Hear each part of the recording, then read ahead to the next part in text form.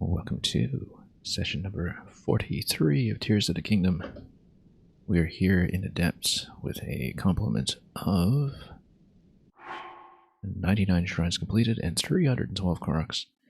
That number does not look to increase for the next little while, since we are down in the depths, and our immediate objective is to clear out as many light roots as we can, since we are finally getting into some new territory for the first time in several weeks, notwithstanding the one labyrinth that we had traveled to previously. We had bypassed what appears to be an ascension point, which might still be reachable from back here, but I'm not quite sure. We might want to go back and check. We're currently located directly underneath the entrance from the Yiga clan base, up above the Yiga clan hideout chasm. Rather memorable location from the first game, in fact, before it was elaborated upon here.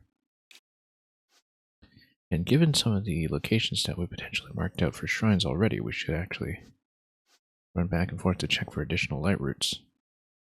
Because definitely there is this correspondence between surface shrines and light roots that we haven't covered so far that we should perhaps explore a little bit further. Regardless, we're going to basically push the boundaries of this territory as far as we can, given that it's mostly water features that are likely to block us as cliffs of indefinite height. We should be able to explore much of the western side of the map until, of course, we are just out of resources and eager to go back upstairs. Which might happen given that I am actually currently very low on gloom food, having expended most of our stash on a single silver Lionel fight in the previous session, so also hopefully we don't have too much Joy-Con drift acting up, although we probably should have checked that beforehand. Anyway, here we are. Yiga base gives me access to a brand new vehicle, or at least a brand new vehicle base that perhaps we can outfit with a couple of wheels. That's certainly the implication. We've got spikes, we've got lights, we've got so many things that we can do to make this into a bit of a monster. And of course the only caveat here is that we are a little bit high up in elevation, which means that's not exactly sure where we'll be dropping in with this and where we will be traversing, but let's find out. We did fly here with a wing on a fan plane in a previous stream, and I was thinking about maybe preserving some of those parts for further use, but it's mostly just the fans that we would be salvaging, and I think it's an ample opportunity here to take the designed invitation of the game to build ourselves a bit of a tank. Yeah, we'll put some spikes in front to run things down, I'm sure. You know, in case of those little frogs or taluses or anything else that might be in the way. And we might as well put on some headlamps since we are going to be heading into new territory. Now, do we want to drive up high or down low? That's a good question. Let's think about that in a moment once we install the lights.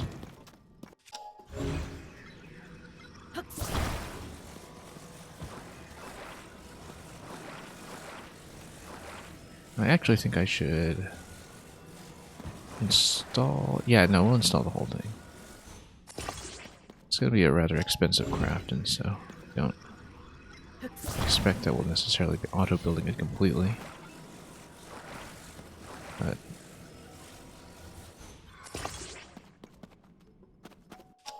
anyway, here we are. I think it makes sense to be elevated, just so we have a little bit of warning when it comes to... Oh, let's rotate this properly.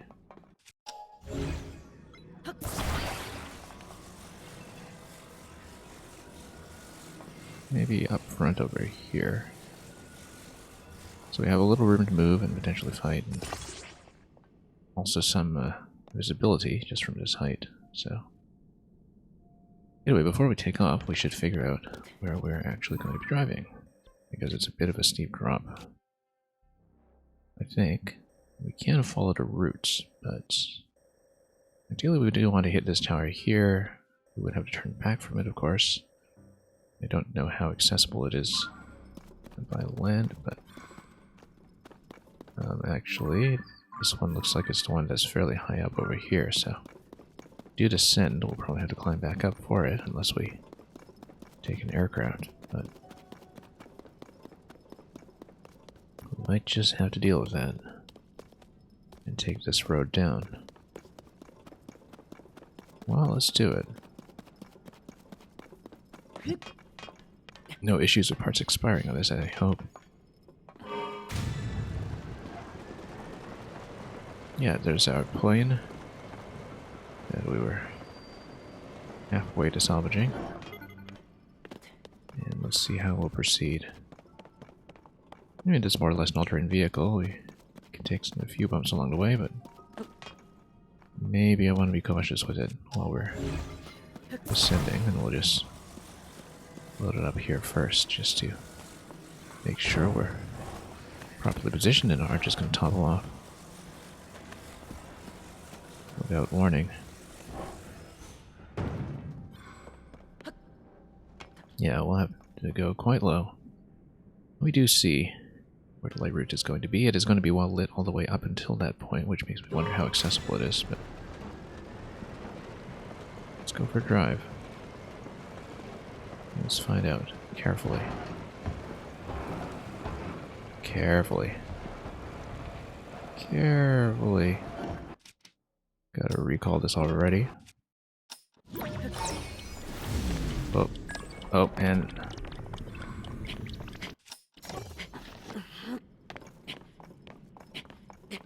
well, that didn't go too well, but at least we didn't take fall damage from it. Yeah, that boulder did kind of get in the way. It's slipping off everywhere. Certainly wasn't going to help, but we do need to occasionally stop and just clear the road, I think. I'm going to be playing like this. Anyway, let's follow the road. Let's maintain some semblance of direction. Pretty soon we're going to be getting more dead ends anyway. Let's take a look here. Yeah, it's still roughly the direction we want. We could drive around, but probably easier not to do that.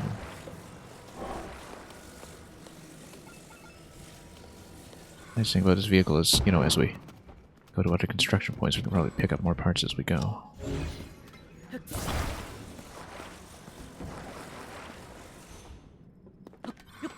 Oh sure, let's grab a mushroom.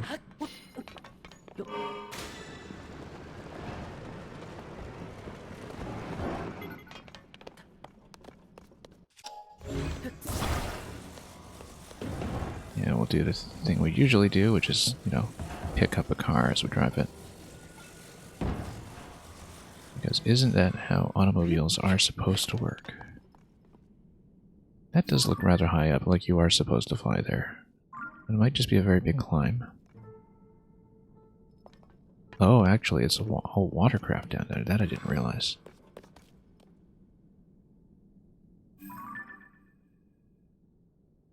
I think so, anyway. Because this is actually a boat dock. Oh, we can abandon a vehicle. Because if we want to assemble another one for further exploration, we should go back here. But if this whole thing is... Yeah, I guess we should have looked at this carefully. The terrain does mark this as one big lake. And we're crossing a lake over to this side anyway. I guess we'll have to get a boat. In which case we'll go down to the boat dock and see what happens. Now, I do see that this is probably a Yiga vehicle base. Which means, of course, that we're going to be switching into the Yiga suit. Yeah, I guess we'll leave the car behind then. That didn't get us very far at all. But yeah, looking at the map, I didn't realize that this was what was going on also. Bad idea all around, but we're in the water. Now things are okay. I think I see some fire lights or something much further along. But yeah, the Yiga clan probably shouldn't be hostile to me. I mean, we can shoot some of those guys down, of course, but while we have the freedom of explore, we should use it. And seize a boat somewhere. Possibly grab some of the loot along the way. These look like bombs that we should probably not touch. They definitely look like time bombs or something. This is a vehicle construction point for a raft. Okay. Wow, you can really do a power raft with some shock weapons and rockets and everything. Wow, looks very fancy. Springs. I actually think we will bring the springs because there will come a point on the other side of this chasm, perhaps. Also, look at this. That's okay. Just another boat.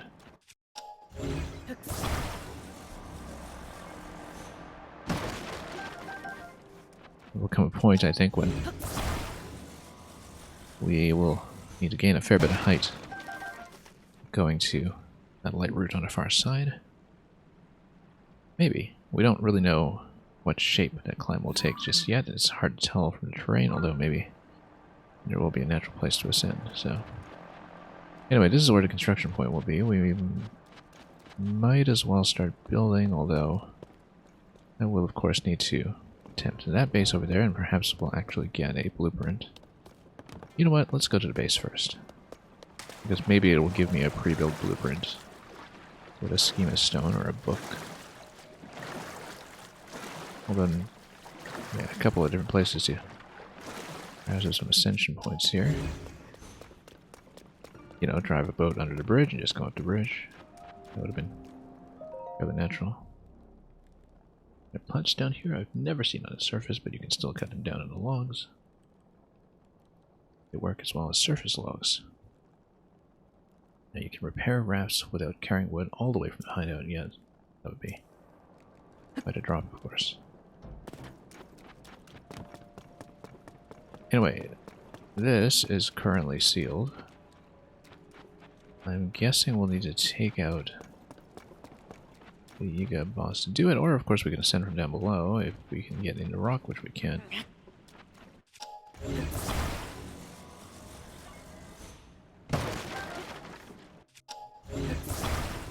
Yeah, there will be something specific that we need to do here. Probably go for that other enemy with the Yiga circle and just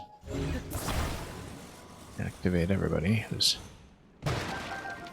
here on the map.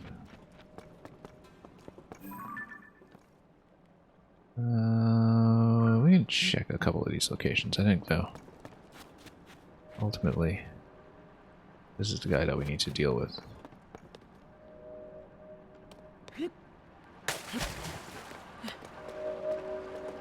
And yeah, he doesn't know a thing.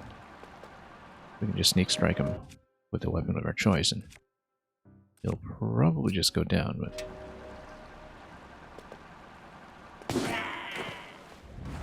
Oh, that was quick. That's what the infiltration looks like when you're in full costume. Very nice. Let's loot that.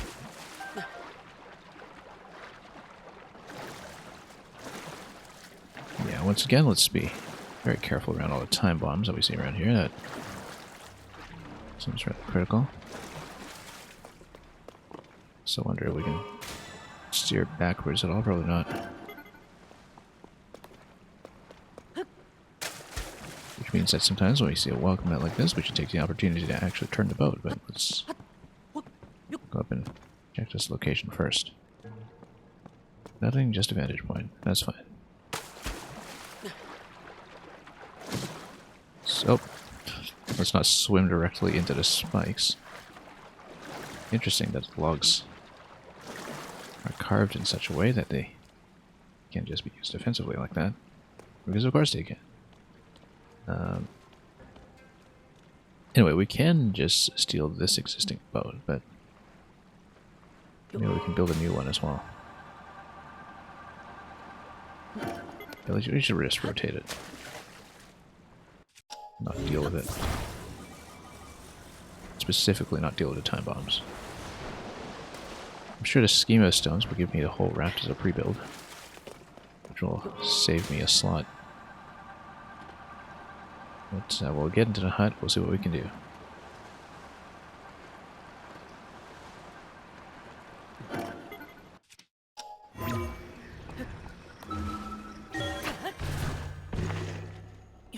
So the hut is open. This was always open to begin with. I actually wonder if we could have ascended to the second level here. Not really. It's blocked though. We'll check the hut. I'm sure it's a recipe. Or maybe not. Large charge, we'll definitely take that. And here it is, schematic. A fan boat, but a fan boat using regular planks up above. And not as fancy as the one they have here with the logs, but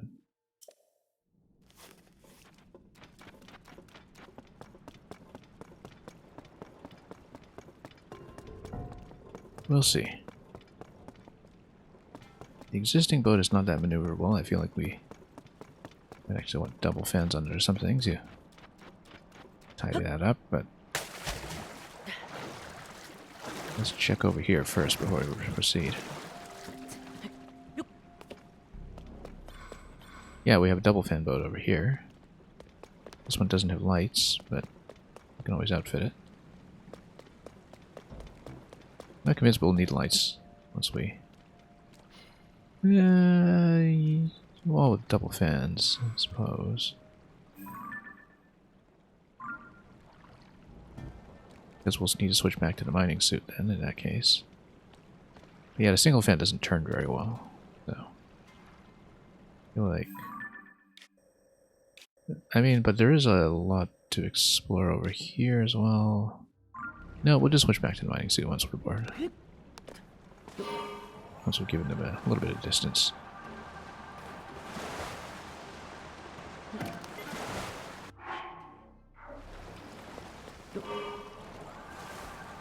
Yeah, because the other one just doesn't turn.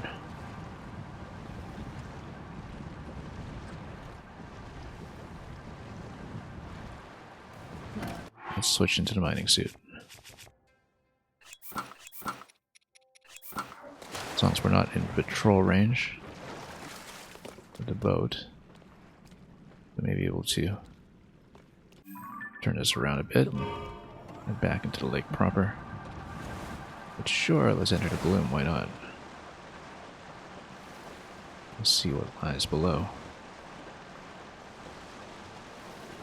This little river rafting adventure that is the inverse of the snowy mountaintops.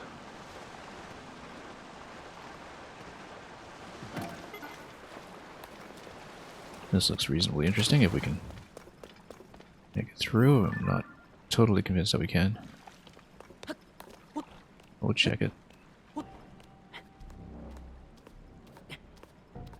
need somewhere to stand in order to ascend through it, but being able to drop down into the water afterwards is going to be quite helpful, so... And yeah, we'll have somewhere to stand over here with the pose.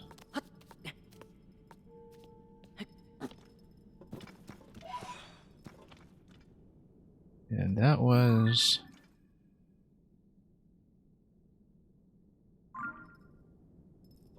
where we were, wasn't it? Or was that a different base? Let's... yeah, no, that's the base where we were, for sure. And look at that, the waterway does stop over here. We're facing away from the light route right now. Let's... yeah, because it's actually quite far up high. Link and Zelda sitting in a tree, yeah. What kind of tree? That's the question. Anyway, glad you like the outfit. It lights up tonight. So yeah, we're on a little boating trip, as you can see. We just stole this raft. It's quite a nice raft. It's rather dark here, though. And we're going for that light route that's all the way up there. There will be some kind of big climb that's ahead of me.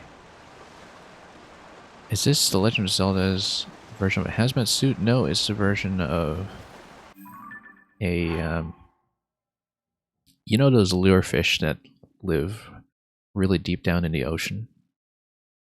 Where they shine lights with their own bioluminescence to lure in nearby prey. I think this is probably a close comparison. We're a little bit off. Light route is over there. There must be a better entry point. Let's turn the boat and see if we can find one.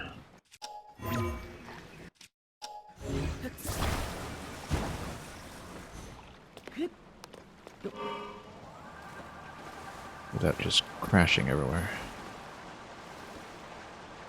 Maybe we should have installed some lamps on this thing.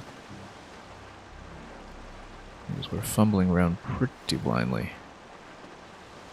Now that we're definitely in the dark. It does look like it's possible to go up along this wall, though. Yeah, I did see a place to go up. Let's see. Oh, also, maybe this is ascendable.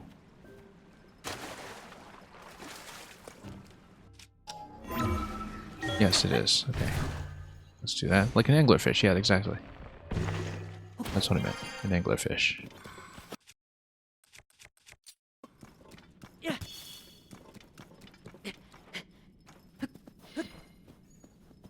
Anyway, we might lose the boat if we're too far away, but probably once we get to the light route, we'll have another vehicle that we'll have access to. That's quite a gloomy tower.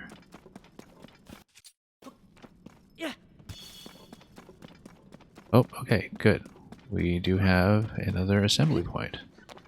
It has balloons, which is probably what I want.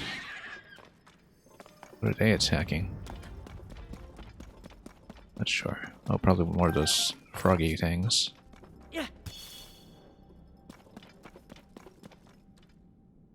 I probably want to go with the balloon here, but let's see how close we are.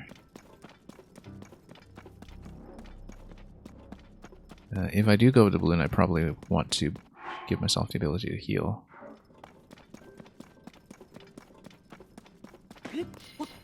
And we could also see if this is traversable manually up the route. If it's not, we'll probably take the balloon up. Looks like it might be a pretty high ascent, actually. But whoop, no, actually, that looked like it was a valid landing point. Let's go back up. You know, Netcat, I still have not played Outer Wilds. I know for the longest time there was talk of a Switch port that was kind of revived this year because I know it started showing up on some ratings databases and so on for certification. The Outer Wilds and the DLC, but at this point I may just play it on PC when I have a new PC build.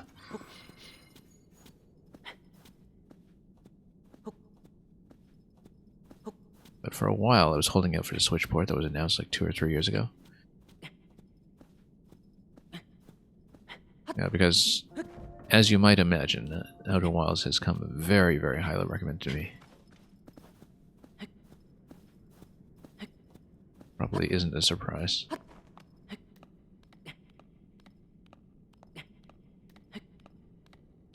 Anyway, we could have taken a balloon, but the thing is, because without the glider, we don't know exactly where I can land, or where I can dive.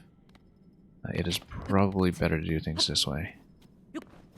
And just light things up, unless of course we run into a huge patch of gloom, which might be possible.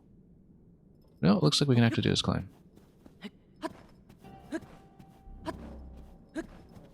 Great. Let's continue. Bring some lights on. Let's see where we can go. Alright, let's not burn too much stamina here. So many particles floating around here, yep. Have to be careful not to inhale too much of that, I guess. It's a very pretty game. No question about that.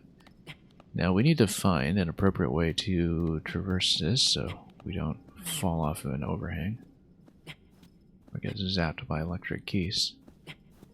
But I'm pretty sure this will be the way up, because that's where the light route was. And then ideally it will give me a vehicle like a wing or something so I can fly back out of there.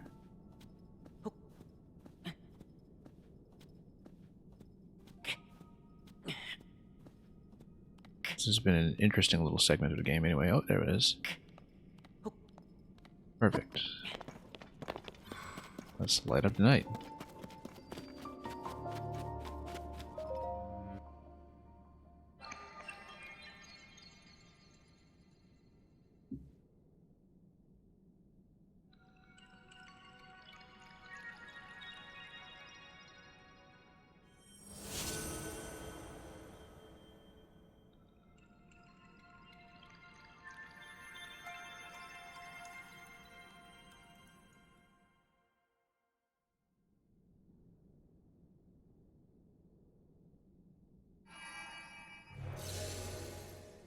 Okay.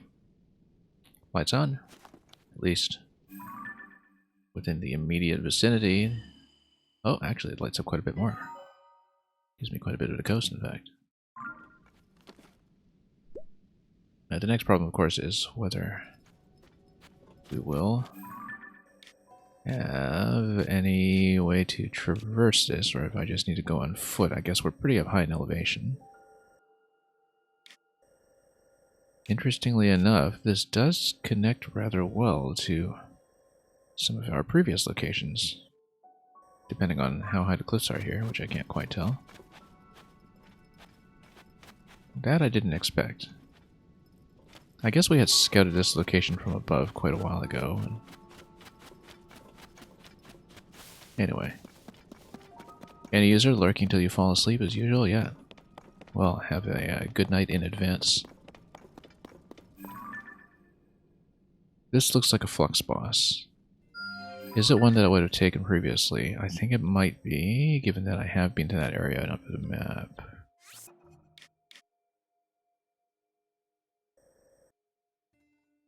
Yeah, it's pretty close to the central abandoned mine, but that's okay. We can continue traversing here.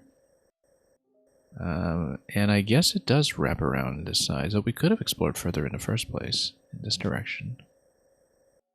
Although eventually we want to go back down here. But that's okay, we have plenty of reasons to do that, and we can wrap around to the ascension point afterwards. Alright, if we're not given a vehicle here, let's just continue and maybe head roughly towards where the flux construct is. The other thing we can do is send through here and see how high it goes. You can usually just get through a few of the routes, though. So maybe not much.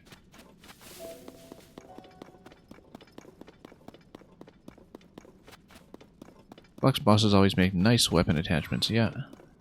Particularly if you have some of the Zonai bases available. The Zonai base weapons.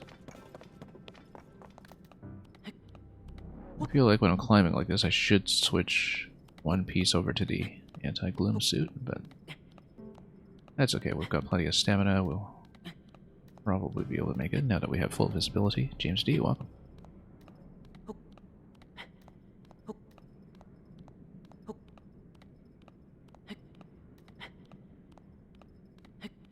Yeah, we went for a nice little boat ride just now. One of the many moments in this game that I feel like it's out of Resident Evil 4 or something.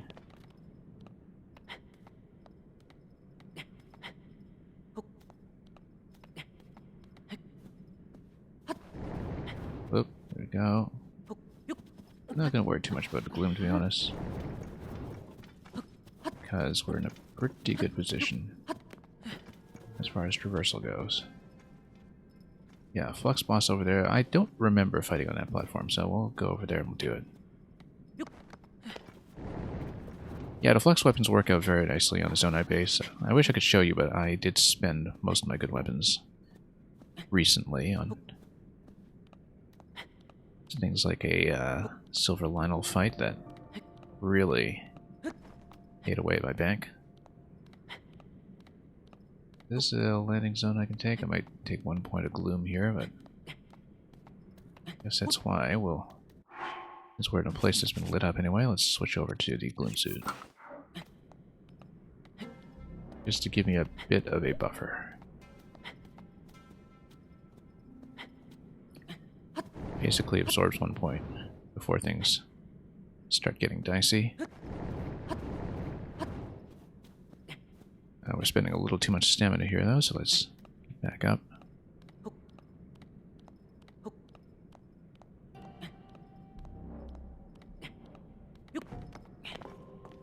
Okay. Yeah. We could definitely take that, I think. But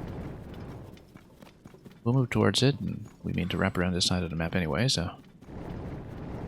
Whoop. Oh. Let's not stand on top of that for too long.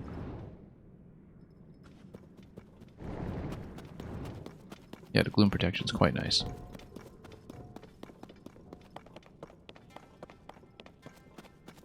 Okay, we head down there. That's a pretty clear arena.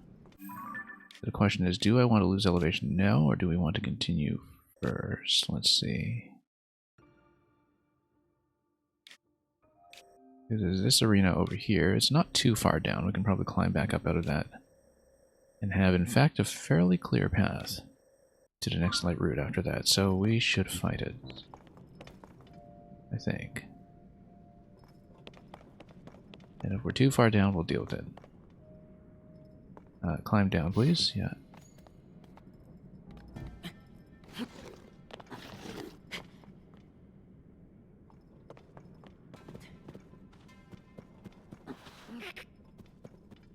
Okay.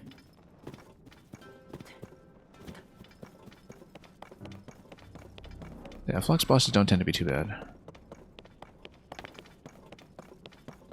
In fact, I've gotten some pretty quick kills off of them before. We should, however, actually heal up in advance before we take a ton of damage. I have been eating through my stash quite a bit more aggressively than I expected, but let's just go simmered. So, I am more limited by food than I thought I would be. Let's get weapons ready ahead of time. We'll just use the 12 damage bows, it's not a big deal. We're not mostly using bow damage anyway.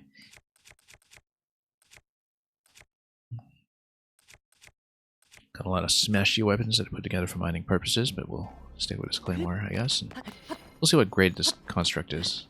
If it's like a level 3 or anything less than that.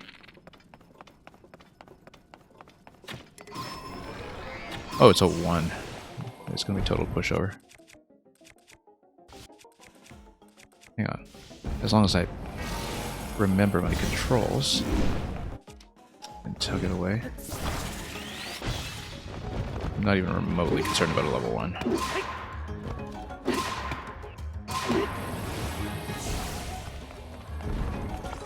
Gotta get some of this muscle memory back though. Oh, it's gonna do the little mini recall. Don't even need to play with it that way, actually. We can just reach it.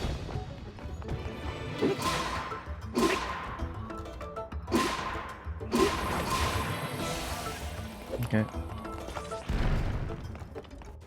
And then we'll just peel it off directly. Yeah. We fought lots of constructs at the level 3 at this point, so I find I'm really not worried at all. In fact, I'm kind of disappointed that this is only going to give me a Mark 1 weapon, which is not going to work that much.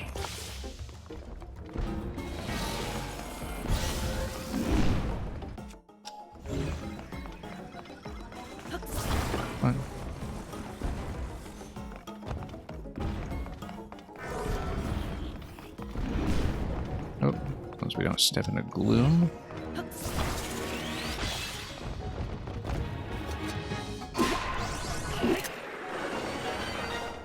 Easy.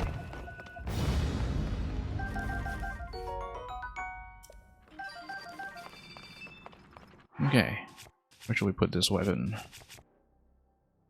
I've got a lot of attachments accounted for already.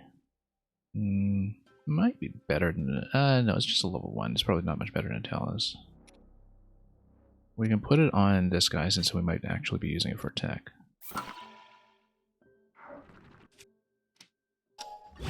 Too bad we don't have Zonai bases right now. Yeah, it's just a plus 10. It's really not a big deal. But I guess we'll have a mildly usable attack weapon there now. That is also lightning immune if we care about that, which we don't really anymore because we now have the Thunder Helm to take care of business for us. Alright, let's head north. Getting oriented is just the most difficult thing. But we know from the map that we have a path to the next light route that is essentially gloom-free.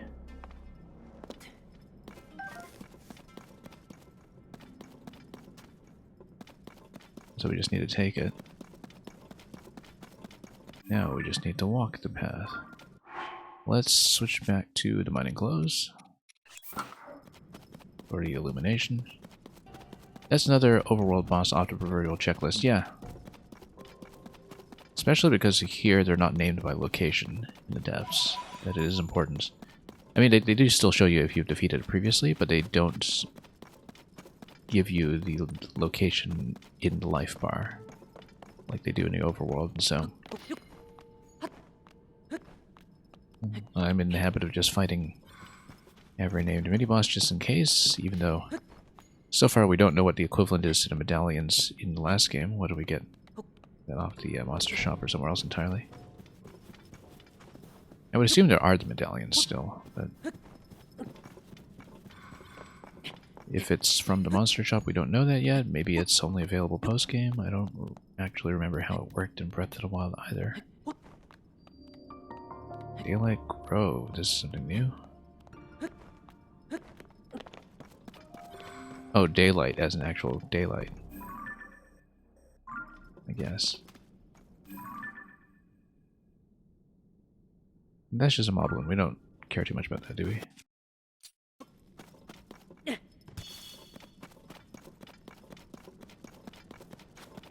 Yeah, it is just another mining base.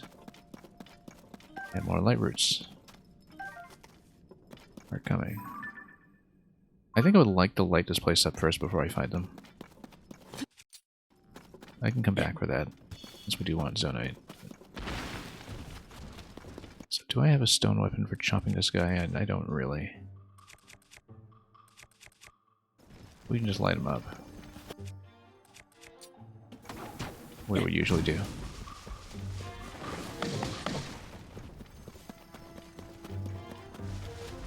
And my companions will just be able to chop it. Yeah, one fire fruit is usually enough to just take care of this. Don't even have room for this sturdy, thick stick right now, so... Oh, here's a gloomy one. Yeah.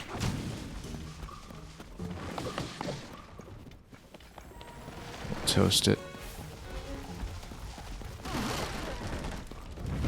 Watch it burn. We get a little bit of zonite off of it, I guess.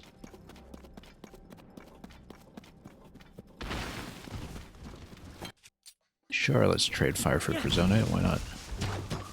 That's essentially what's going on here. 1 for 1.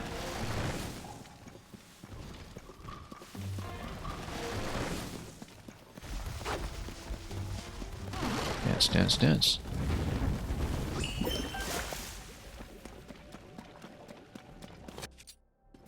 Nope, hang on.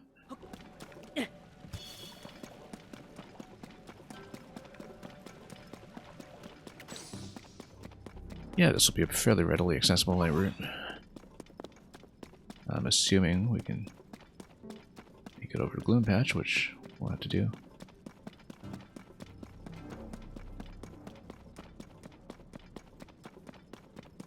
That's not too difficult. Yeah, we might go back for that Moblin camp, we might not, we'll see. It is named location, probably worth checking. Musasu Light Route.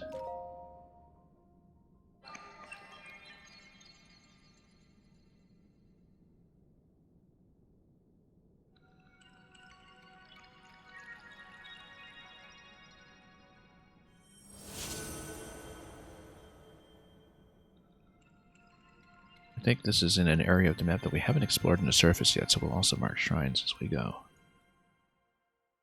Since we now know about that correlation.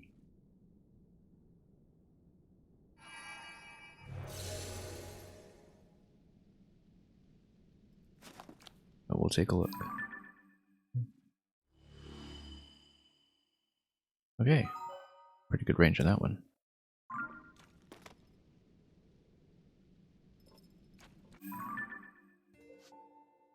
And yeah, it looks like we haven't found a surface shrine corresponding to this, so... Oh, that's interesting, because it's pretty close to where I was.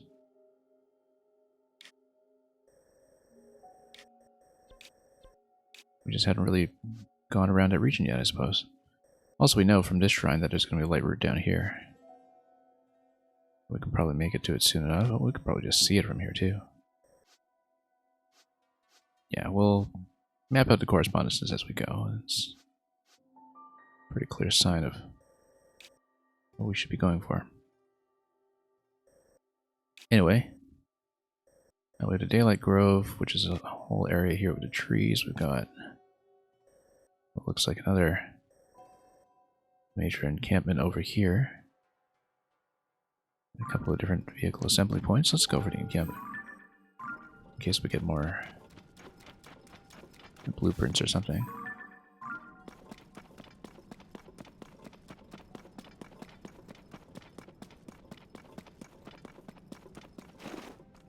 And we can assemble vehicles, or better yet, find horses.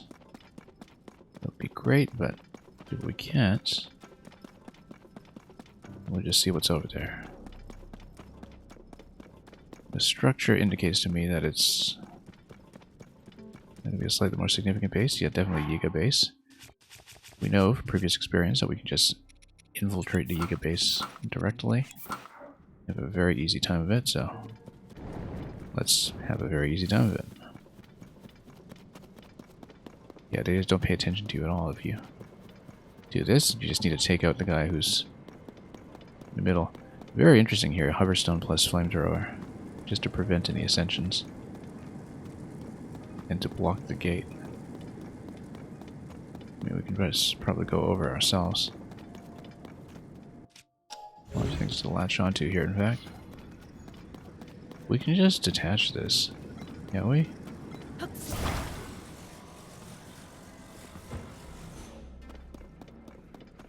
Oh, it's a construct head, I see.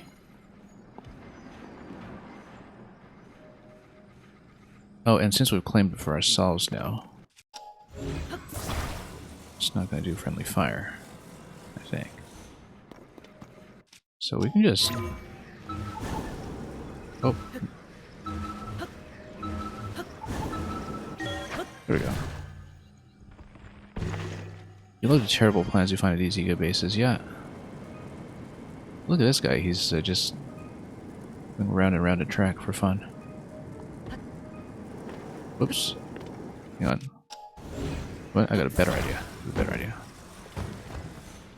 Let's tap this first of all, because we don't actually want it to consume so much power.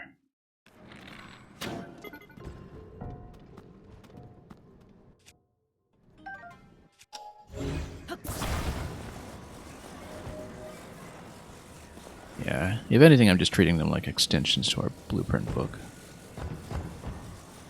Anyway, I'm just going to lob this over, and then pull it back.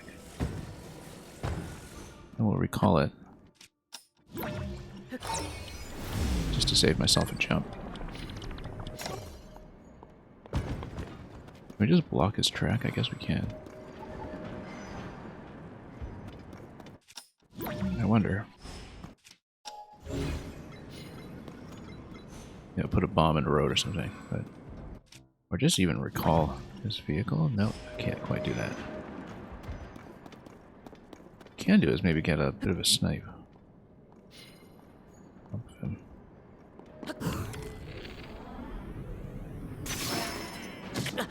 Oh. There we go. Not the cleanest way to do it, but that bow was something I kind of wanted to expend anyway, so...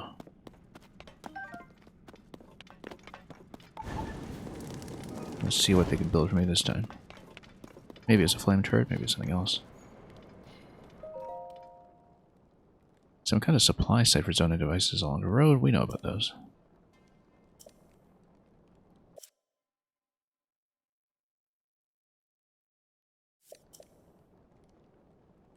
If you ever built the site wasn't long gone, well, you can talk to my hand. Oh, look at this. This thing's still going.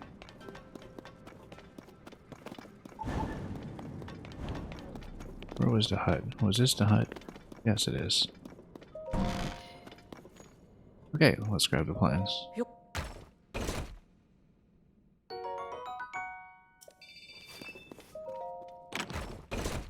Let's see how much worse it is than the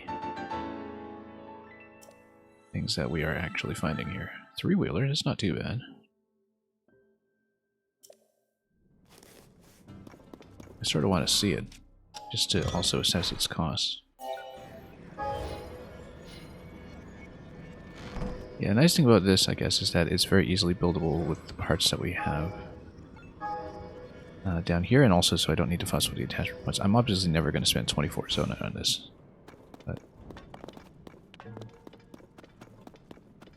But it's a good schematic, I think, for some of the construction points that we've seen. Anyway, we probably do want to get out of here unless we want to grab any attachments. The balloon.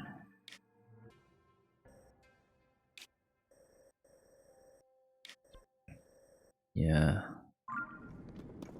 I don't know that we actually want to use anything here. Unless I can build a flying machine with something, like the carts.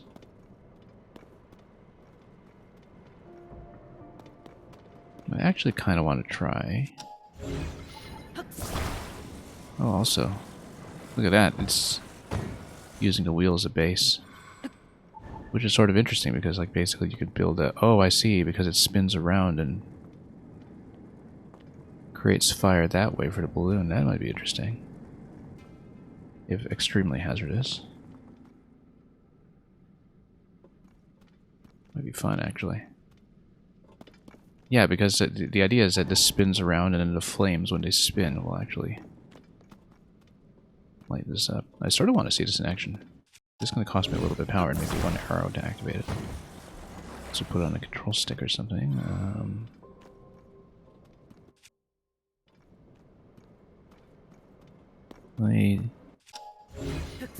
Let's see about this.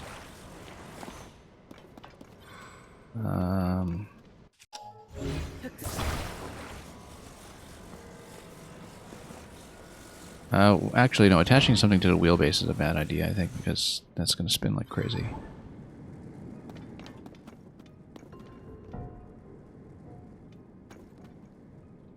You would need to attach it a little differently.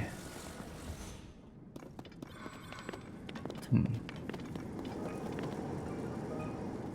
got a couple of crates over here as well that I do want to look at.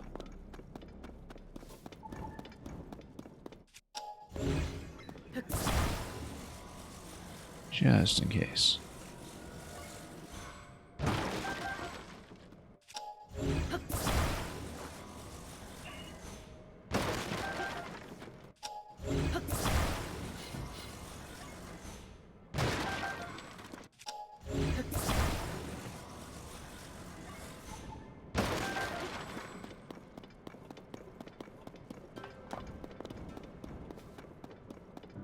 Actually, rather like the whole reframing of the Yiga clan as this engineer society in this game.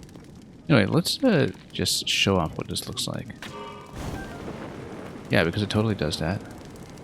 And it totally has enough heat to lift. And it is static down below, so, you know, potentially you could actually drive it. That's really fun. And it's out of range of my power, so yeah. That's what deactivated. But, potentially, depending on how the bottom of the wheel attaches, when everything else around it spins, you could, you know, like park this on top.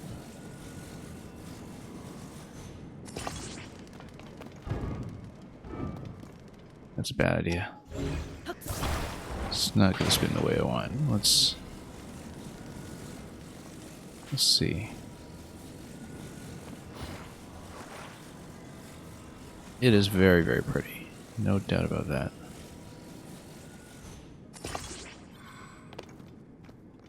It's just going to spin the cart if I do this, right? So...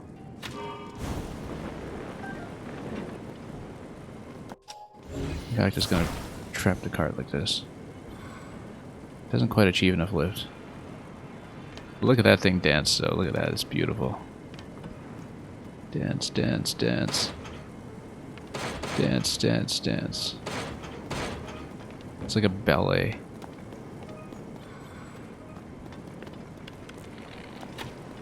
Alright, you can stop now. Oh no, we'll just let it run out of power. That's pretty gorgeous. Although the minecart's clearly too heavy.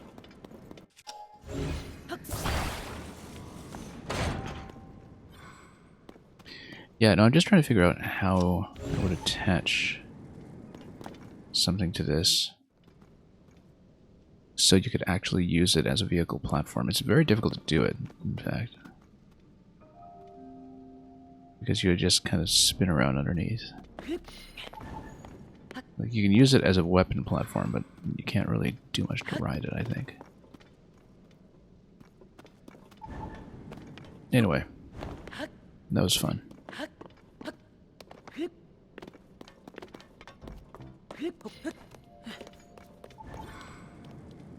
Do we want to see the top level? We never actually bothered checking the top levels of these bases, but that's okay.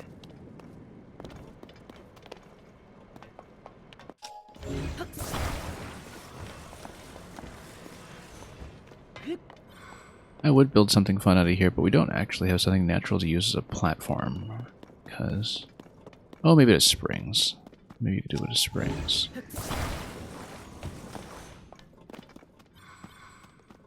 It's kind of nice to know this particular principle works, though, for the balloon.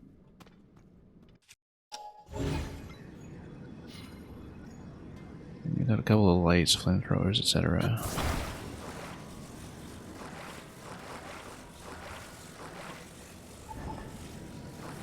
That's what I'm going to do briefly.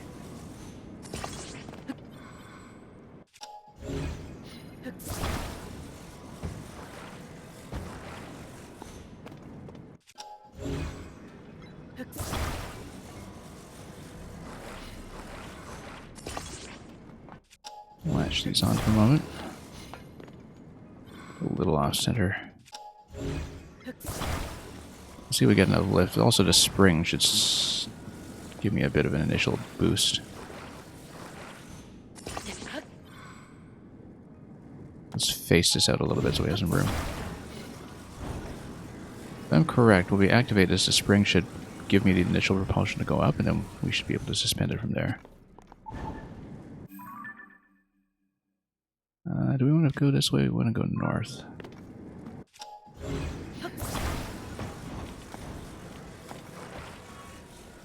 If it works the way I think it will, this will be fun, except... oh, it's a bit too heavy. Okay.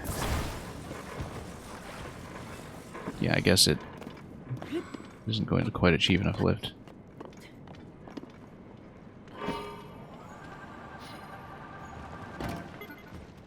Also, yeah, it just pushes forward because we need something to stabilize it up front.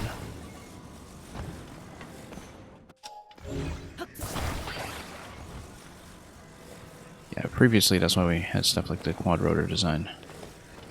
Which would be able to stabilize. We'll still be able to pitch forward, though.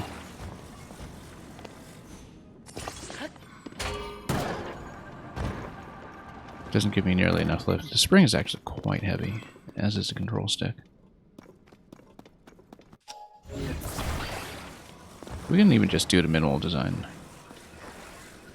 Where...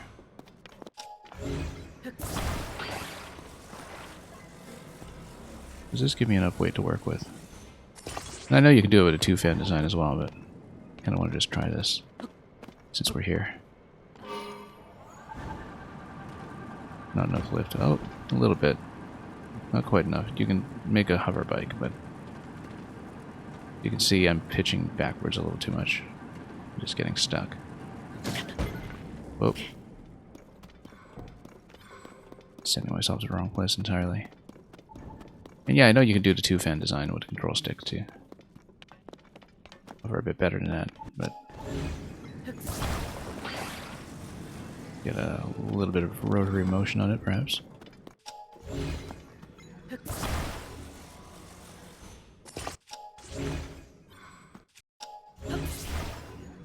We're just kind of messing around, since we have parts to work with here.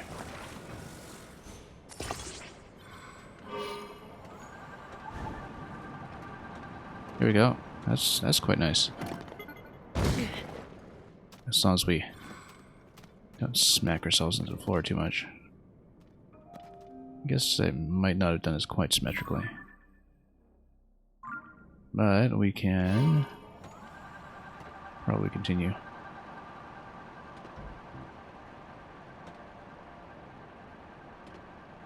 I actually haven't built this before up to this point. But I'm generally pretty short on fans anyway, so... Whoa. Anyway, there goes one of my ferries. Luckily we have about 5 of them. There goes all the challenge of traversal you were saying. Well. Nice little green goblin flyer, yeah. Let's put some lights back on. Might want to eat up too, but...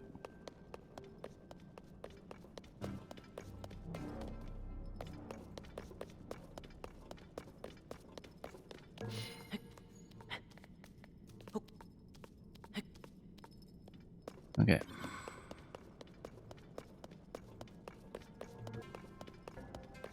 Yeah, no, because that design had come to mind quite a while ago, and we talked about it on stream at one point, I think, but I never bothered to try it until now, because usually it would be saving fans for other things. It's okay. I think if you stay low with it, over the ground, so you don't have fall damage issues, it works a little better, but it may also be that I just don't know how to control it yet. Let's just go down to roots. Descend safely. Where am I going? I want to go north. Doesn't that mean I want to maintain height, though? Let's actually maintain height for the time being. Just... Yeah, we run into stuff in the dark all the time, even with better vehicles that we build. I suppose you can put lights on it, but...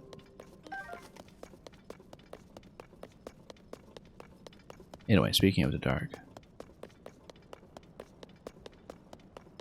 let's get in there. Let's see how low this goes. It's not too bad. More rocks for weapons. Another vehicle assembly point, that's nice. The wing, interesting. You've been 100% holding off and talking about the hover bike. Yeah, it is very cheap.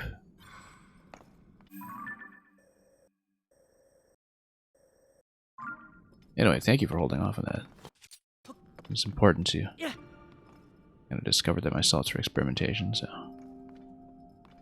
I think we can go with the wing. I don't know if we have any lights. Might not. So as long as I know roughly what my target is... Which we can do based on shrines. According to this, I should have a shrine like right here behind me. Like right here.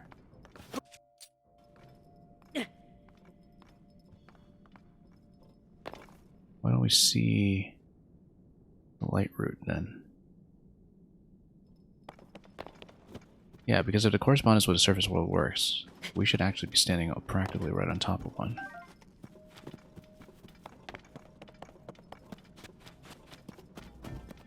But I don't see it, so elevation-wise...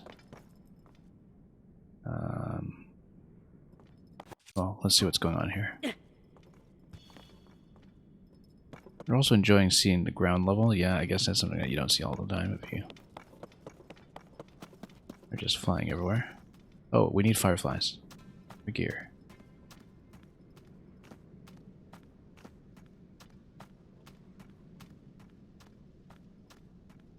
I found in general that for nice, cheap flying devices, that the main thing is just figure out how to land safely, because of course that's a consideration for me much more so than it would be for many other players who have such things as paragliders. Whoops. Should be right behind me. Maybe underneath where I am right now. Or something.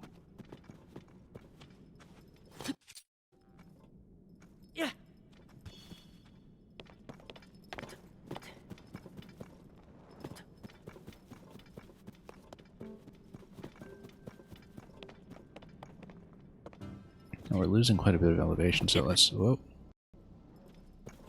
Be careful until I know what's going on.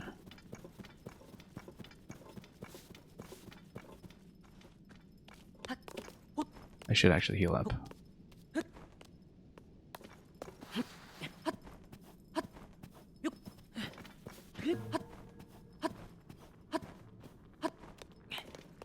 Well, kind of expected us to be standing on top of a light route. Just given the shrine being present here. If things work the way I thought they did. Also, keys coming in. Let's flood a bit first.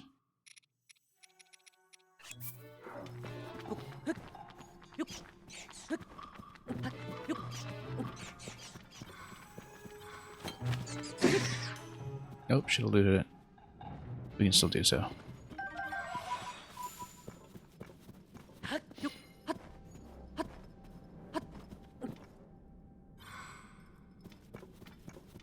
Okay.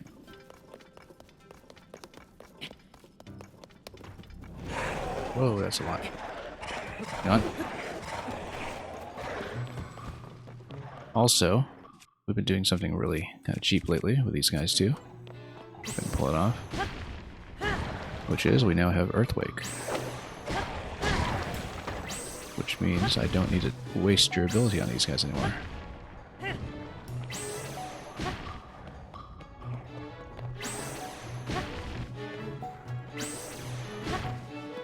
Oh, come on. Not too much elevation on it, I suppose. Hang on.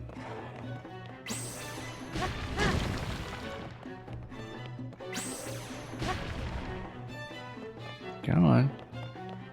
The bombs of Tears of the Kingdom. Oh, yeah. They're more fun than bombs. A lot more fun than bombs. You know what? Let's just smack them.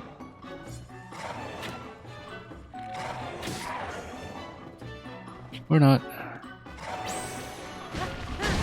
There we go.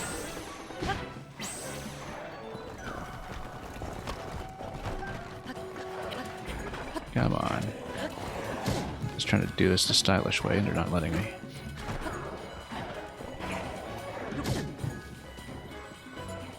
Chucking gloom rocks at me. That's okay, we got...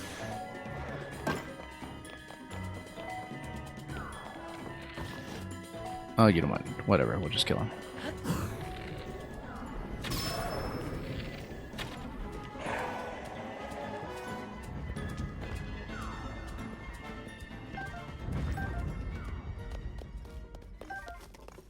A bit inelegant, but we'll do it.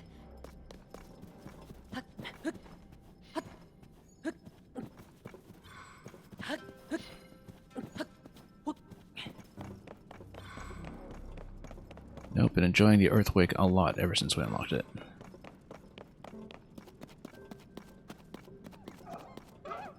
Do some pretty fancy setups with it. Like I was saying.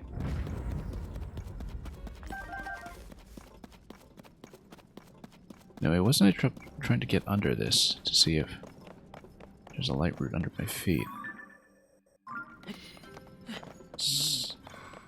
Or, oh no, it's right there. It's right there. Yeah. Okay. Alright, that makes a lot more sense. Yeah, we can get there. We kind of have to wrap around this whole structure. Probably. Yeah. We can do that. Maybe if we can even do some mining in the meantime.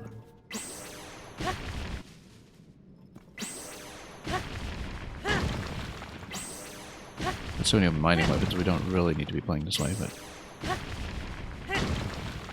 Ah, whatever. Oh, you know what? What do we need? We got plenty of those. We need ice.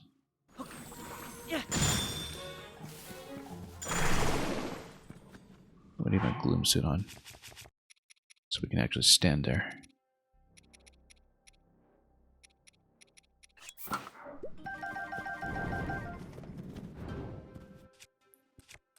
Alright, sure, let's use a weapon. Rock hammer, yeah. Sure.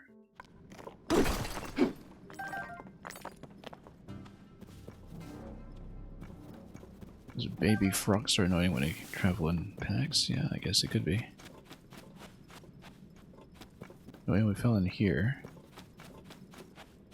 Got this light route here that we clearly haven't activated, so... That's what I was looking for in the first place, so... Can't see what's going on here, though. Let's... Oh yeah, because I don't have my full... Hang on. Buying suits. There we go. Now we're marginally less myopic.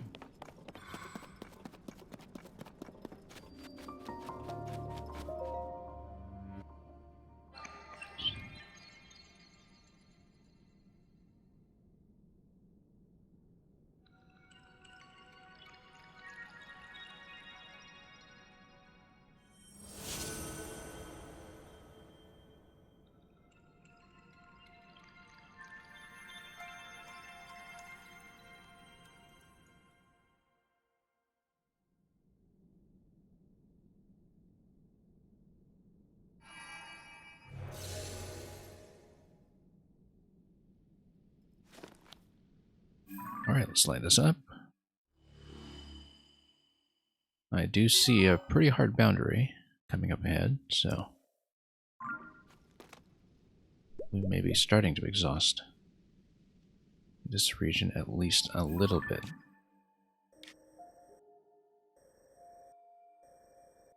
Yeah, because these black sections have been consistently impassable.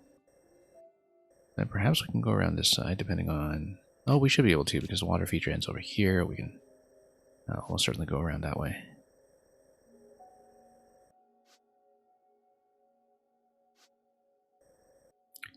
Alright, so we'll head over to this point, which looks significant.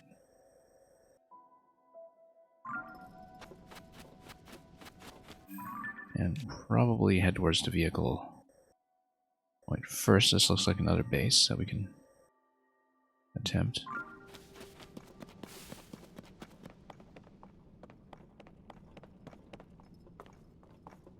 Currently we've got a good amount of elevation, though. I wonder if that's worth preserving for any purpose.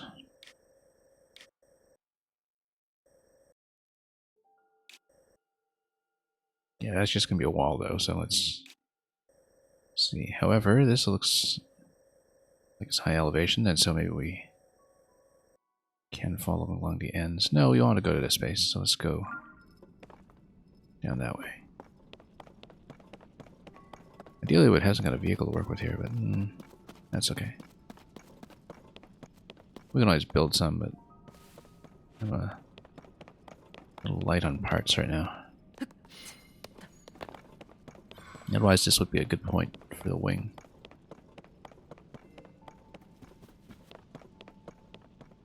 We'll take it down slowly. We've got lights.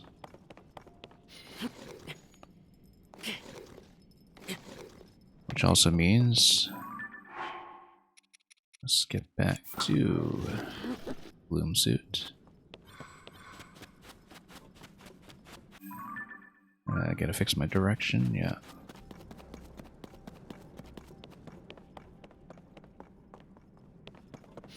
Yeah, we can probably... oh, there's the vehicle point. See the shelf all the way from over here.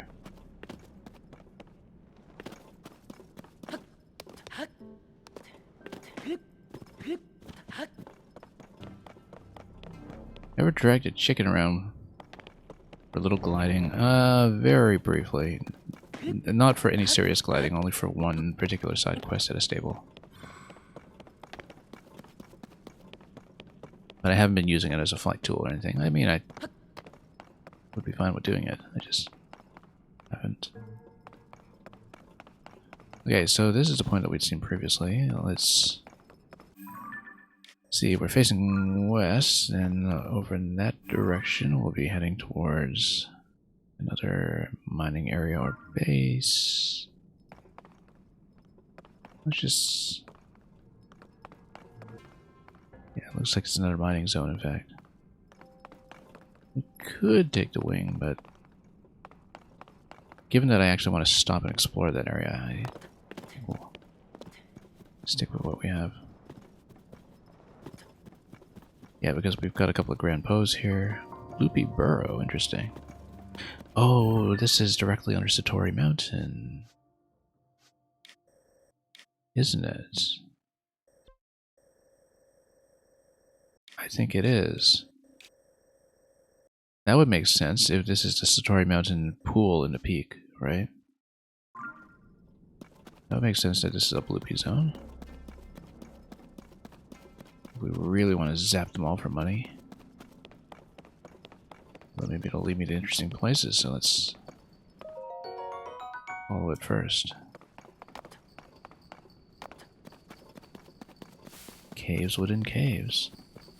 Discovery. No, not really. Just a cave.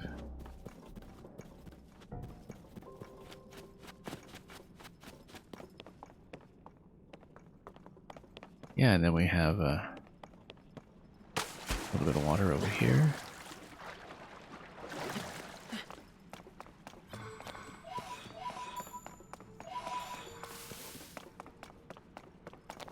Yeah. I should have remembered they were called Bloopies. They were around in the first game too, of course, but... you know, they're blue and they give you rupees. What else could they possibly be? Money bunnies?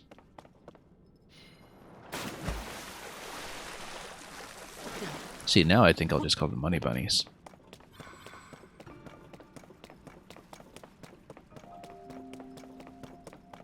Anyway, let's, oh.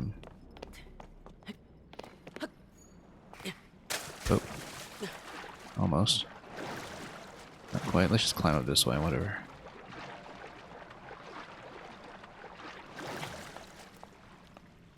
Yeah, you saw the Bloopy and you thought, oh, the caves and caves.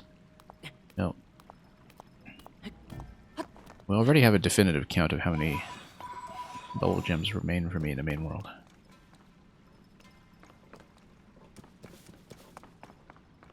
It's quite a high number. I doubt I'll get 100% in that on stream, but you never know. Not a huge priority though, since we have the last unlock before that becomes relevant. Like the last unlock before total completion. We already have that.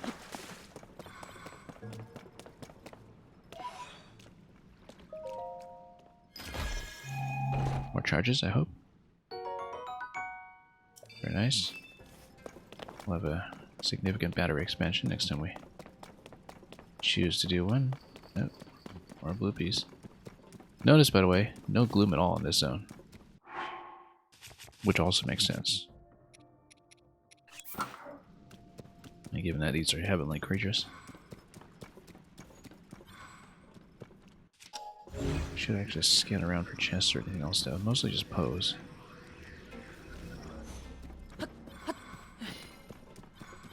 Oh, Talus. Hey, also, Earthquake doesn't work against Talus, which I've found to be a very interesting subtlety. Because they're Earth already, inherently, and so tossing them around does nothing.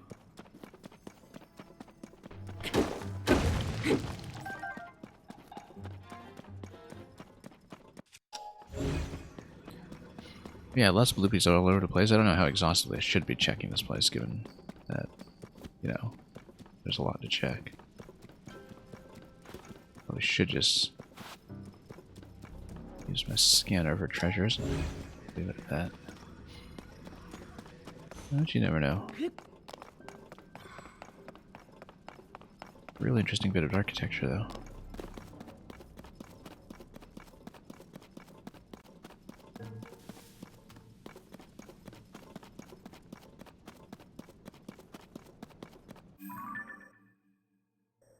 And yeah, we'll look around a little bit more. We'll head over to here, which also looks interesting in its own right.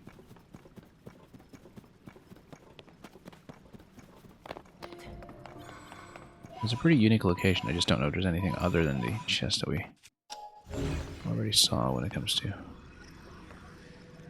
anything to look at that's not just cosmetic. We should check the tree, of course.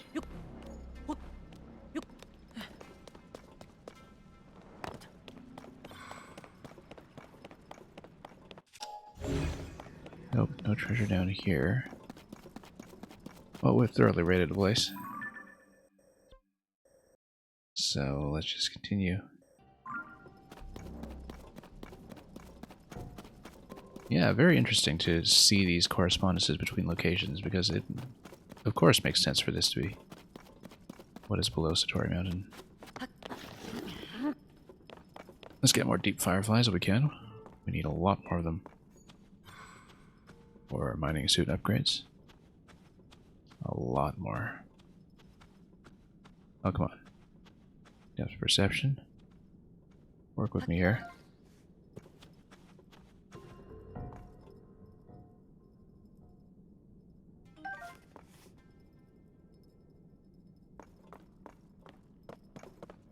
So we'll try to remember to collect them every time I come across them. Which is another reason that we do want to play nice and close to the surface. Yeah, I'm pretty short on them. I think I need probably about 30 of them for the next round of pieces, so we just never paid much attention to collecting them when I was first here. Anyway, vehicle point over here, and then, yeah, we'll definitely make this the next big target. That wasn't where I fought. What do you think? Where was it I fought the previous Fox Construct? It wasn't here. It was somewhere already lit. At least I thought so. So, yeah, because we were sailing down here first. We came up here towards the grove. This was, I think, where we roughly had the previous construct fight, maybe. We'll see what that is. Looks like another one of those mining rings, which may or may not be interesting. Look at these plants here.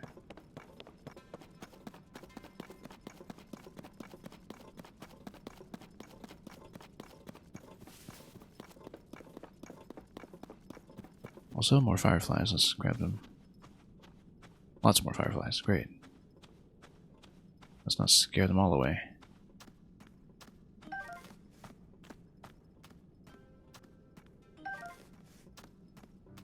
Maybe they think I'm one of them.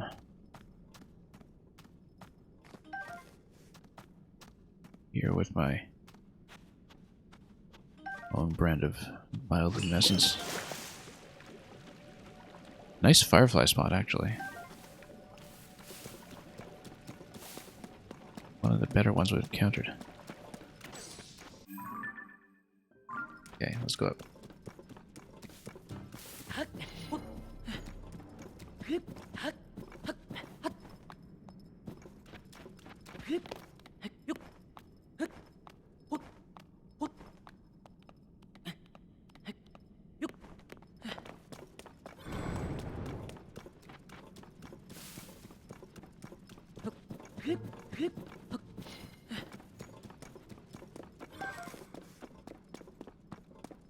Okay, more fireflies. Let's do that. Lots more fireflies. Wonderful.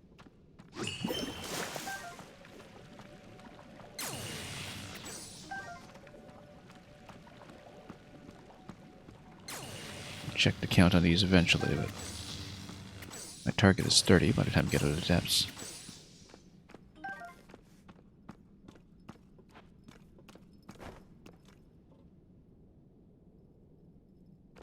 We'll grab as many as we can. Oh, it's no. Didn't mean to scare that one. That's okay. Let's check. 25 of these so far. We're pretty close to what I'm going for.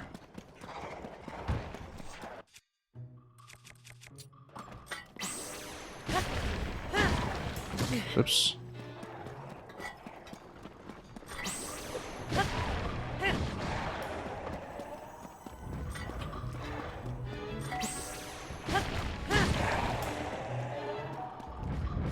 There we go. I just like spending durability on those simply because they technically just take 1 damage on a skull. So, I don't really like spending weapons on them. More fireflies. Let's take them all. Well, the firefly problem got resolved much faster than I thought it would be. Or at least will be if we don't run into too many disasters picking these up. A couple of good locations solve everything. We don't have it this easy with any of the bugs in the main world. When it comes to any of the butterflies or dragonflies.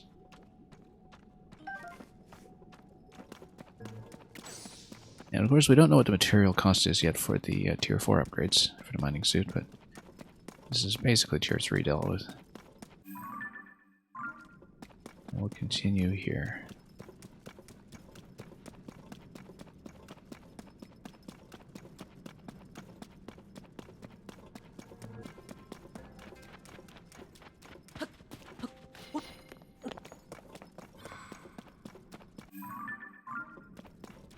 Looks very much like the kind of arena that would be potentially a construct fight. Let's grab some more posts though. Link the entomologist. Well, there's a long history of that, Netcat. You think back to the whole side quest in the Twilight Princess, for instance, with Agatha, who made a rather memorable reappearance in the Hyrule Warriors.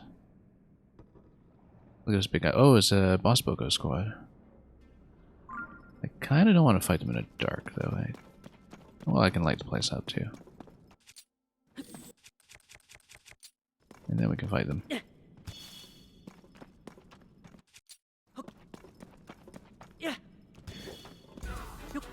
Oh, activated them all. Okay.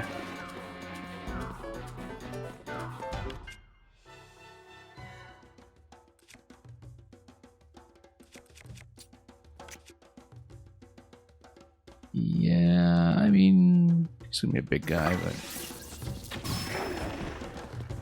let's get up on a tree for a moment. Okay, there we go. Oh, these are all the black ones, so we should in fact go shock fruit.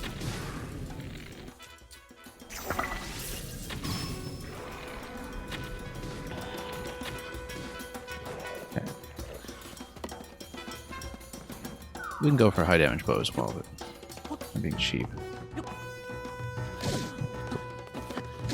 Oh, come on. Jump. Jump. Oh, let's get out of the bomb. Or we can grab it.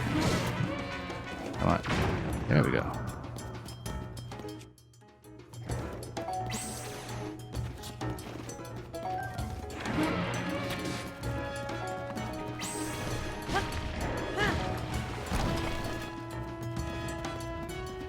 We should actually maybe use an actual weapon soon.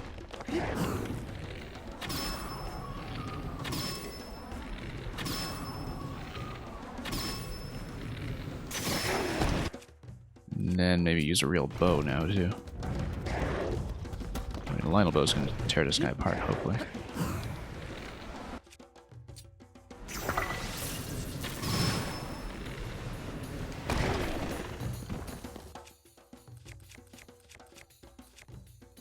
Yeah, let's get in there and smack him with something. Two-handed knockback, that's quite nice.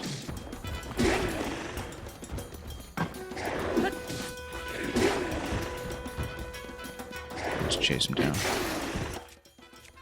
Until we get to another two-hander. Let's see, Flux Powder or Stone tell us. That doubles as a mining weapon, but we've got plenty of those. Let's go with... Yeah, we haven't even used the hammer yet. Let's go with the hammer.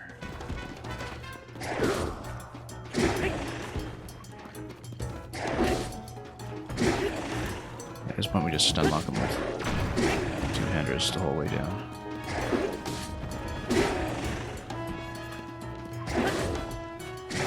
We could camp him with the Earthquake as well since he's a big target, but, you know, I don't think I want to wade through all of that.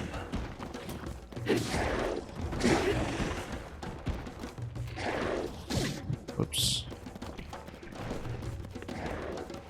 I actually would like a really cheap bow. We can use these guys. You know what? Hang on.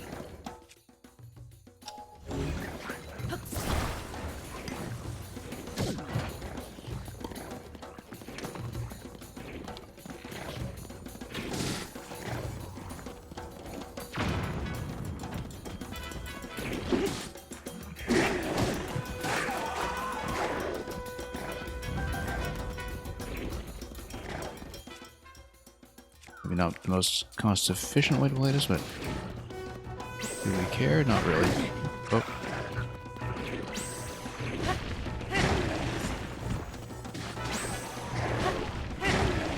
Such a big, fat target. This is oddly satisfying.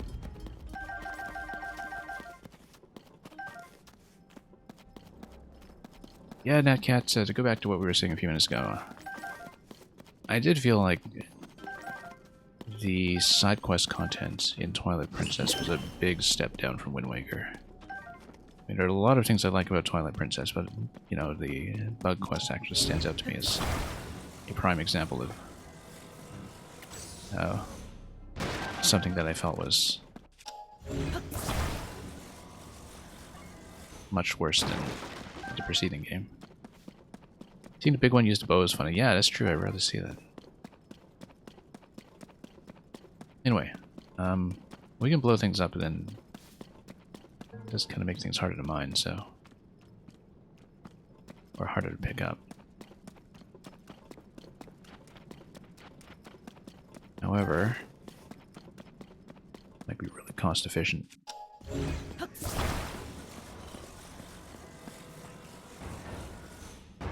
This is the equivalent of the square bombs in this game. Oh yeah, I guess we should have actually given a bit of a drop here. There we go.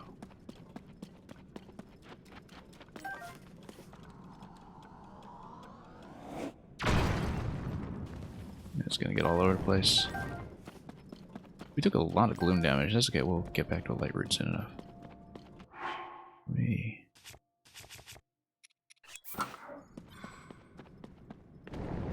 Some safety clothing here.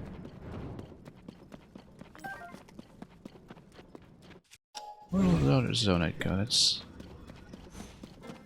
I should have had a lot more here. Broadsword? Yeah, we'll take it. Maybe put a proper attachment on it.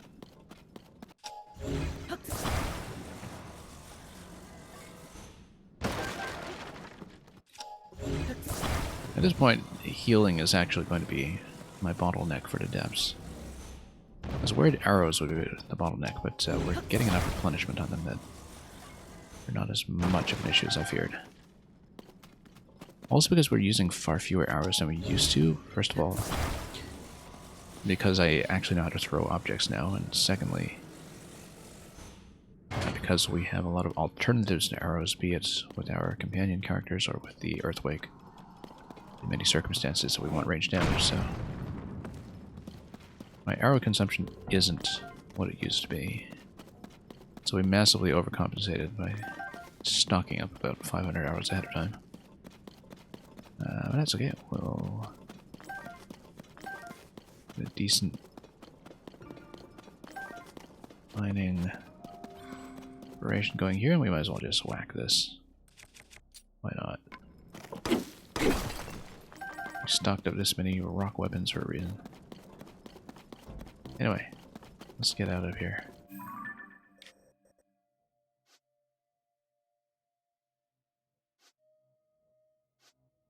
Yeah, might not be any shrines for a while yet, but we'll get up to this platform and see what it is. Whoops.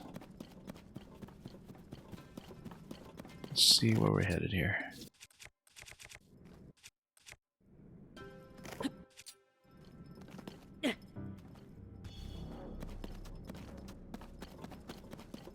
Okay.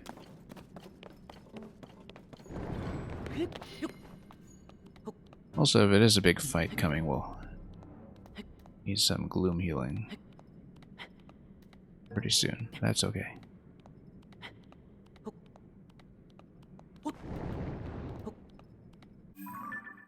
The bow is so small, you're saying. Which bow am I even holding right now?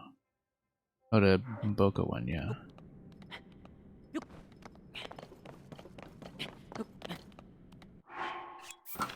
Which we should switch into, so we're not just spending the Lionel bow on absolutely everything. Mostly saving it for special occasions. Now, are we climbing... Oh, we're actually climbing around that central platform that I was going for, so maybe this is nothing here yet, but let's see.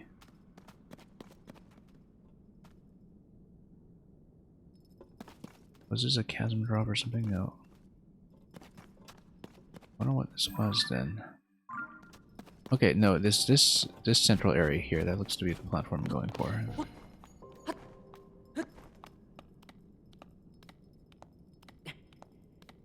Should be able to get up there without too much trouble. Oh, the bow looks small in the boss's hands, you meant. Okay, I get it.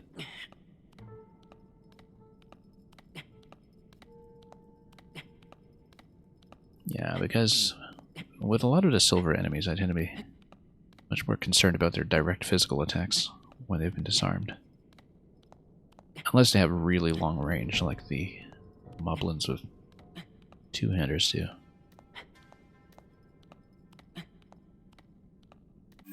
Yeah, we are facing inwards towards this circular area here, which may or may not be significant. We'll find out what that is. If this matches terrain up above, it must be the really snowy depression that I remember being a shrine in the first game. I bet that's what matches this location. You know, the big snowdrift that all pools down into a central circle. Maybe this is the equivalent. Regardless, it seems like too significant a location not to be anything. Yeah.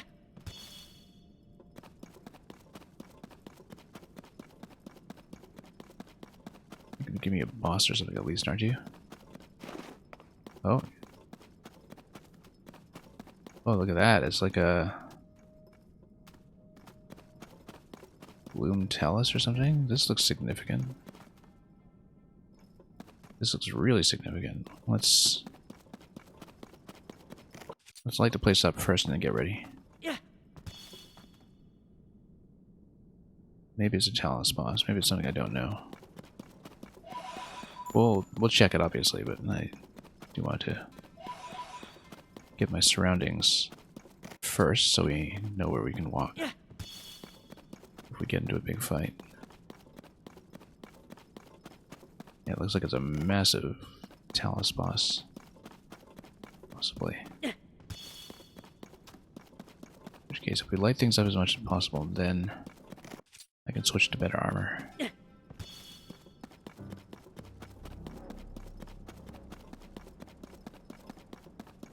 this is technically within the illumination zone anyway, but well.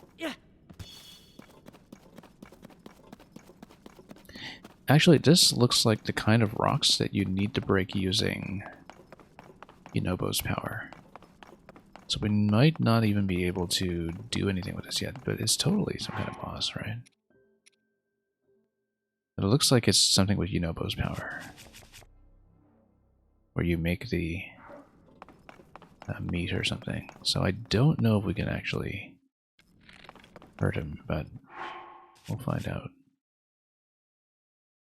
Marbled rock roast, yeah, exactly. Can we activate this? Can I touch it? Or is there gloom? No, this is just a marbled rock roast location. This looks really significant, though. But we'll need to come back here after we have Yunobo, basically. Sort of interesting. This is one of the few things I've seen that is seemingly character dependent. That is far away from his original location. I bet it's a boss. I bet it's a Talus boss, but... or something like that. This looks so much like a boss arena. But without Yunobo, I don't think we can actually do anything about this. No. We'll have to come back for it.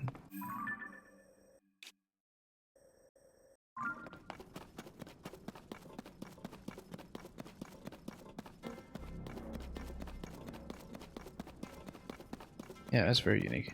I haven't seen anything like that.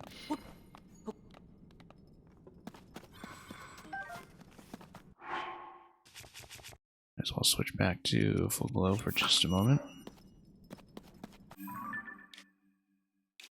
Yeah, so we will need to go around this way. We can go back here and build the car again, perhaps, but we don't need to if we want to just progress.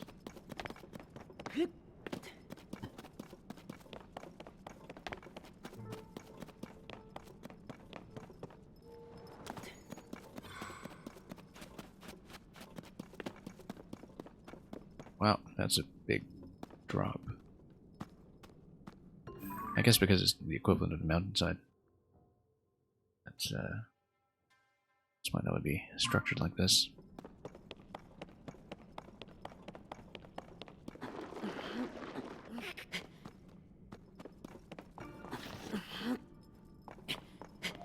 Hang on just a moment before we really commit to this. Maybe I should consider building something to fly down. Let me take a look at my map first. Oh no, this is just a water area down below. Okay, we've been there. So we know water landing is possible down there, but... yeah, we've been there. We should actually hug the cliff and hang right then.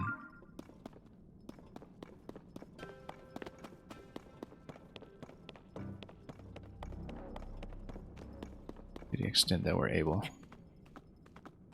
Obviously, Gloom might have a word with us here.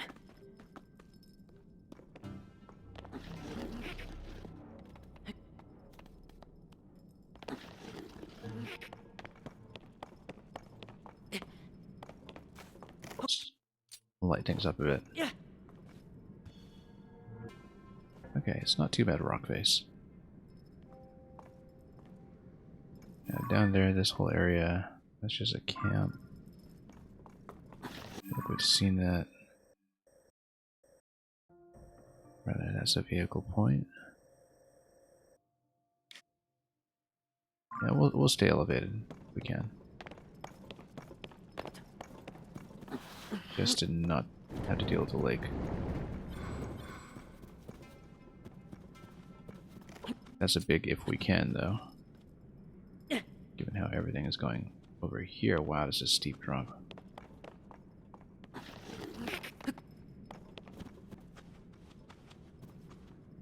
I actually think we might want to fly over. eventually be heading down here anyway. Let's just gauge some distance here. See what we're dealing with.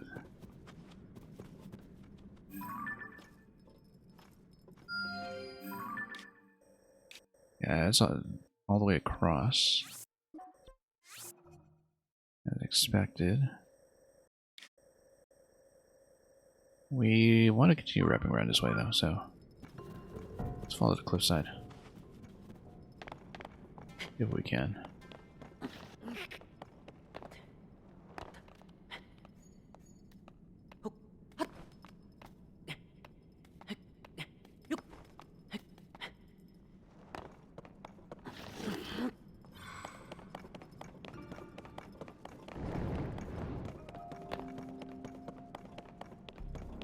Okay. We should see what we're doing over here. Still very traversable. The question is, what do we want to head over? Let's see if we can get a better vantage point. Maybe a more direct passage.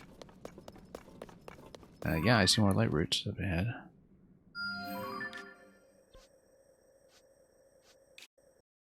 It's probably whatever matches this shrine over here. That might have been an inaccurate marker to begin with, so.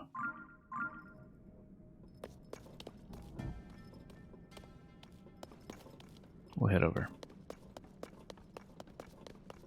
That shows some promise as our next major destination.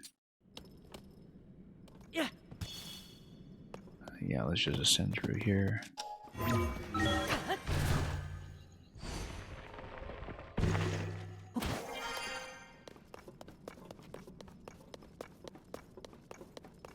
Got another encampment up there.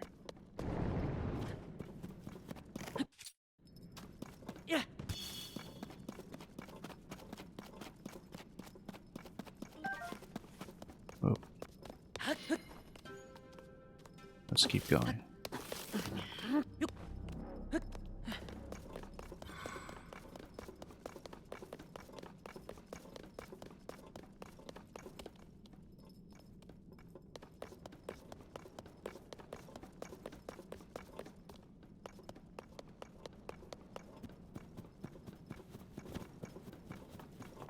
It's a very complex layout. In many ways. Oh, looks like Harakudas. Let's get ready to get some snipes. That seems like a pretty sizable base, actually. With a minor feet below.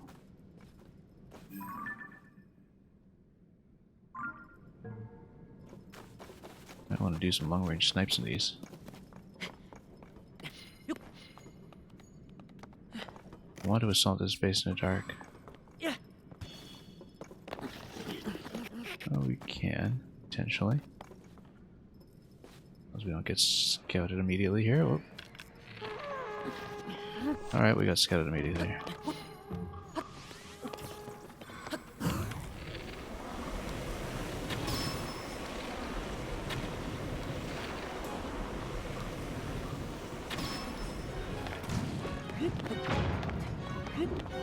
I'll put some armor here, that's fine.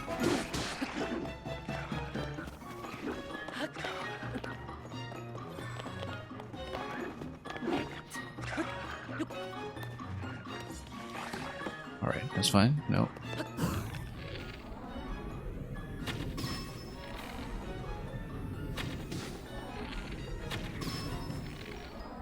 Yeah. Spike Boko is enough to one-shot everything up to blue. It's a sniper.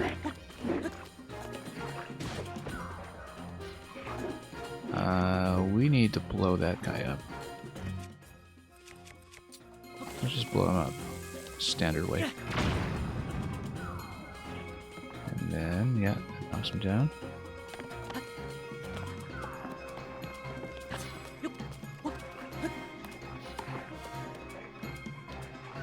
Okay, 1 second. Getting a little bit sniped here, but what we can do is Yeah, we'll get under and hit them with something, but...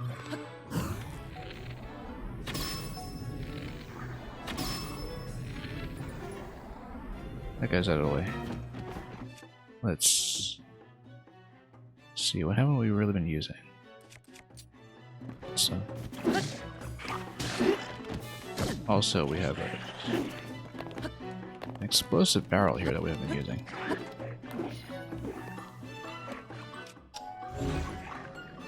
Out of range. So obviously, we should be using some of that. Oh, they're gonna revert. Okay, that's fine. That's fine, it just means we'll get some looting done if we can. I don't know where I shot everything down to begin with. Oh, Barracuda, there you go.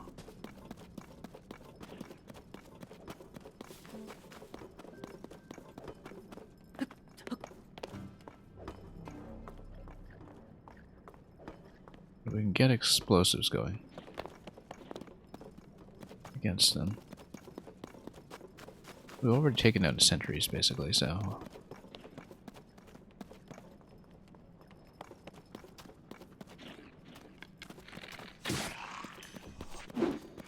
We can get Rishu going, actually. She's gonna be decent against some of these. It'll be fun. We actually haven't tried Muddle Buds against them as a confusion weapon.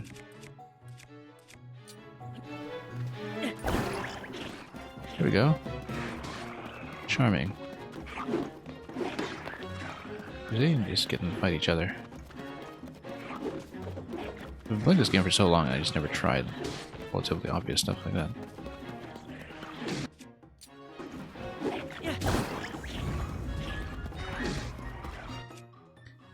And then we can just go Earthquake to stun lock from there. Or we can just watch them fight. And loot around them. Set up explosives and do other things.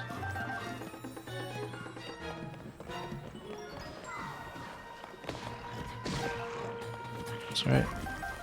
You guys fight. You do your thing. Just sit back here and drop explosives on you.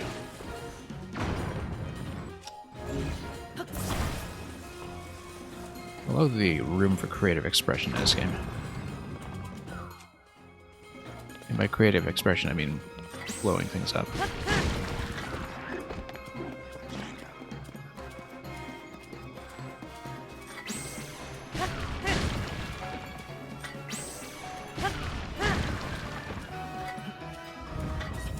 See? Barely needed to lay a finger on them. And when we're down to one, we can just stun lock them indefinitely.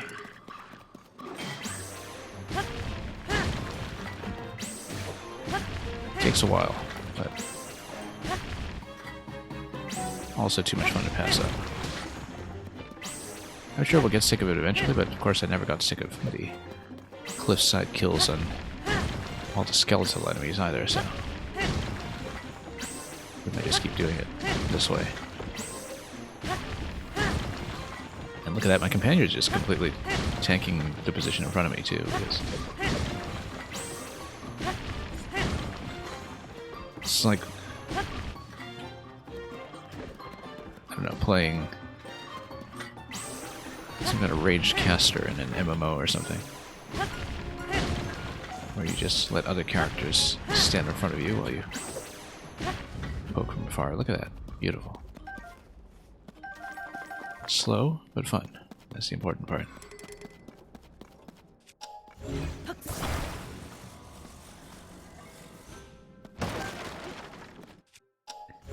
Sitting back with a couple of muddle buds and explosive barrels and having a grand old time.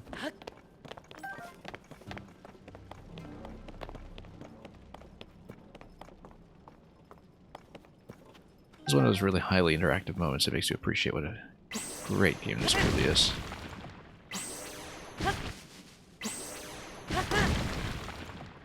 Can't quite mind it. Or can we? Well, we can chip away at it slowly, I guess.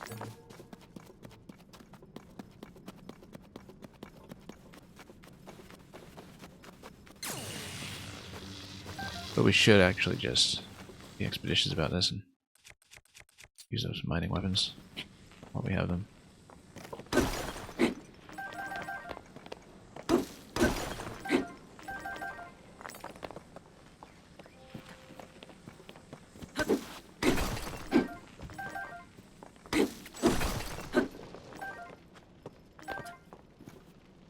This one I probably should have done with explosives, but that's okay. Too late now.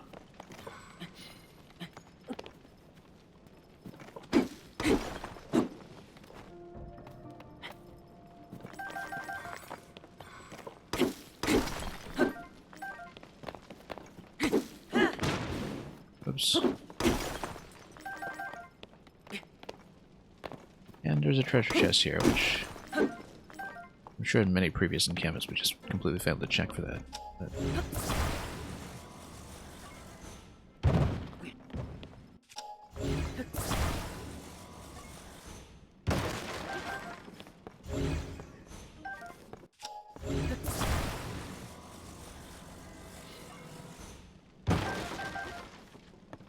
we should probably just use the earthquake to break this stuff open, but that's okay.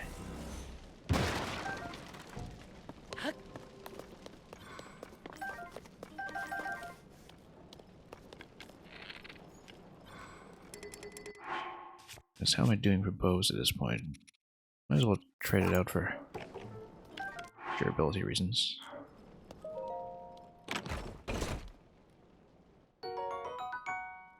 Giant seeds, yeah, I guess we'll eventually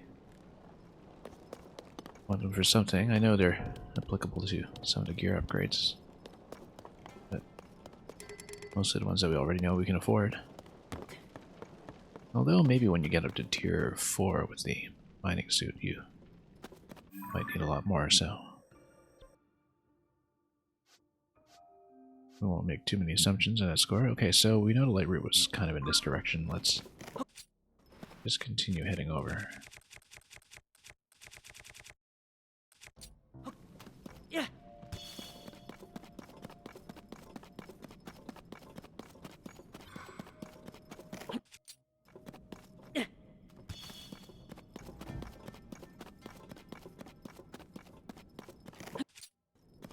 Yeah. Alright, let's head up. I said let's head up.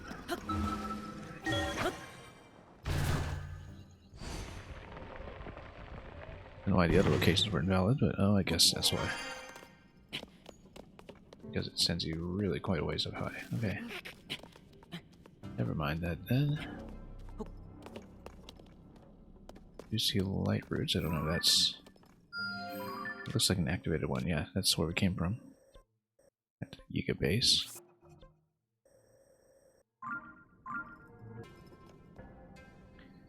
So it's actually the other direction we want, over... roughly. Around that way. And at least we know. Oh, bit rough there.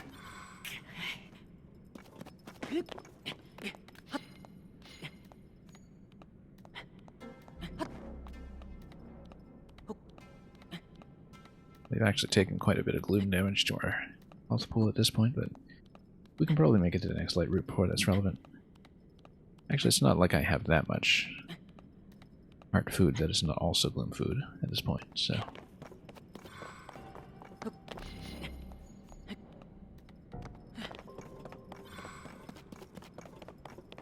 we shall see.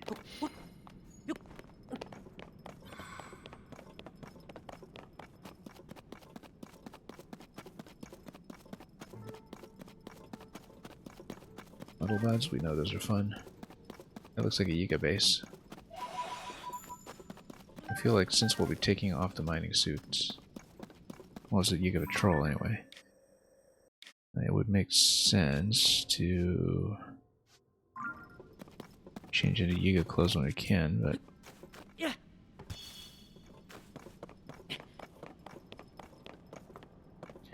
most efficient method of navigation used in depths with divination, yeah. Don't mess with it if it works.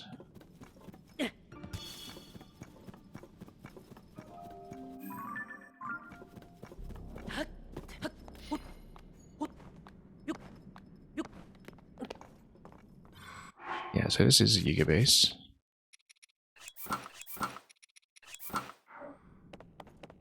It'll be somewhat illuminated here, so it's not completely dark. I do want to hit the light route first. It's right there, there's no reason not to do it.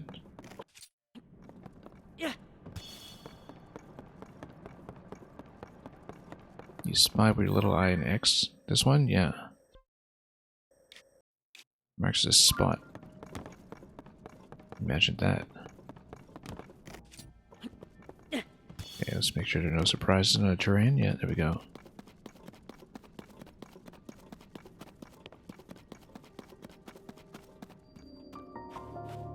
And we'll deal with the Yiga base right away.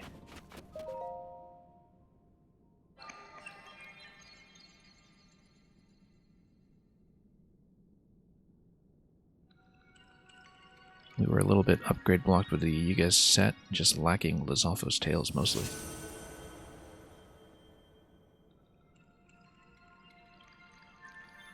Which are a particular nuisance to farm, just as they were in the last game.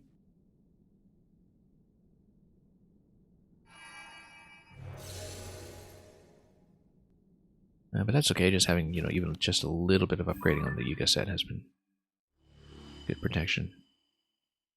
Okay, that's going to be a good source of illumination. Let's just see for a moment how good.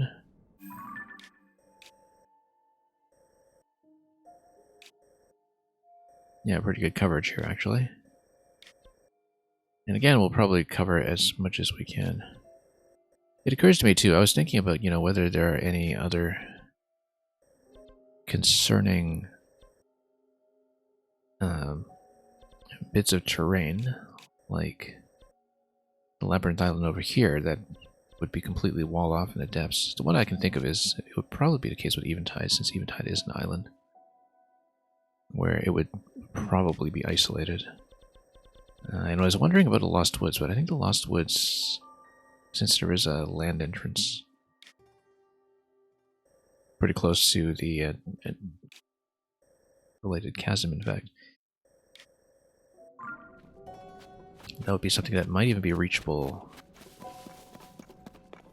in a way that is contiguous with our current territory.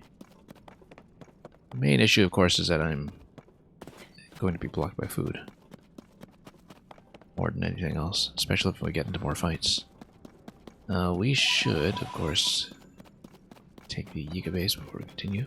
Let's go back and do that. You wonder if Glorious Koga can see through my disguise? Yeah, some of the other quest points have been able to. But I'm hoping for at least some unique dialogue where he acknowledges that you're trying to pull a fast one on him.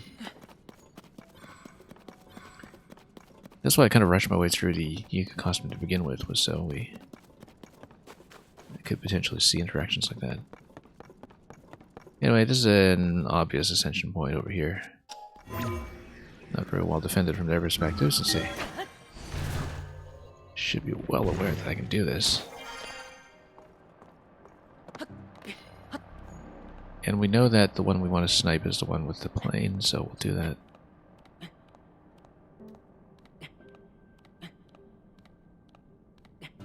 Each light route is basically like getting full hearts. Well, I mean, if you raise the cap, though, on your available hearts, you still need to heal them back, right? So, my gloom's been lifted, but I still have to fill the hearts at some point. Anyway, we're going to snipe this guy. Probably just spend an eyeball on him, to be honest. Not gonna bother aiming.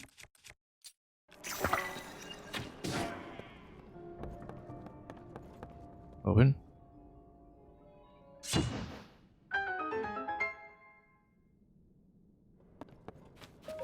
No problem.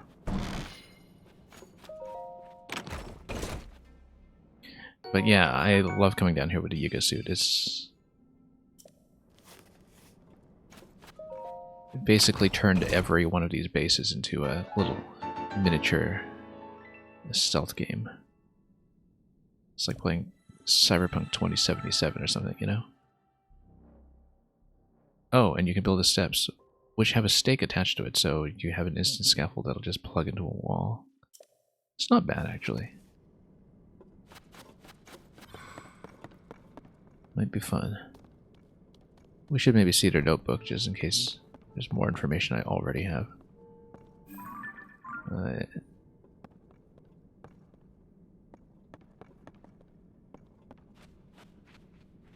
Lots of stakes down there. There's a lot at stake.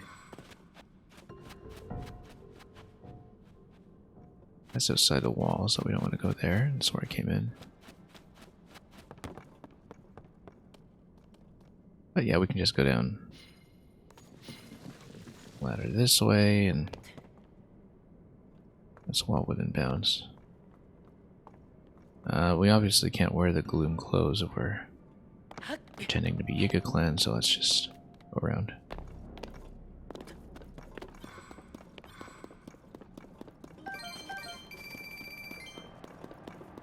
And see what's over here. Lots of boxes, lots of bananas. Something odd about the walls stretching from the floor to the ceiling. It looks artificial, not natural at all.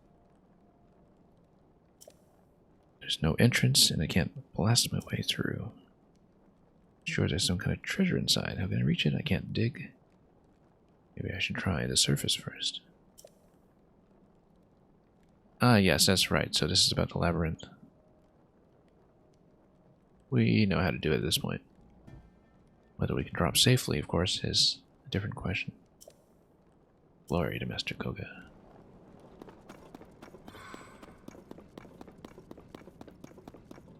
We've done it all. I actually think I should just use Earthquake to break this. We're so concerned about ammunition. Oh, it actually doesn't. Interesting. Okay.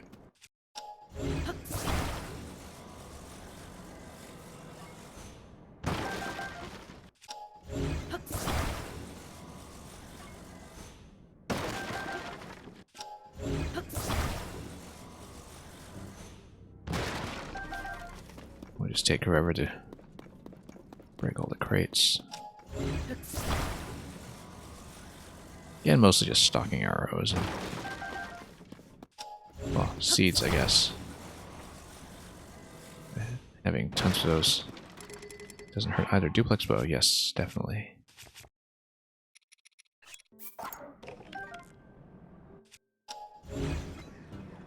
We need more of these medium-grade weapons.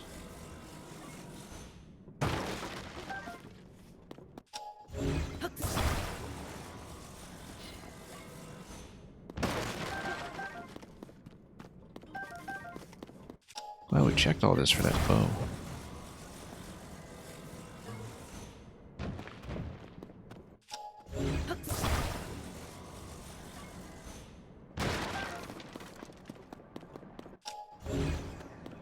What's this thing I'm scanning here? That's a fan.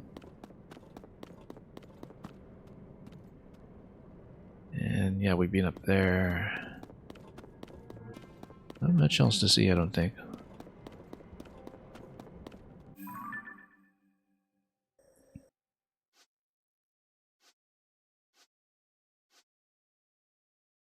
But we'll want to clear more light routes.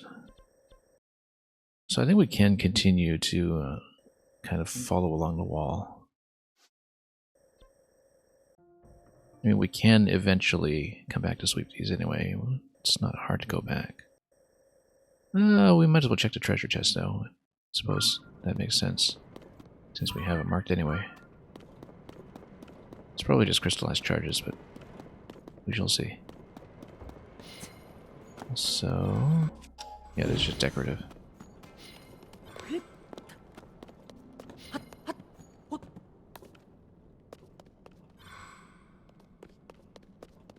Yeah, I should maybe figure out how to get out of here safely.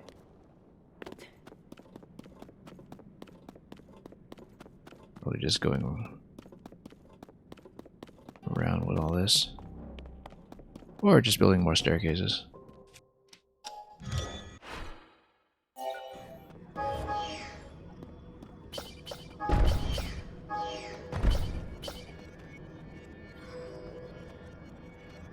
Let's just say we're going to plug it in this way.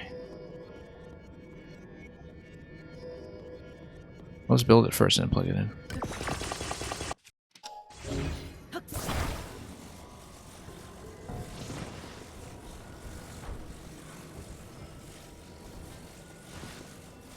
If you can attach, that'd be great.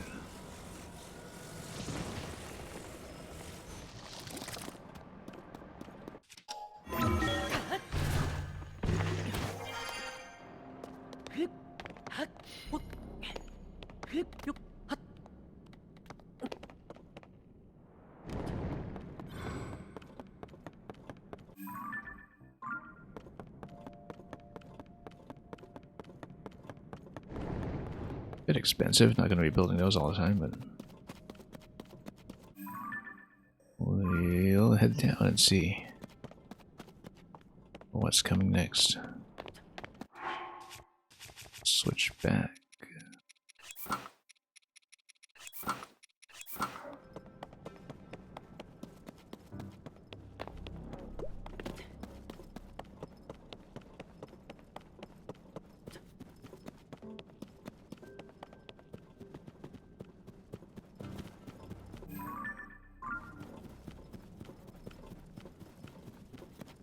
And we'll see where we're headed.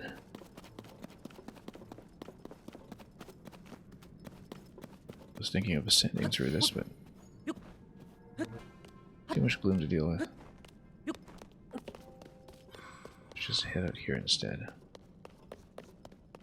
You see down below just how low it goes.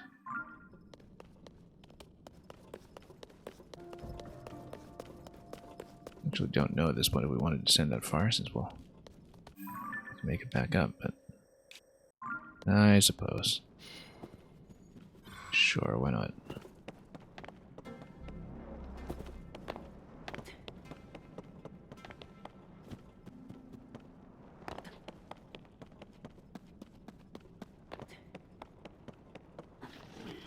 Yeah, I'm not going to say no to the treasure. It's probably just large charges, but that's okay. We can deal with the battery life eventually, so. Lights.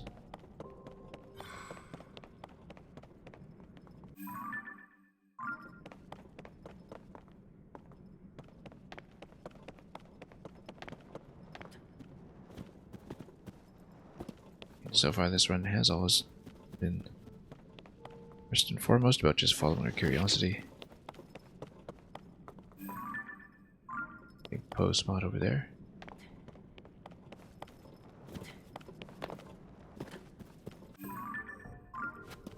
That's roughly where we're going.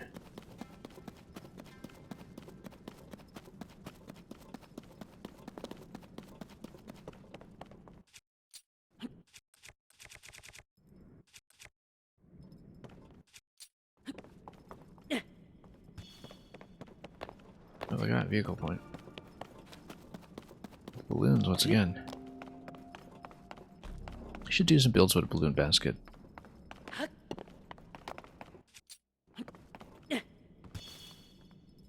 Since I've had a couple of ideas.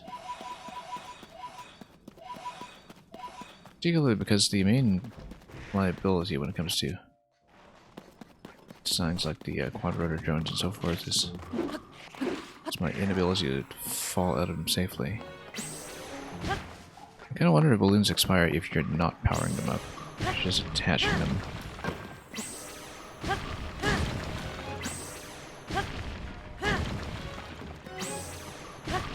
Also, we can totally lock on this.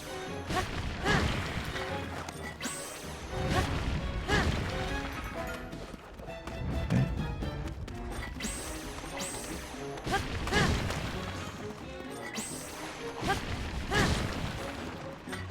Totally locking on the wrong target all the time.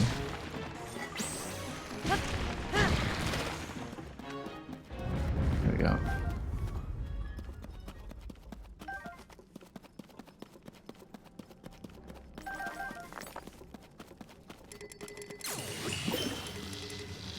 So the thing I was thinking is if we had, first of all, a control stick. I might just spend in order to try something out here.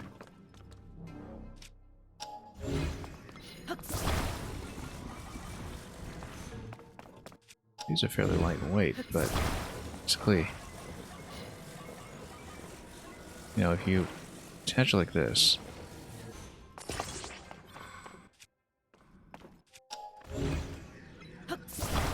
maybe not quite as good as the quad rotor. I can't really pull back with it, but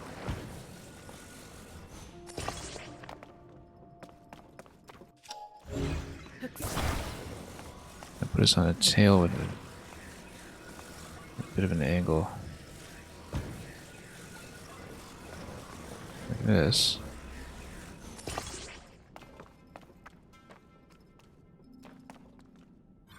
feel like if we put a control stick here, it's going to pitch forward, but the idea is, if I can show it. Let's make sure there's no control stick here first. Steering stick, I should say. A lot of rockets, which is fun.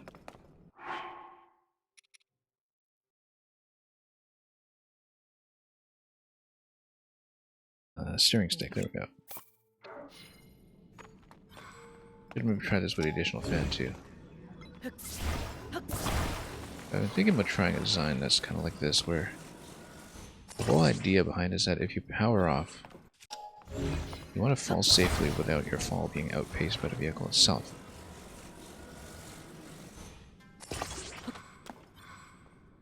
So, not that we have a destination for this, but we kind of lift. Oh, come on. Just trip right over the wing here. We do need an additional fan for it. The question is, does the balloon expire if I'm not really using it as a balloon? We don't know the answer to that.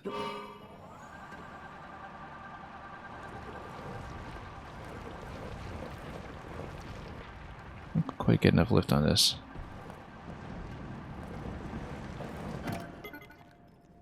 It's a bit too heavy.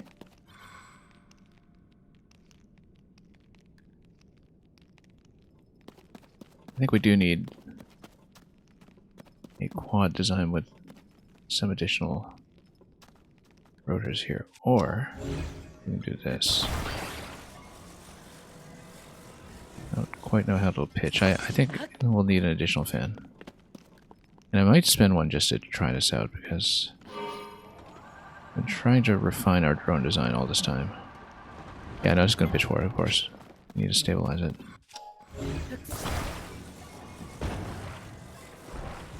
Oh, no wonder. This is totally off center, too.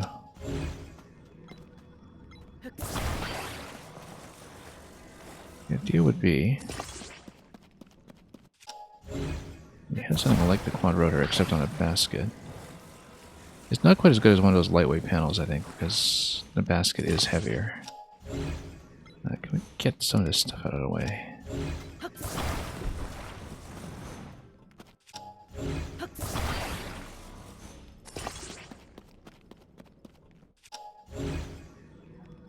That might even work better as is, in fact.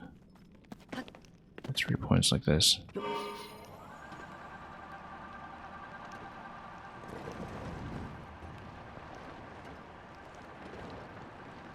we get a bit of a horizontal hover on this? But no, we want to stabilize this whole thing.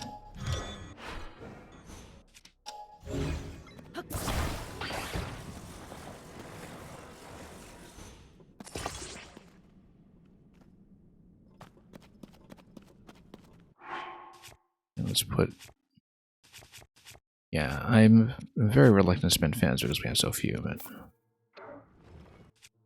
I've been meaning to try this out for a while.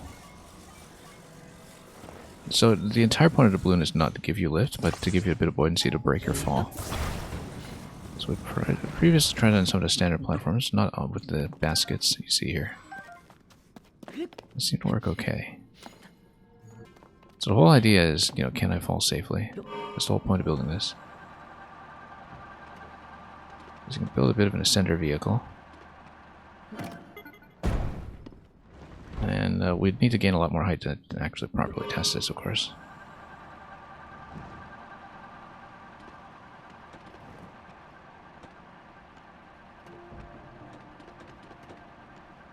The idea is that if you go up, you can drop. Yeah, it drops a bit quickly, unfortunately. It doesn't give you a slow descent or anything. So it might still be a bit of a concern. But as long as we don't take fall damage from a big drop, it might just be a little bit difficult to position.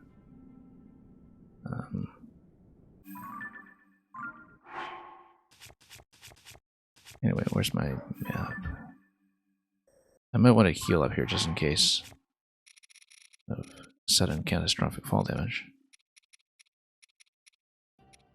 We're just about out of food. Without getting into zone to buff stuff. Because we don't really need cold resistance and like.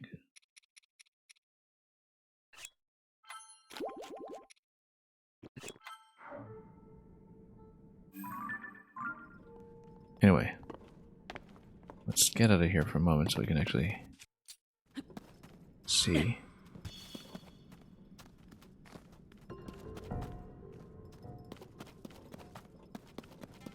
Perhaps a little bit further ahead too. Yeah.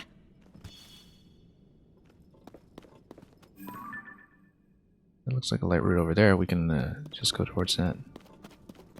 That'll be perhaps the test flight.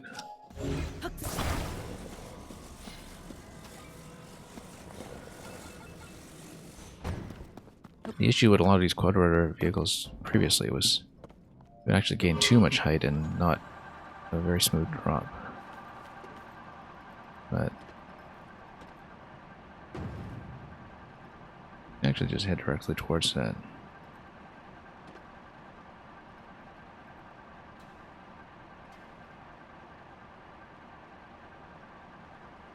I want an additional charge, I think. Just to try this out properly.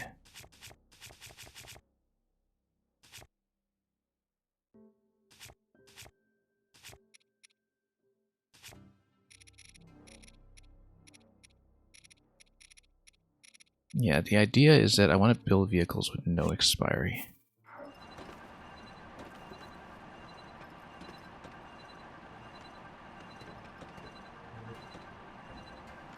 Because parts expiry tends to be a bigger issue for me. This is not bad, actually. I should save it. It's not that much elevation gain just because of the weight, but you do gain slowly. And the whole idea is if we can get a good drop that is safe. That's a nice vehicle, in fact. I think I should save this design. So the idea is that you never actually use the balloon for fire. You can, but it would break the balloon. Yeah, that's the thing, is that you can do elevation gain if you just stay on it and hold it straight for a while and let everything push up. But previously we've been massively overshooting when trying to do island hopping in the sky, and so this might be a lot better. I think I will save that. We can clear a slot for it.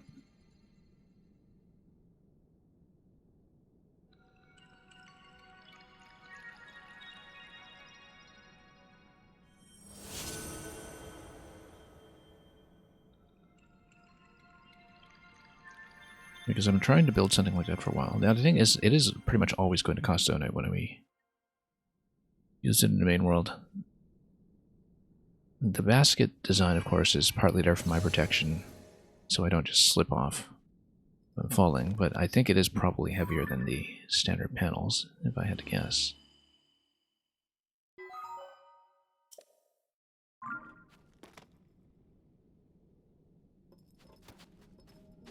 But anyway, we should definitely save it.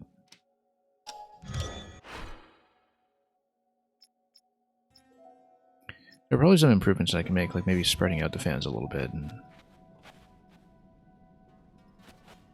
so it's an actual quad.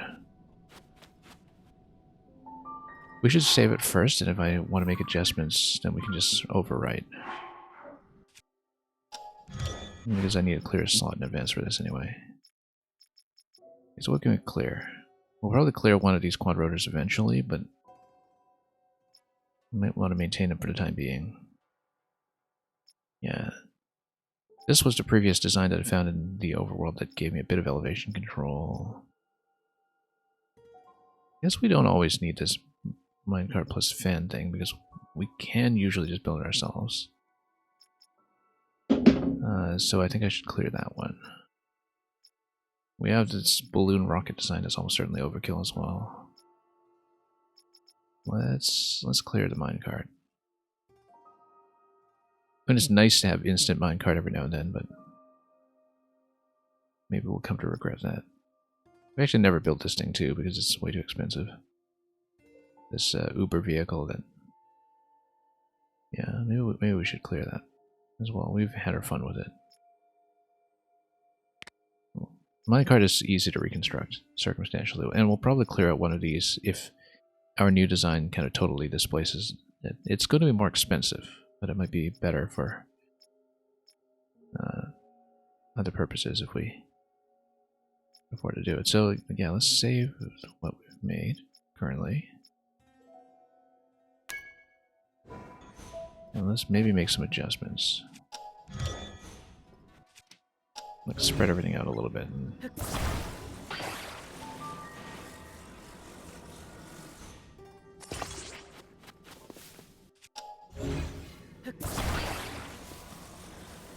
We'll see how it controls.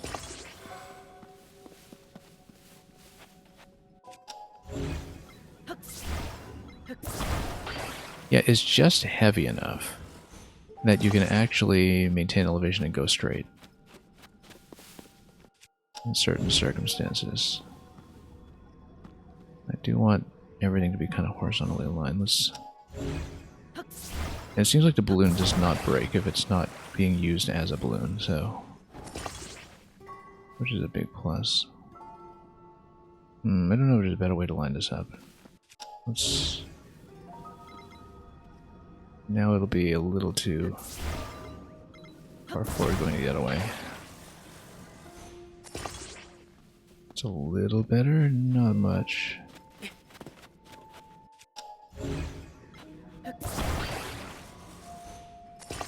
A little better. Do a quick inspection here.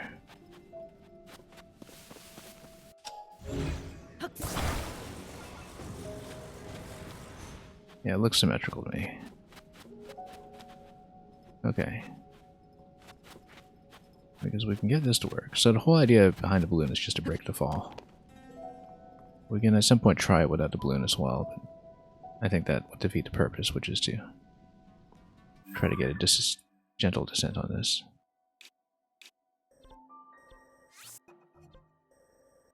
Anyway, seems like the main thing is that this is another base, Giga base. And of course we can go down to this light route as well.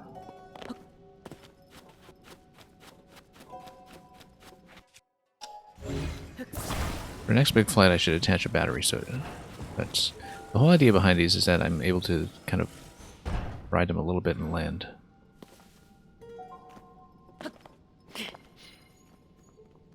And we'll do a bit of a short-range test flight here. And that way I don't need to spend charges if we have a partial landing point. We'll see how it handles. Let me switch to Yika close first.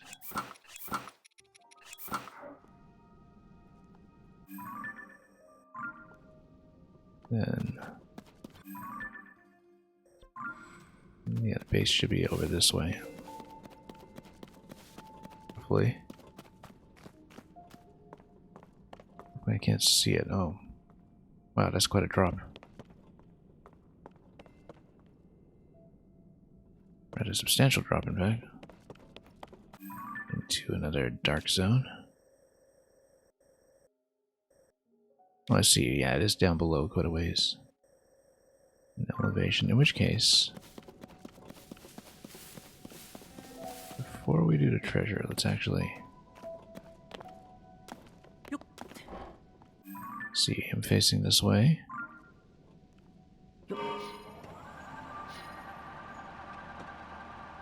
Yeah, because you can kind of steadily gain some elevation like this. It's just that it's a bit of a battery hog. It doesn't ascend very quickly. But for kind of short-range hover control, you can kind of drop safely out of that. So this might be a much better island hopping design than the one I used to have. Even if it is very expensive. Because it doesn't go too aggressively, I can kind of steady it. I wouldn't want to use it for really long-range flights where I'm trying to gain tons of elevation. Because it's just a little too heavy for that. Also, it's still not the best drop, I suppose, but...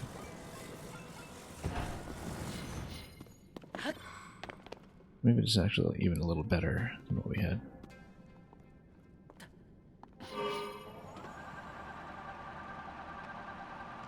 Yeah, you can just kind of have a little bit of gain here without actually spending the balloon.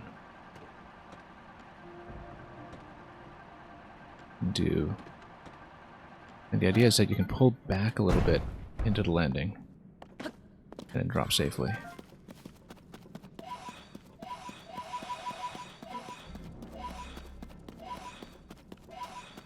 So we're not going to use it for the huge elevation gains, but for just short-range hovers that we want to be very precise.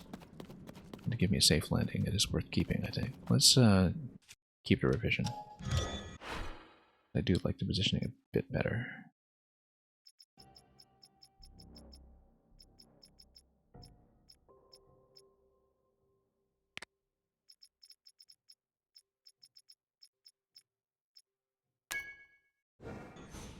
And then, as far as the expense goes, it'll be like 20 something, right? 21. Not awful. Not that much worse than the quad rotor I had previously, actually. Just really with the addition of the balloon, that's the only thing.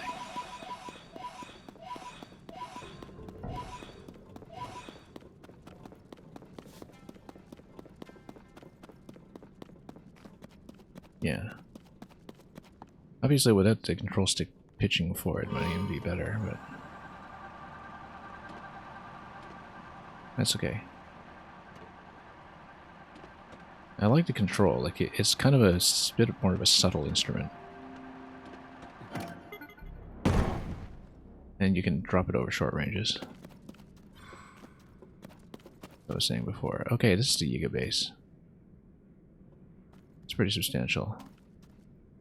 I bet we can move up top and just assault it directly, although, again, the energy usage on this might be a bit much without a battery or something to keep it going. But you know what? Let's give this a bit of a spin and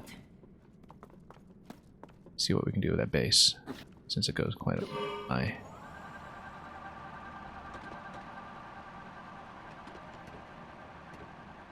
Maybe it makes sense to have a bit of a short-range ascender vehicle like this. Power consumption is kind of awful. That's the only thing. It's much heavier than the other ascender that I had previously. Mostly because of the platform, I think. Let's see if we can get this out. Got a bit stuck here. Hang on. Yeah, no, Cat, we're trying to make some revisions to try to get this to work a bit better, but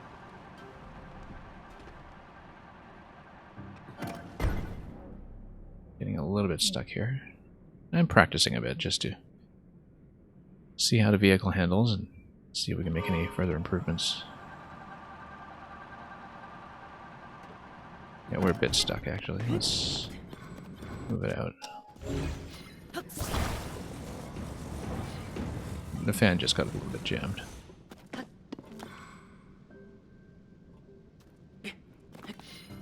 Yeah, caveat is that I don't think it ascends quite quickly enough to do what I want, but for a base of this height. Also, yeah, a little bit too much momentum here. We're quite controlling. Also, it's probably just my camera position that's throwing me off as well. Just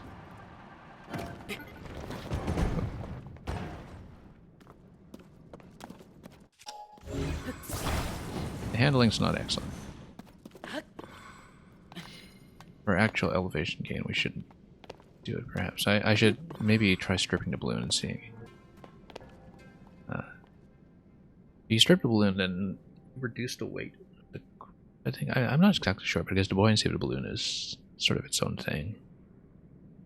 I mean, it obviously applies some weight because of the frame, but I think it's a lighter weight piece than many.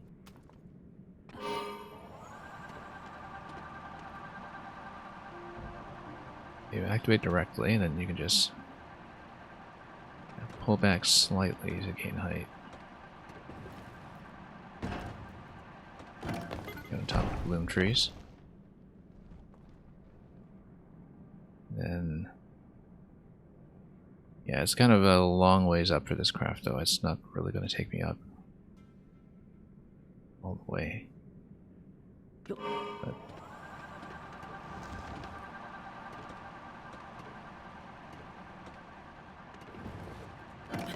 whoop, spilling all over the place. Let's not do that.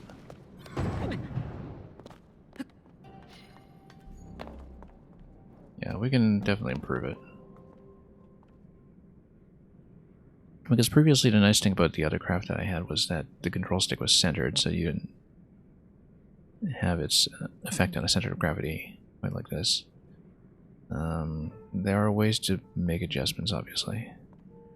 Because currently I'm kind of having to pull back to get this to rise. It's not an ideal design.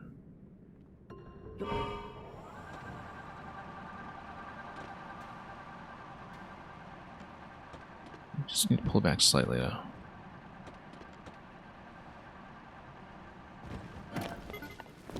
Not quite. I feel like we can improve it. But it's such a massive power hog though.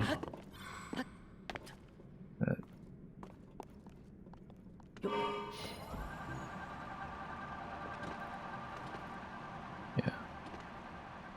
Good for short-range horizontal crossings. You know, we've got a little bit going like this. The natural pitch for it actually allows you to move up a little bit, and then yeah, ideally I want to gain more height with it, but I mean, one way to just gain height with it is to plug in the flamethrower, right, and just use the balloon as a balloon, but it potentially does strip the balloon. And if it was a zonite craft, then the durability might start causing some problems. Yeah, it almost gets you up, but having a little bit of trouble driving it. Whoa. Interestingly enough, though, if you power back up, then you can recall this and then power it up again. That might actually be the way to do it. Like, we're going to let this power up. We're going to ride it back up. We'll see if it does what I think it will do.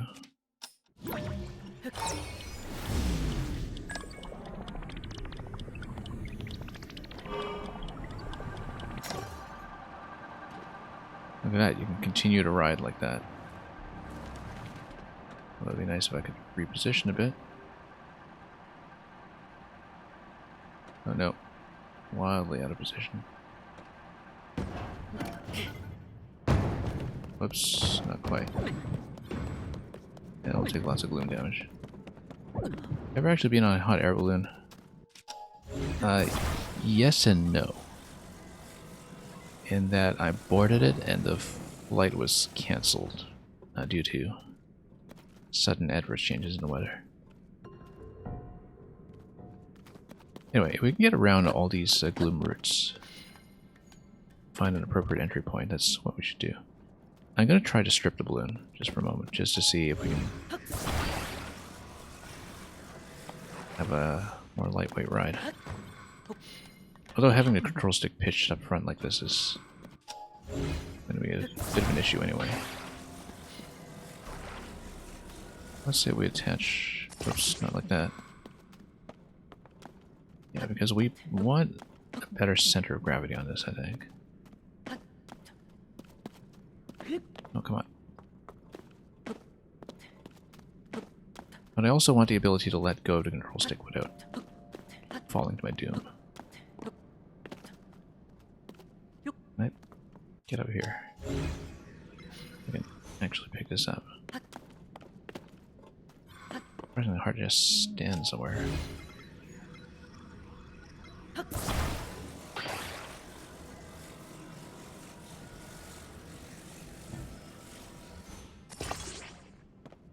It's a little off. We can do better.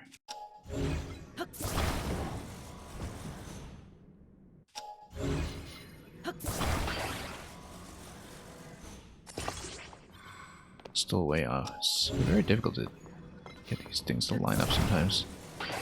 Which we kind of need to do for the sake of balancing the center of gravity, which is the whole point of doing it this way to begin with. Yeah, you see, it just does not cooperate. I think I just need to rotate the stick.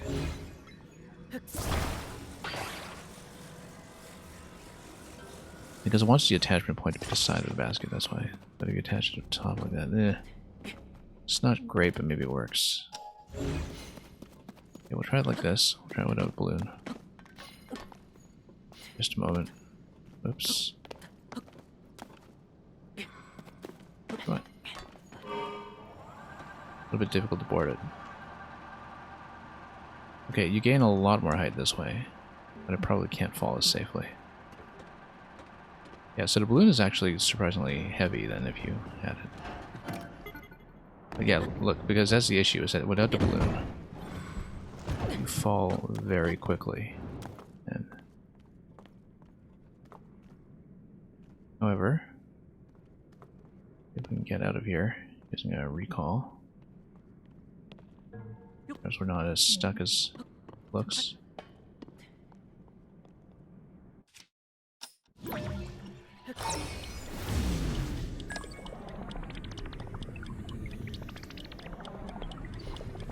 Oh.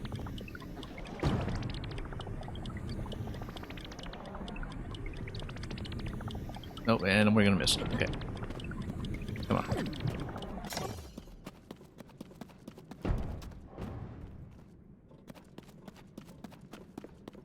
Touch that either. Where did my vehicle go? I don't even know where it went at this point.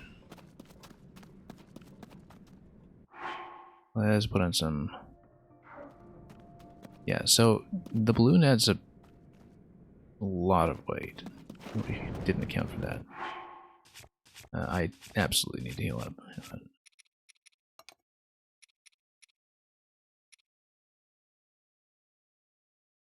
That's not too bad.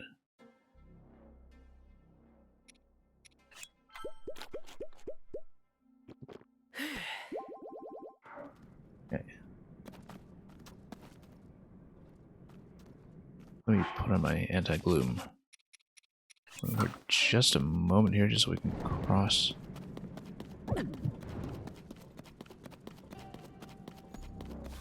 Let's see where I ditched my ride. There it is.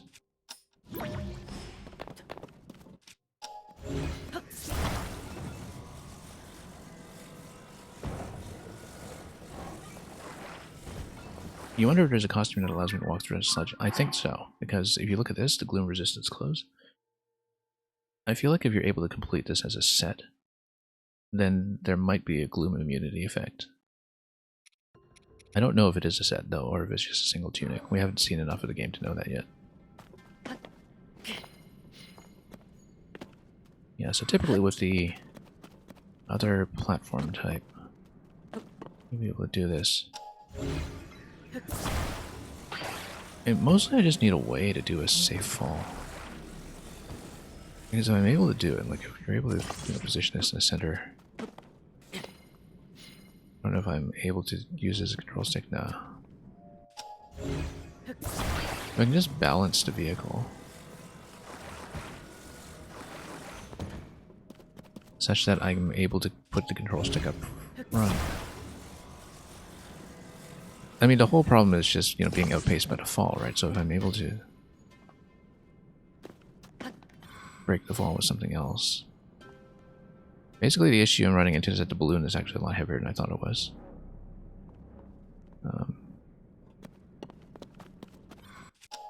Let's say you turn this.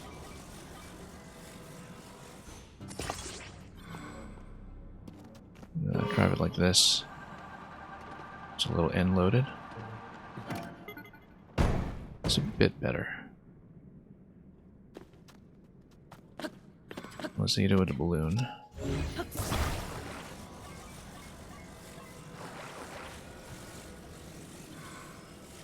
Yeah, the balloon is surprisingly heavy if you're not propelling it with anything.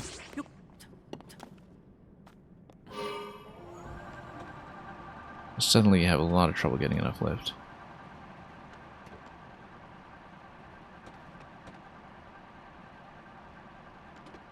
But that is a little easier to control, actually, like this. Because the vehicle pulls back slightly instead of forward. But the problem is that you would spill out like that.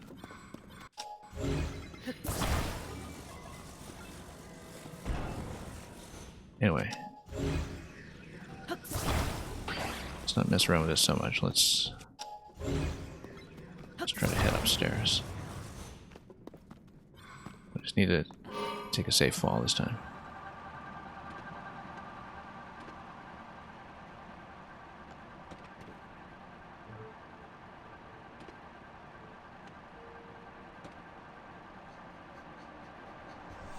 I think the thing we want to do is build this frame as our saved recipe, and then we attach a separate balloon to it whenever we actually want one, instead of having the balloon be part of the pre-build.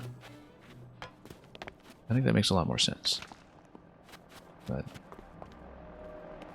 because then it's a little more adaptable, so you're not locked to having the balloon if you don't want it, right?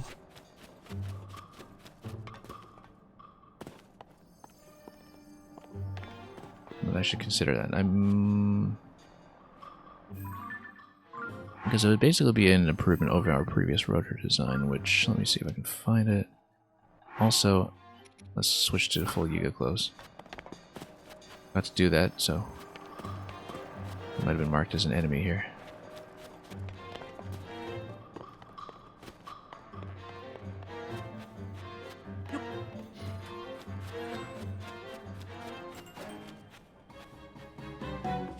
Let's try it with the reverse direction again, just to see how it handles. Because we saved this as is. And maybe... yeah, then we just, attach the balloon when we want to attach it. And we can use this to replace the existing quad rotor design.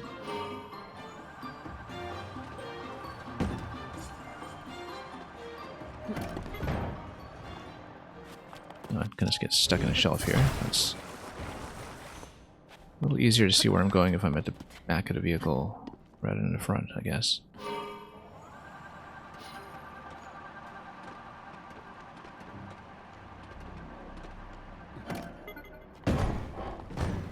Okay.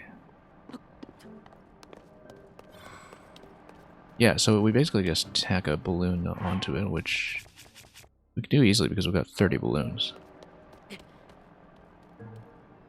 Instead of having it as part of the pre-built recipe, and then... Anyway, this guy's got a fan plane, we'll just shoot him down. Easy. Don't even need this bow. Just use the eyeball. Snipe him off.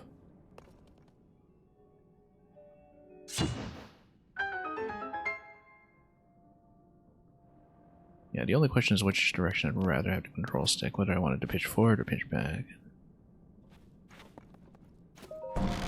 We'll try both ways.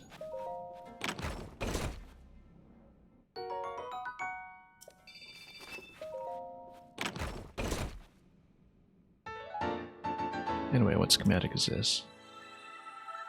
Smoke rocket. Oh, probably using the push room. Don't really even know what that does. Maybe limits the enemy visibility or something, but...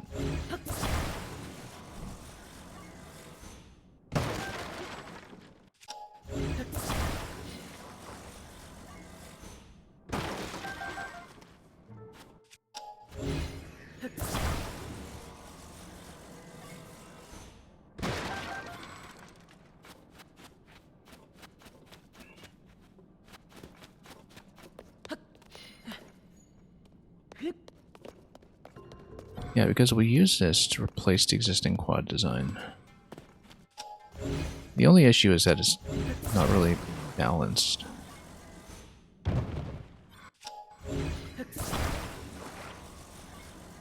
That might actually be okay.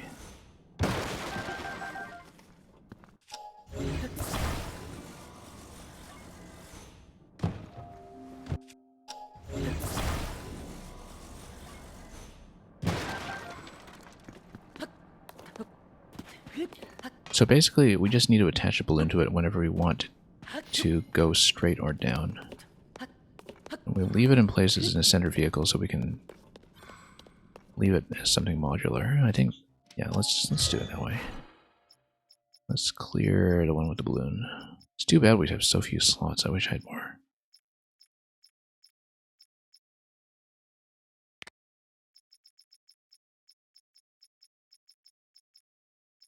And we'll leave some of the existing designs because in the overworld we don't really get balloon baskets usually. The point of the basket is so you can easily put a balloon on top if necessary. And this should cost like 18 or so, I think. Map it out.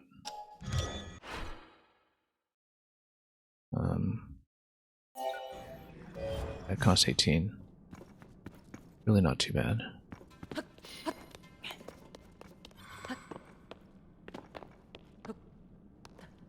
The power cost is a bit of an issue, but we'll probably use a fan plane anyway as a better flight vehicle to get to the next light route, so we'll perhaps abandon it for the moment, although it's because power consumption is a bit much.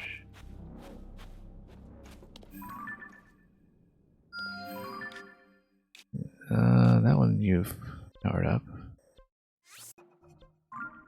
So what's the one I'm looking for? That one. Yeah, we'll fly over there some way. But first let's go down and... Oh, I guess if we want to go down, we'll... Try this again. Demonstrate. Just a little island hop here.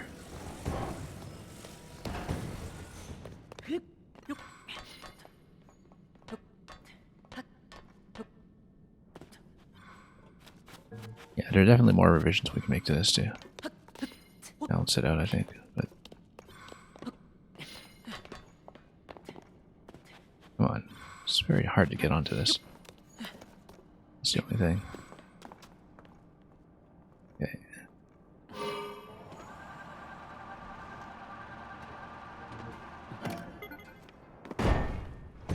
Yeah, you can kind of fall with it at the control stick. At least for a little bit of elevation loss. Anyway, let's check the notebook in case it tells me anything important. Also, yeah, I guess the map location is still something to deal with. It's much further down below, though, so... Some terrain resembles locations on the surface, we know that. There's definitely pattern.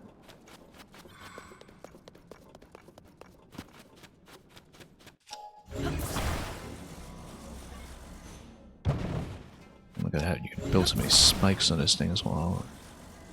If you really wanted to add way too much weight.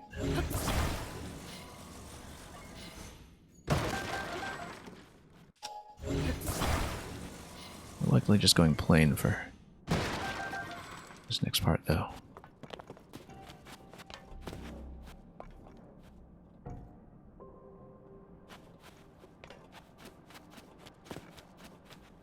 Yeah, we're here. Let's fill in the remaining light route. I guess that makes sense.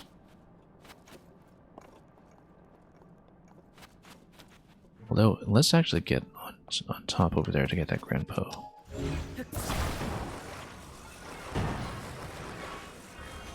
Just to demonstrate that we can do this. It's a bit of a pain to get in the vehicle, though. Especially because it keeps shifting like this.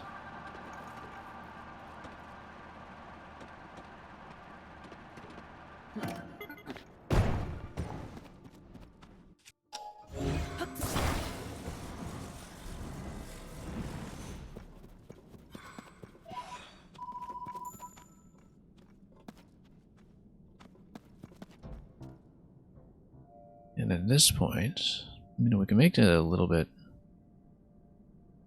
of a more lightweight vehicle here. That I can use to fly forward. It has less power consumption, like if you can do it 2 fans or something. And just fly forward with it. So for example, we can always reconstruct this.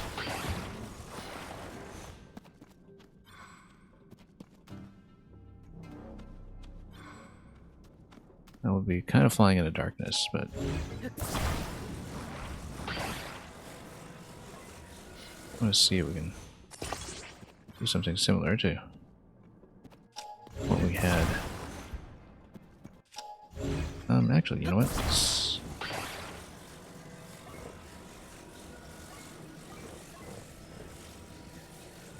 Yeah, because you can pitch the vehicle forward a little bit. It just doesn't really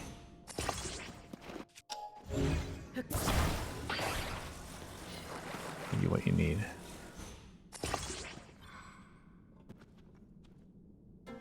Because I previously had like this kind of diagonal setup for the climb up to the plateau. I'm just thinking though, like it seems like it's likely to pitch me forward if I build it like this.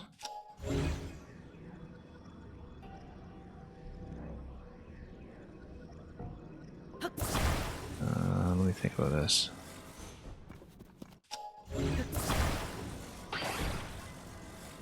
We should actually just build a fan plane, but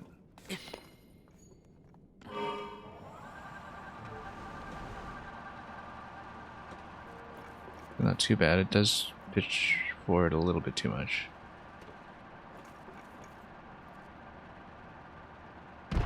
It's almost specifically a diving vehicle. Although, interestingly enough, that's quite nice. Blue-white frost, I've never seen one. I'd like to fight it, but maybe not in the dark. You want to fight it in the dark? We can fight it.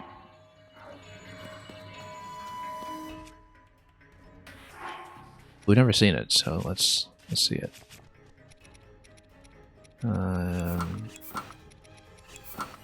I might need stronger clothes here. Let's try to get some blooms.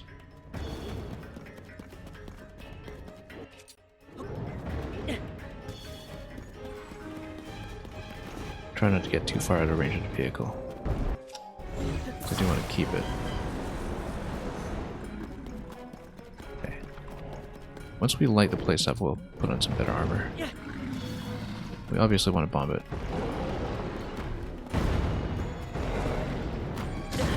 Whoa, that's gonna hit. Alright, let's get some proper armor going. And some food.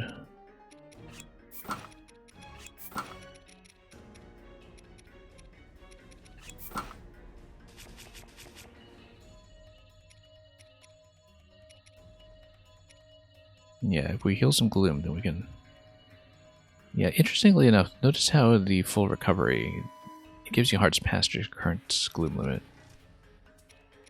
So since we only have a little bit of gloom damage, it actually makes sense to do this. Yeah, okay.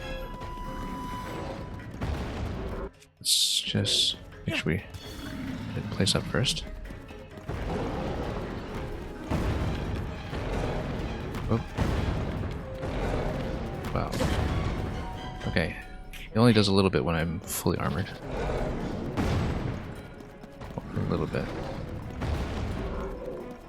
We can just get a shot off for a moment. Which bow do I even have? Just want to test a shot. It's quite powerful.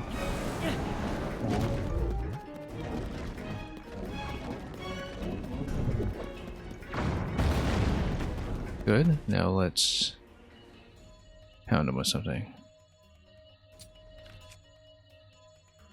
Let's go with the duplex.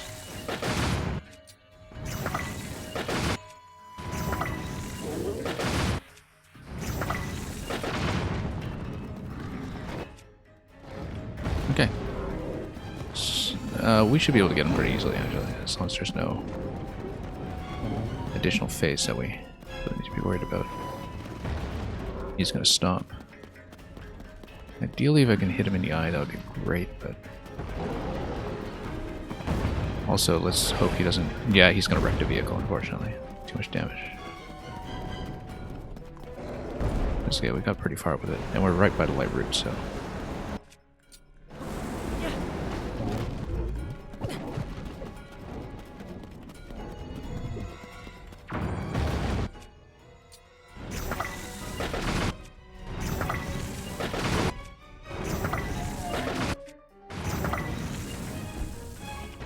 Should actually get Richu up and running for that phase, but we were way out of position. Yeah, too bad about the vehicle, but we're close enough.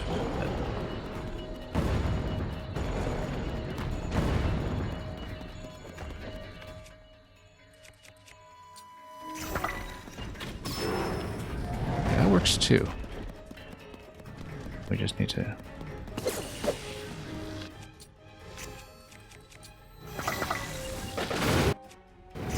with the lightning, works out pretty well.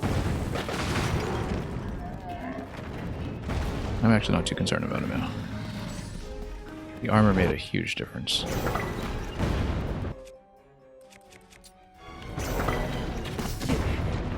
Nope, didn't get a good angle on it.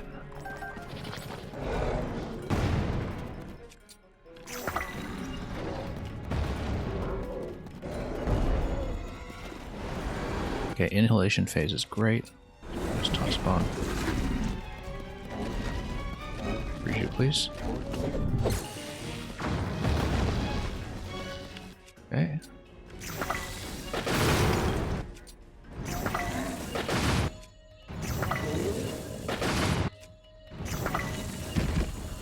I'll lose a duplex bow soon, and I don't really care. Because I'm gonna get it down quickly.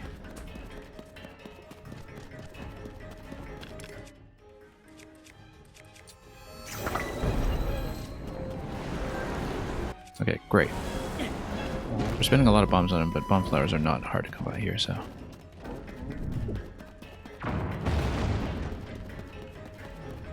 Okay.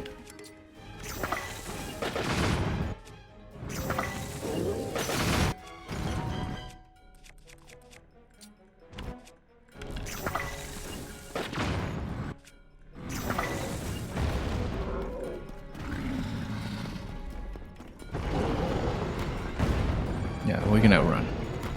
Generally. As long as we don't run out of stamina the way we just did. Very spiky guy.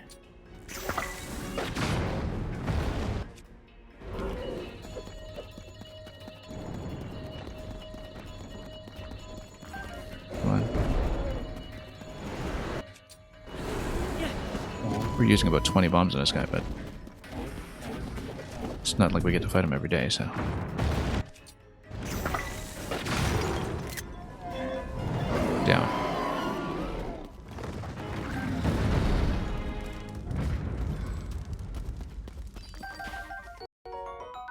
Blue-white Frox Fang.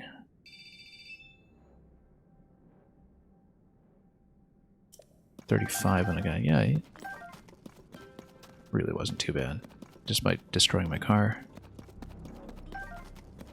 My hovercraft. What is this? Wow, that's a nice mining node. Let me just make sure we can see what's going on here. Probably just do a lightning strike on this one instead of using mining weapons, but I also don't want to deal with this scattering too much. Alright, we'll just do it this way.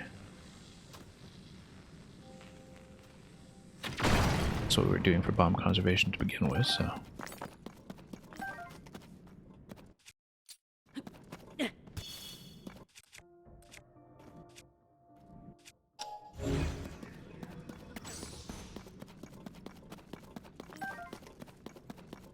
We got some pretty good large shards here as well.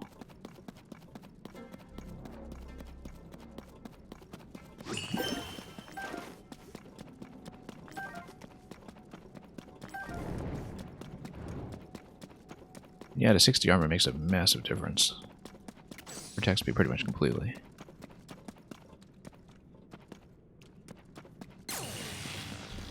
Switch back to the light, of course, when we are able to. Let's try to position this so I can get it with one shot. Almost. That's okay, we'll just use a hammer for the last one. For simplicity.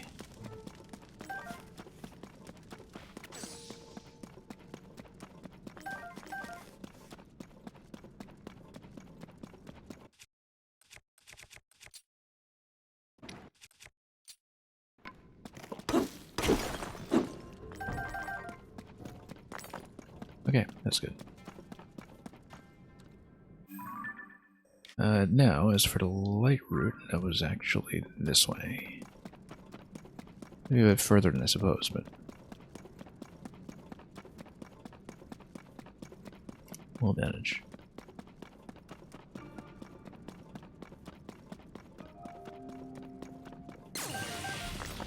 Not too bad about the vehicle. It wasn't quite the ideal design anyway, given the way I was pitching.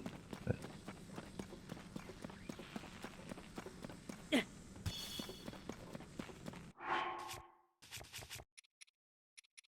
like I was saying, light things up.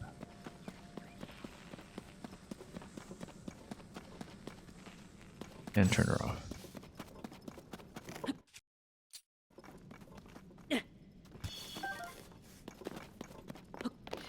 Yeah, we'll just climb it. I think I probably can.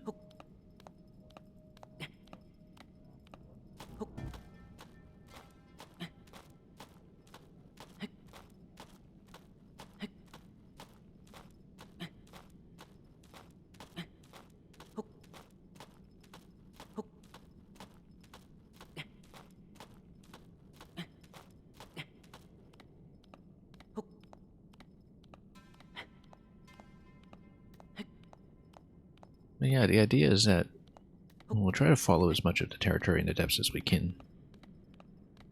And from that point, we'll see if we can make it to the Lost Woods. It's a bit of a longer term objective, but a very important one. Light route's over there, okay.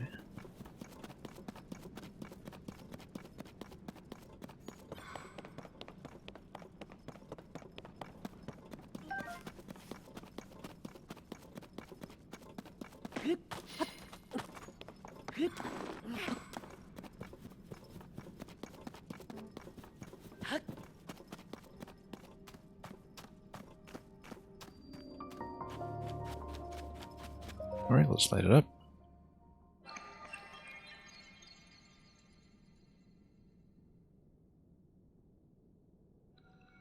Yeah, I guess we did spend the bombs pretty heavily, but we've been saving them all game, so.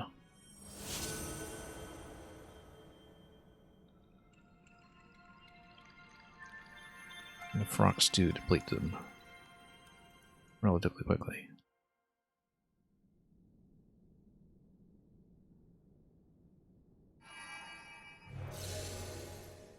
wonder if they are just climbable like a talus. And you go after their back. That would save quite a bit of ammunition if you just bludgeon them instead. But we haven't tried that.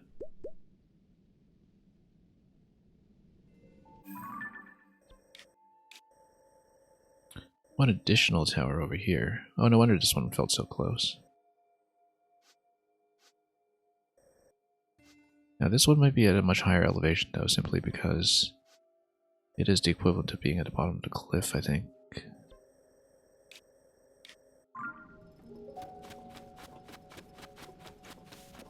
In the surface world, so we'll see if we can get the elevation gain for it. We have the vehicles to do it now. Well, we have the parts is a different question. I guess we can just climb it. Yeah, because we have marked this previously as a shrine that was accounted for. And here we have potentially a vehicle point here and a base of some sort over here. Again, it's possible to go back to this one from one of the earlier and more accessible points, but you know, since we're here, I'd like to do it. Eventually we'll want to go back down to the X, which we noticed so long ago. Let's go back over to that side, perhaps.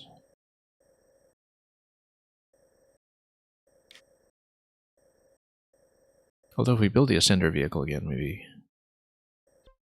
we'd be in much better shape. It would just cost a fair bit of zonite, but we're mining zonite all over the place here, so maybe it doesn't matter too much. Let's see what parts are available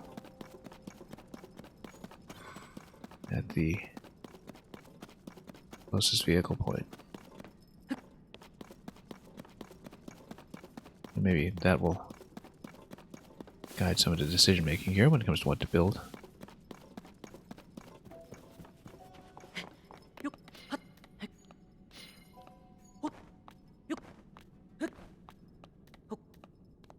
But we'll get there and we'll see.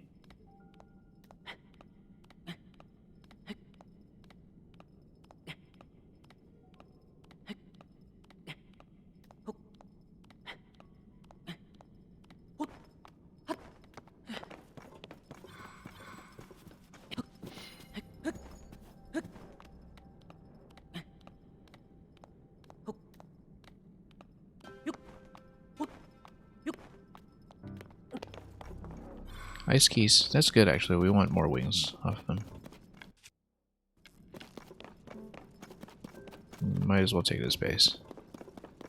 More zonite the better. Got a gloomy light over there.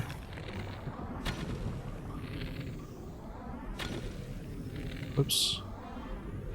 All this is going to miss.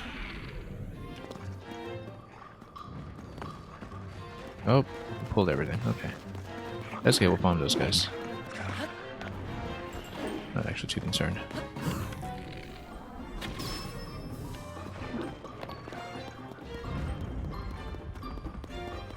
Okay. We do want to deal with this before we get iced.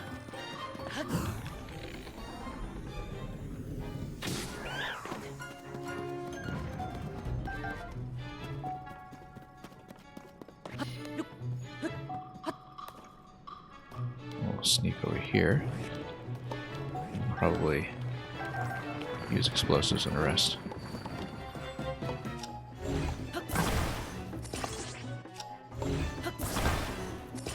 Because that way we destroy the armor.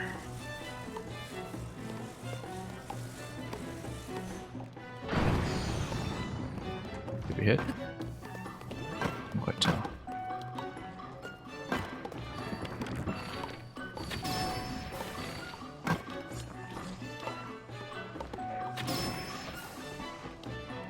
Okay, now we're gonna, whoops.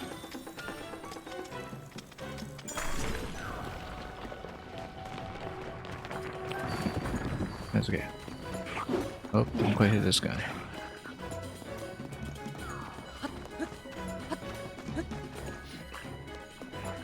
bomb him out in a moment. Or just take a rock weapon to him. The bombs are more fun.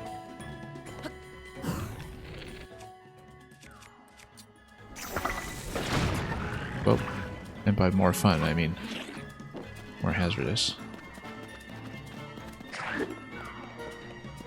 We can do the earthquake stun against this guy.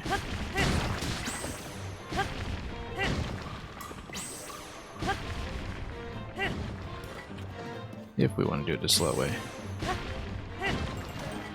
We gotta be aware that he's not the only one though. Like I was saying. My explosive just completely missed.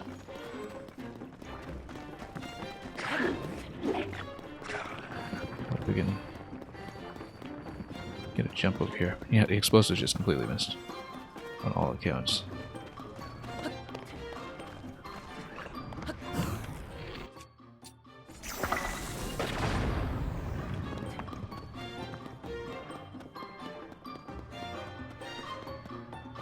All damage on those guys? Maybe.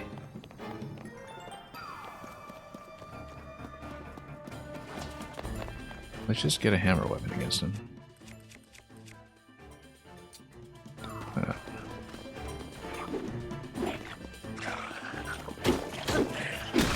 Yeah, actually, it's much more efficient at bombs. It doesn't take much to break the armor, to be honest. Whoa, that was a bit of a hit.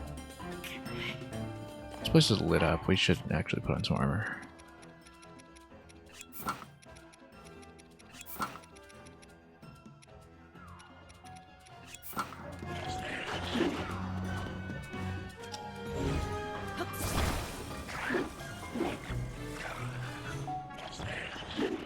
Can't just drop that on him. Let's knock him down.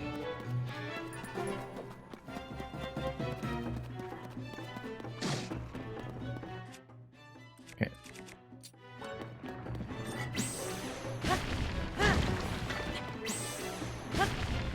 Yeah, I guess the other ones were just taking another picture. Fall damage, which is too bad because it's always nice to loot silvers. We might have missed out on a bunch of that.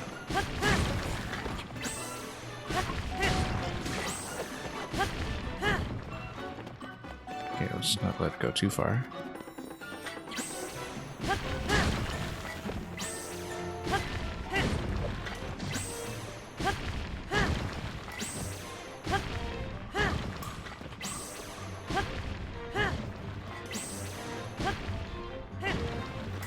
Just unlock this guy indefinitely.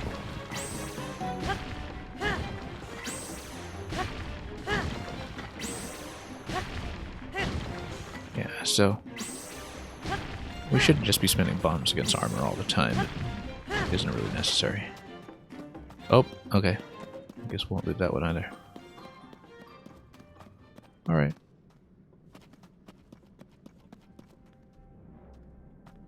Oh, somebody survived.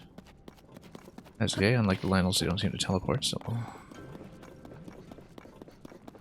Oh, there's another one.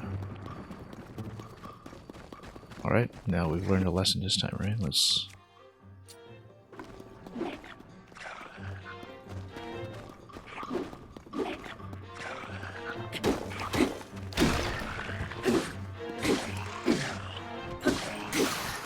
Okay, rock hammer broke, that's fine. Now we can just send them the rest of the way, but we should actually maybe kill him with at least one of these.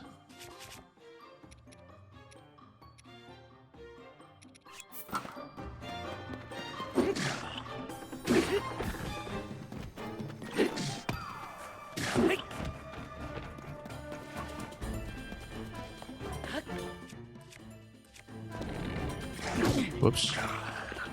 That's okay. Good damage mitigation of that.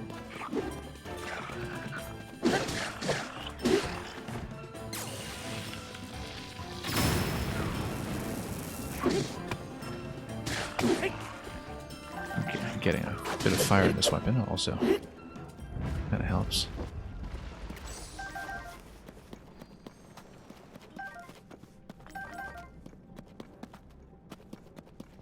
additional rock hammer for some of the immediate mining also helps, although we lost a bunch of parts.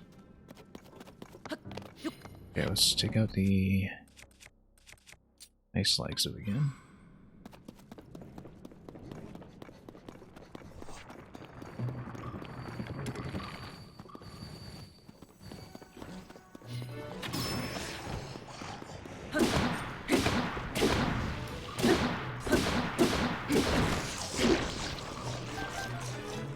And we'll grab the other one too.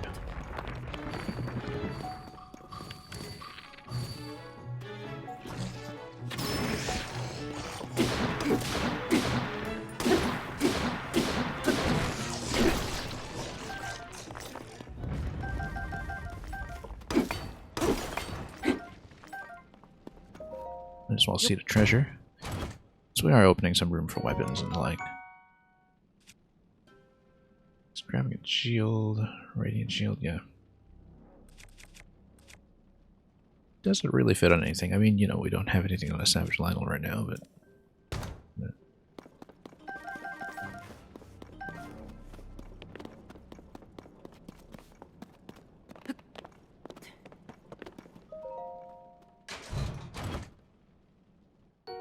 And more shields. We know that we'll eventually need this shield for the quest, but when we have more room, I feel like there are many alternatives for getting one, so it's just going to take up space in the inventory until we cash it in.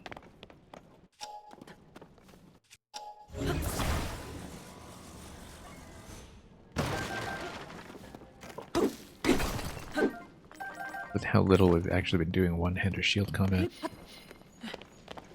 as well, that's not going to be depleted anytime soon.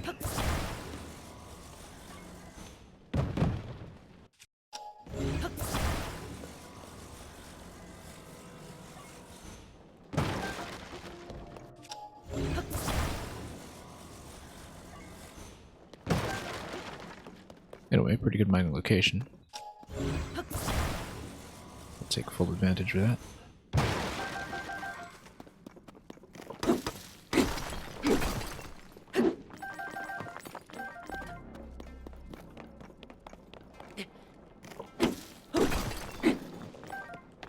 Probably spend at least some of the zonite on a vehicle build, but we'll see. I'd much rather do that than have to climb all the way. We're going up there. Oh, there should be a vehicle point right behind me, right? And by right behind me, I suppose I meant way down low. I know it's right there. So we can build some parts there just to save up a little bit on material costs. We should do it.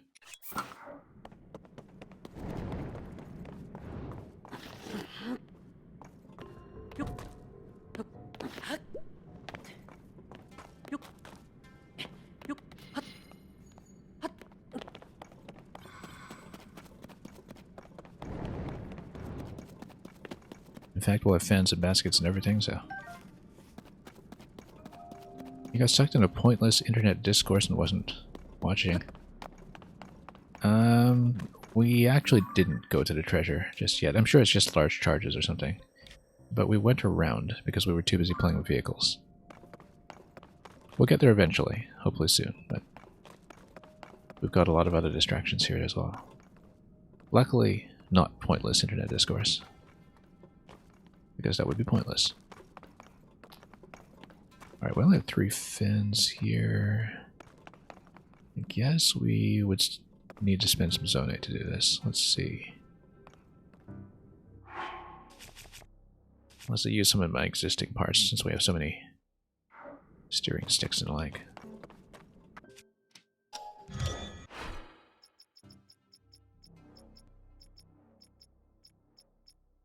So supposing I had my new ascender vehicle.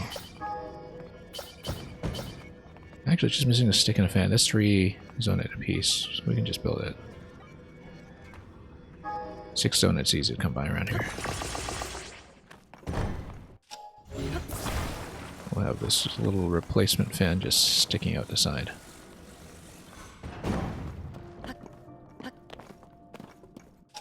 Might get a tag of battery on this thing. Possibly 2.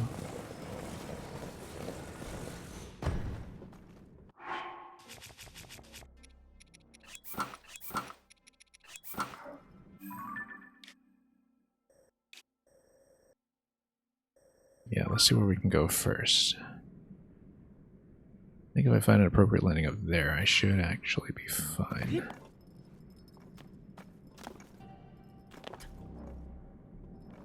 Let's move this up a bit further before we start anything. Oops. Or we could just, drive it to move it up further, but... Oops.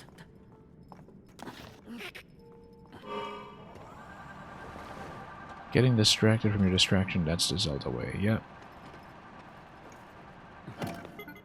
I mean, technically, this entire adventure so far has been one massive distraction from quest number 1, which is find Princess Zelda, or rather, to the Kingdom of Hyrule, because apparently the quest log doesn't believe I've landed on the Great Plateau yet.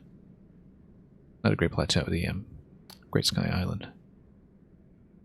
Anyway, due to battery consumption, I think I should maybe plug a charge into this. Possibly 2. Let's see how many I have. 18. Maybe 1 will do.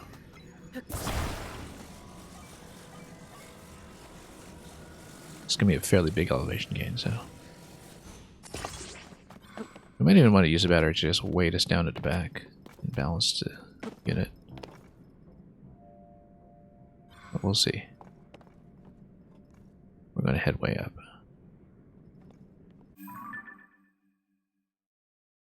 That might actually just be the wall, so let's not do that.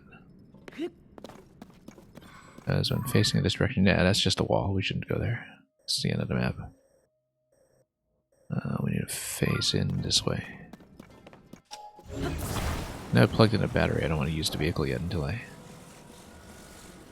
want to fly.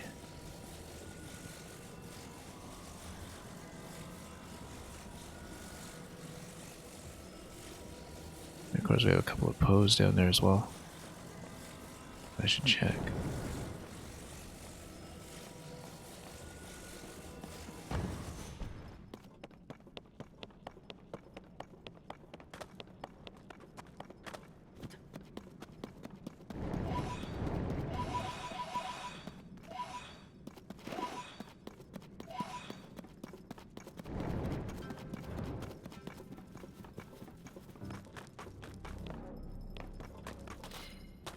Nice thing about the mining set leaving a trail is that I can actually backtrack accurately.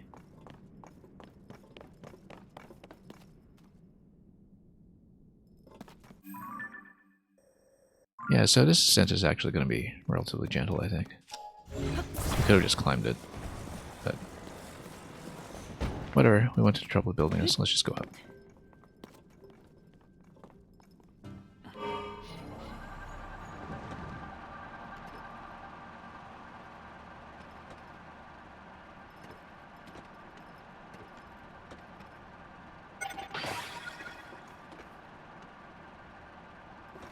Battery got expended rather quickly.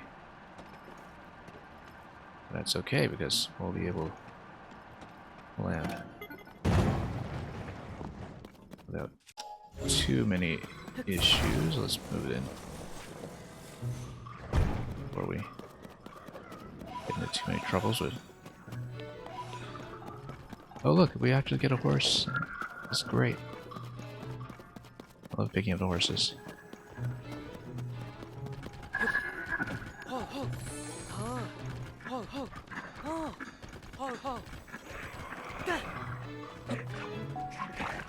Oops. You know what? He's got a shield up. Let's get a lightning shot on him. Oh no, because the stone actually protects him from lightning, so let's maybe use a stone weapon. Oh, camera right here. There we go.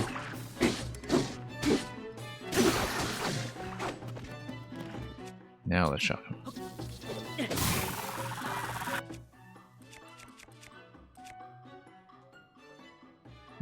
Yeah, sure.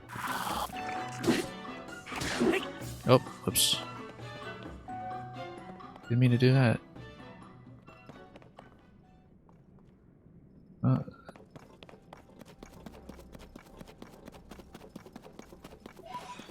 I'm not gonna go after it. Okay, oh. We're fighting. Yeah, should have actually checked that ahead of time. It's okay, as long as we don't lose the vehicle.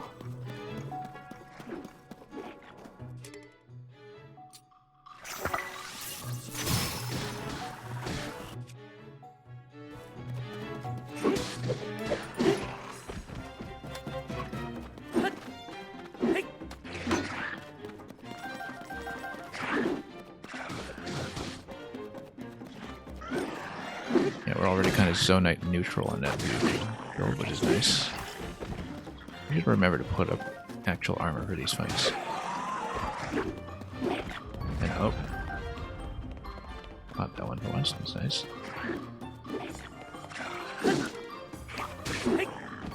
And oh, okay. So much for that guy. He's alive, but I'd rather go mining. So we've got a horse here, which is nice. Depending on elevation, I don't know if I'll keep it. But let's do some mining first. And ask questions later.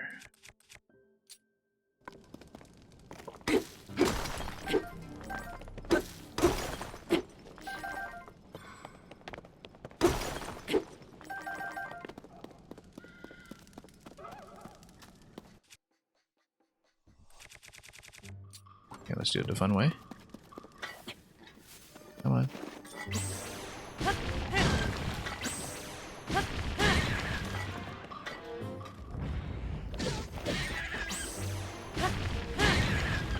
Oh, a little bit too much knockback here.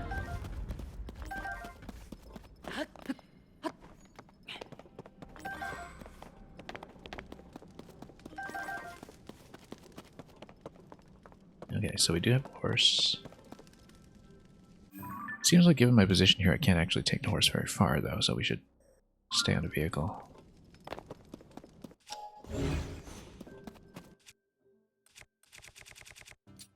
Back to the rock hammer.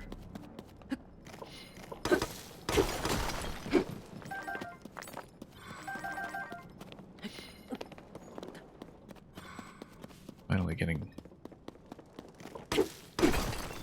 a usable pool of zonite again, at least for the time being.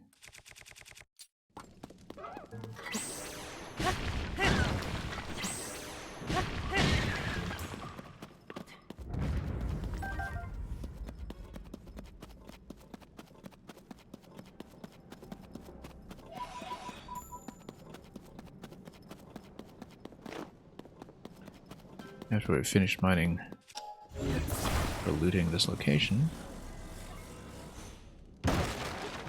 you ran to two obvious Korok locations. There were no Koroks. Yeah. You're like Breath of the Wild brain does that to you.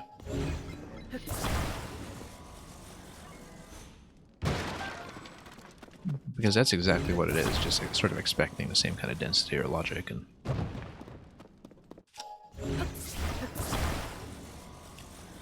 encountering something very different from what you expect. Okay.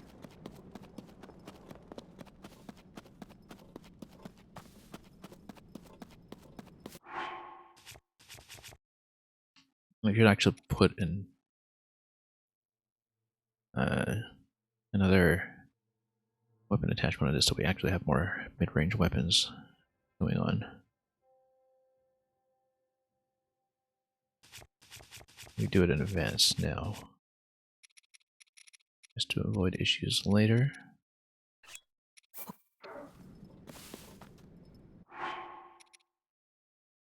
Yeah, we've been cutting through a lot of this stuff. Let's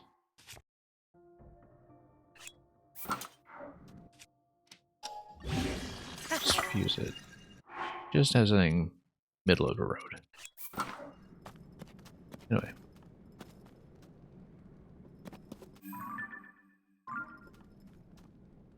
Should be able to get over this hump on a single charge, so let's do it.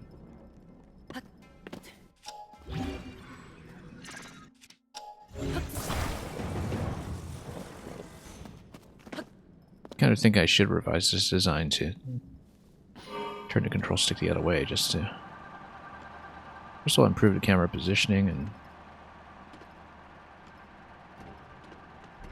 secondly just make it easier to enter the vehicle in the first place.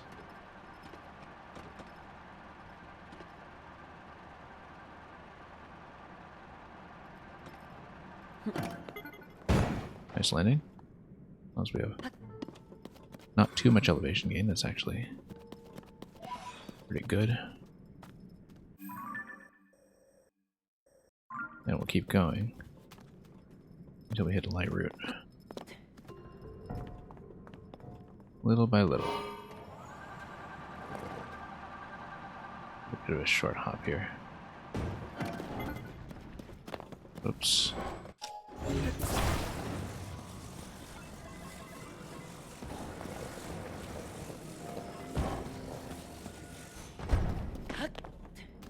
Yeah, the camera actually is a bit of a problem, but since I'm ahead of the vehicle.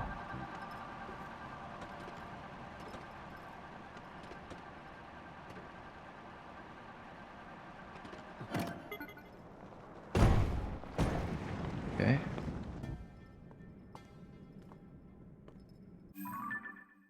It's fine, I just need to flip this. And there's the light route right there, that's easy. Should be able to reach it.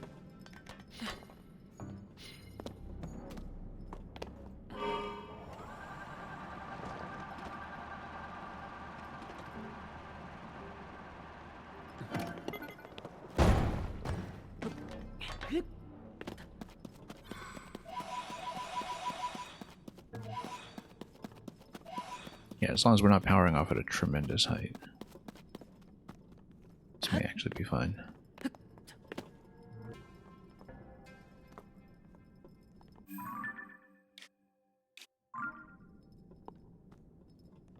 In fact, I wonder, the whole balloon idea is a bit dubious because on one hand it makes the whole vehicle heavier, but then it also seems to break the fall a bit. So maybe the balloon attachment was not a good idea anyway.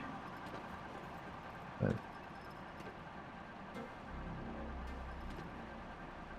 as long as we're falling with the object, we're fine. In fact, the control stick is in a good position here because despite the clumsiness of how we're facing towards it, it does break my fall a bit in itself, I think, because of the way it constrains my position.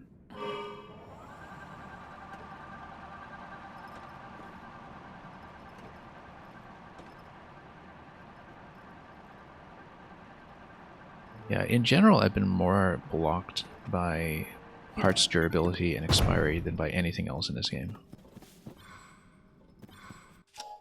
So just building vehicles with parts that get around that, where you have infinite durability, it's already a massive benefit.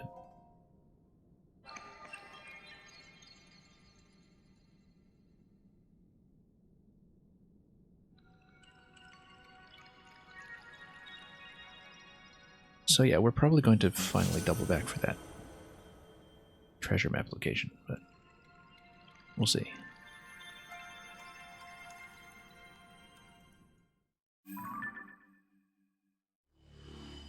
Having the balloon does balance out the vehicle in such a way that if you know you're just going to have an elevation loss, it makes sense to do it that way.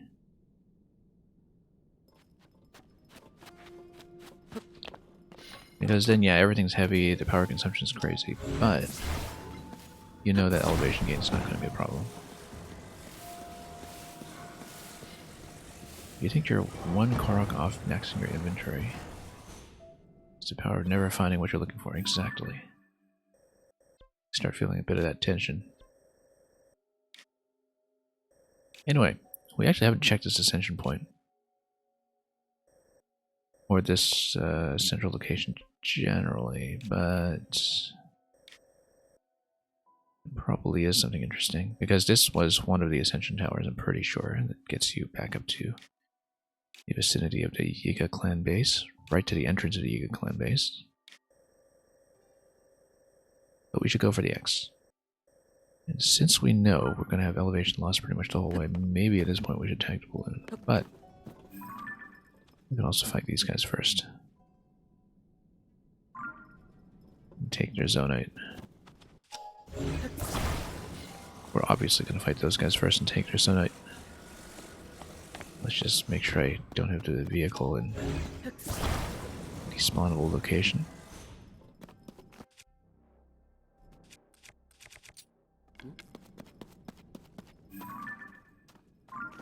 Yeah, it's a blue goblin, so don't let him toot his own horn. Oh.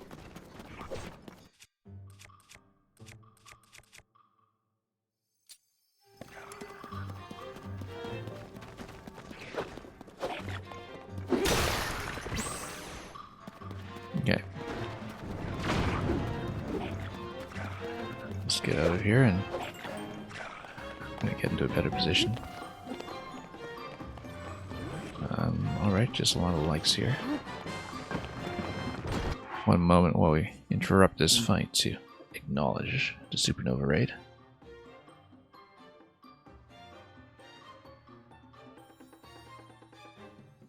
Supernova, I hope the level hit's been going well. Don't know if you've been mostly building or playing some of the community creations, but it's always a pleasure to catch you streaming that, so I hope everybody over there had a fun time. We had a pretty good session over here, lots of experimental vehicle building and other such delights. Okay, I built this thing for a reason, let's use it. And yeah, we'll stay on this boat for a moment. What's it doing? Okay. He's got... Okay, that's fine. We'll pop him.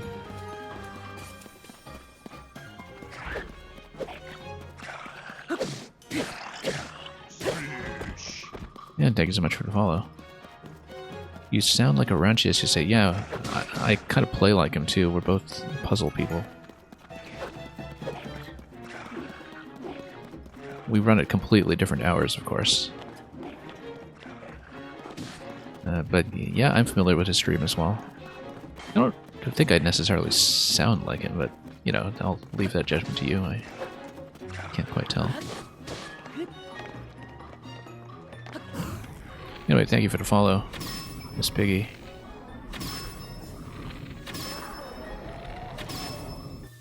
What am I using? I'm surprised this is doing so much damage. Okay. Yeah.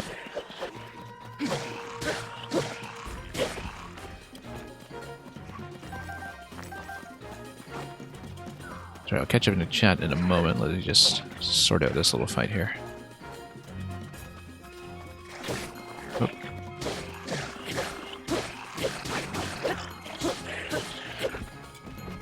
Just lock this guy down.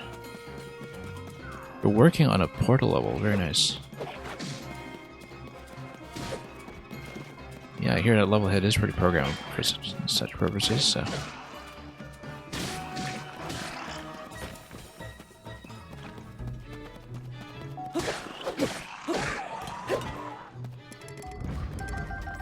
Making your own little level head tribute to that notable Samuel level in Mario Maker 2. No doubt. Okay, I do kind of want to keep the sword, but we will maybe spend some mining weapons here first. And also loot everything else around here.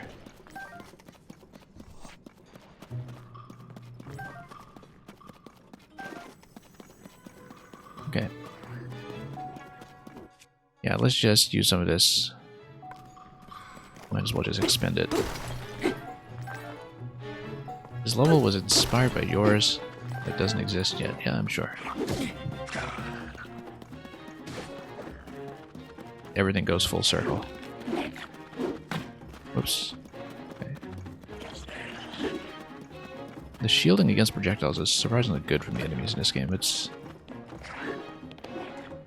much more of an anti-projectile thing than in Breath of the Wild from what I remember, but maybe I'm wrong.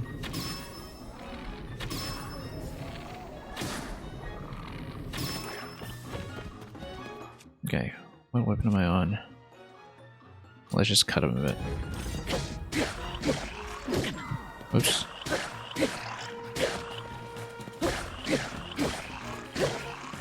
Smack him a little bit against the wall. I should actually use my shields for a change instead of just soaking damage. That's okay, we're pretty close to a light root. Not a big deal.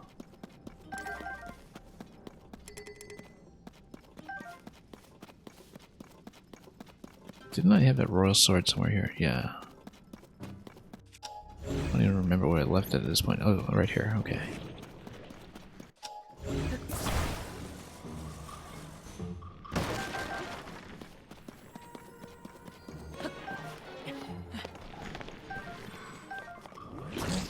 Yeah, I hope level heads continue to be satisfying for you. I know it's always a bit of an interesting position to, you know, try to get into something with a small community that's also community dependent, where you don't necessarily know how alive it will remain, or how much interest will persist. But it's always good to have some continued support for games like that. Okay. This guy down yet? Yes, he is. Good. We're about to expend a weapon, which is fine because... Okay, these are fantastic, but we need to make room for it first. I absolutely love the Gerudo weapons, but we don't have room. Oh, whoops. Oh yeah, we don't have bow now anymore either. Let's toss a bomb at him.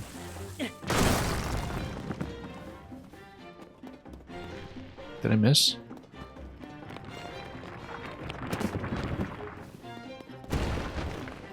Alright.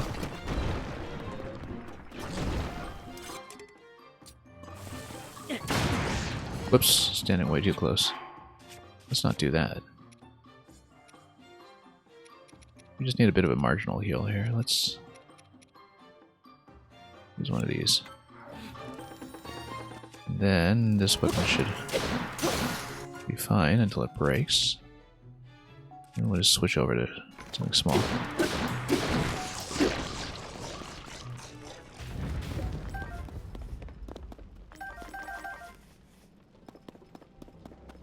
Yeah, I know it had a rock shell, I just couldn't quite tell. I've run out my cheap little bows pretty quickly, and I don't seem to be looting more of them. But yeah, Gerudo weapons are wonderful. I should at some point fill the quest to turn in the Gerudo sword and shield with 4 diamonds, but... Again, it doesn't make sense at this point in the game to just have more of that just taking up inventory, I think. Although I'm using so few of my shields, maybe it doesn't hurt to just dump one of my existing shields in case we want to fill the quest later. I don't really want to dump any of the existing ones because we've got a pretty good situation as far as shields go. So. And you'll be back later if I'm still on. Yeah, do rest your eyes a bit. I don't know how late I'll be on today. Not as late as I would hope, probably, but...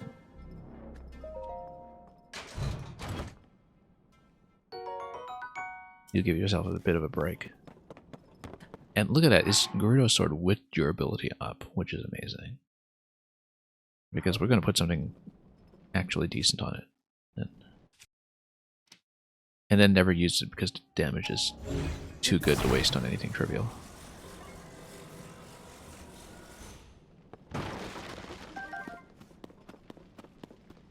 Yeah, this was the shield. Arrows, like stones.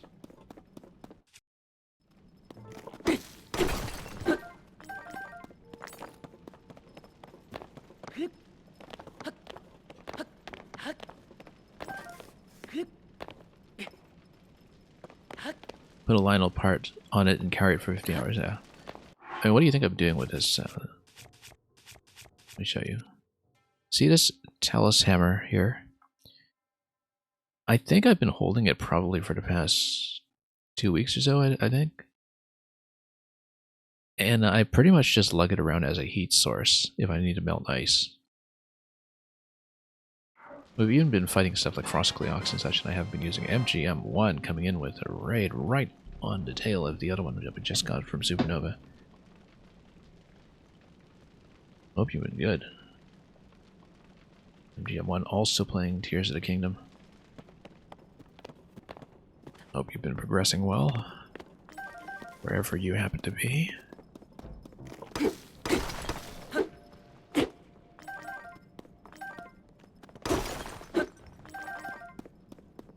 And yeah, I actually mean to sort of expend this weapon, so let's just use it.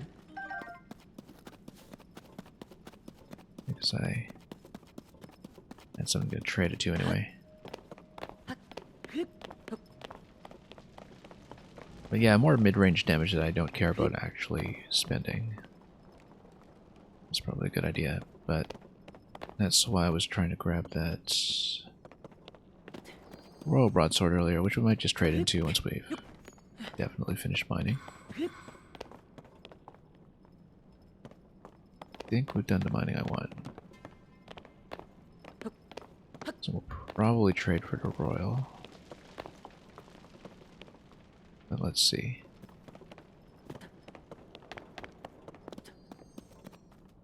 And Rockhammer's always fun. It's a much nicer Rockhammer. We should trade that out.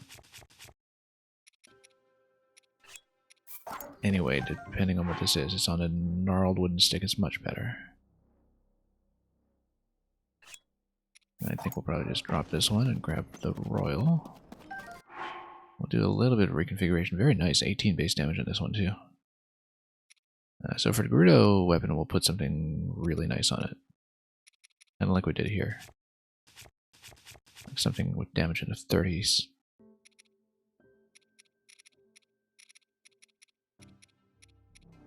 But hopefully something plentiful that's easy to replenish. So Silver Boko is actually a pretty good choice. We can go harder than that, of course. We do have stuff like the Lionel parts and all that. Yeah, Silver Lionel was 51. Oh, it's on a high durability weapon. You know, you basically get like a 100 damage weapon on this if you use it, but I feel like I want to keep it for the time being. We can do even better. So, you reach Zora's domain and it is very gross. Yeah. The Splatoon zone in this game. In a very literal sense. Really is just out of Splatoon. Look at this thing. It's beautiful. But I don't want to use it yet. We might need it for an upgrade eventually, so. Like a very rare tier 4 upgrade. So, we're not doing it.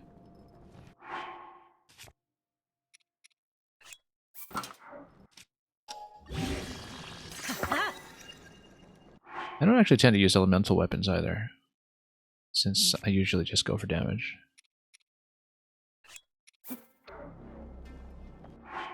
I'll go for something mid-range on this sword. There we go. Pretty nice set. I like the damage scaling in this game, in terms of the damage curve that sort of still compels you to be using weapon attachments at your own pace. When you think about what the damage numbers were like in Breath of the Wild, where would be pretty clear if you're moving up tier by tier when certain weapons just become totally obsolete. Now here, a very tight margin of base weapons remains relevant for quite a long time, and it's pretty interesting to watch. Anyway, we've got a good weapon set. We've got no room in the inventory to enjoy it. We've got a cheap bow, finally, again. Really could use more of those. And we've got a vehicle over here, which I think I will use.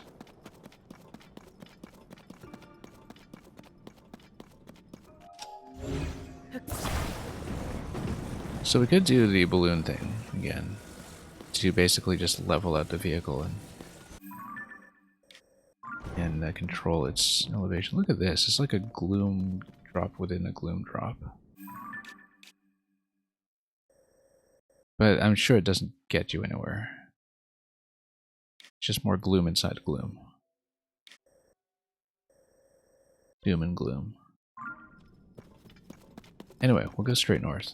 If we can, that's going to be over there.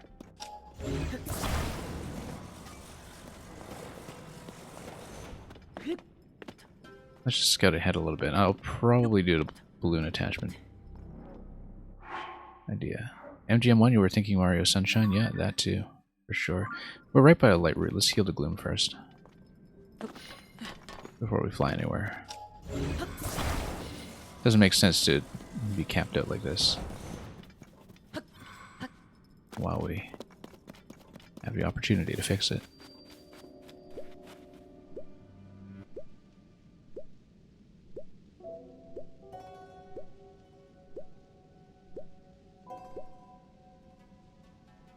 Okay.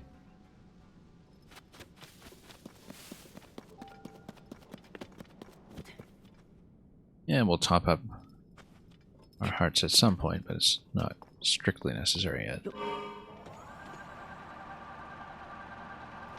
Yeah, you can stay relatively low here, it's just that you can't really descend well, I think. Descending well is what I want to get done with the whole balloon idea.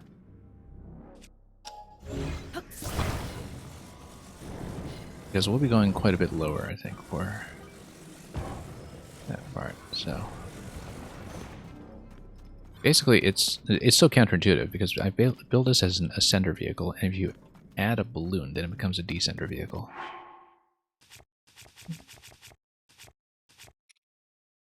But the idea works, because this is going to be quite low. And we'll be sinking down towards it. So yeah, let's see if it works. And it... Alright, fine. Recall. Get back up here.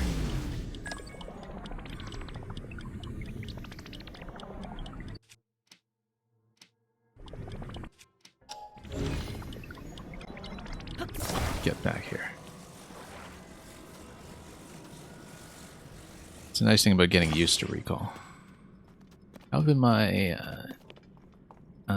Tears of the Kingdom sessions? They've been excellent.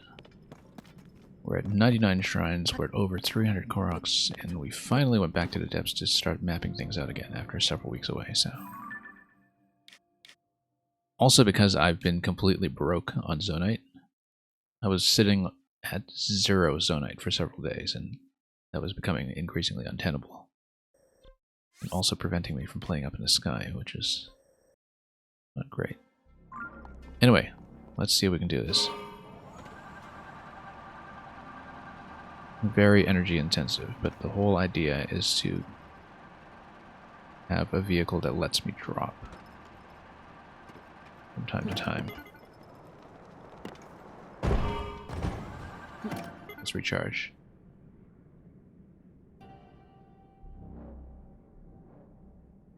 Yeah, drop without falling out over greater distances, so...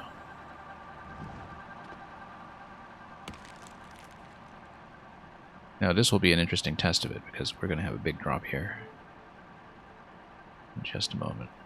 Let's straighten out a bit first. Straighten out. Drop like this. Look at that. No fall damage, no vehicle damage. Whoa. Like I said, no fall damage. For a while. But maybe that wasn't the best landing. Hey, Talus fight. Let's do it. Let's not let it smash the vehicle.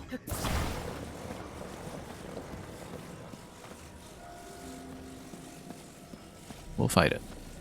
But let's tuck this out of the way so it's not within despawn range, but also not within range of being smashed up. If we can then help it. I don't want to fight on top of the gloom, though. That's not a good idea. Like, ideally, I'd want to park this up a little ways, but we'll see. I also should heal up, since we expended one of our ferries just now. Let's just munch on some food. Yeah, we can eat some of the cheap stuff, but I think it's better at this point too. Actually do a full heal. Then also get into my good armor.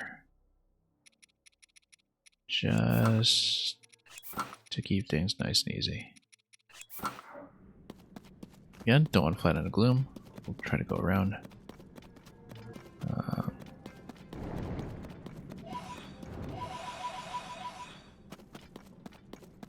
We'll try to not stray too far from where the vehicle's parked. But we will kill it. How will we kill it? Well, the boulder hammer's not a... The problem with fighting stone talus here is that you do kind of need... Like, I can't really climb it without taking gloom damage. So I have to fight it entirely from range, which we can do. We've got bows for it. But I'll probably have to use some expensive bows. Anyway, have at me. If we can get Rishu going, that'd be ideal.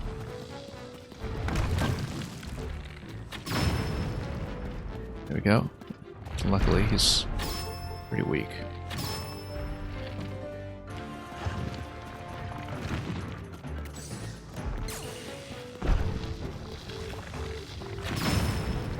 Good.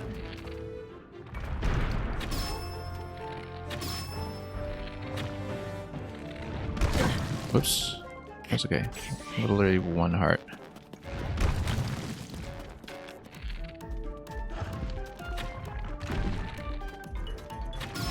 There we go.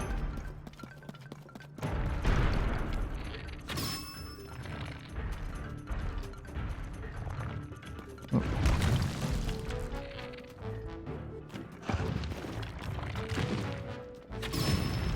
Okay. Oops.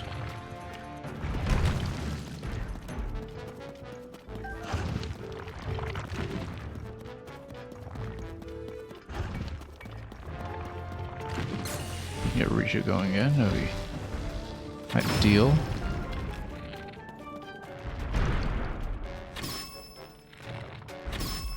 We just beat this guy with our cheap bow. Whoops. Because we don't stand here for too long. I said as long as we don't.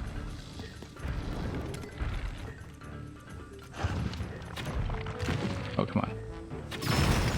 Here we go. Yeah.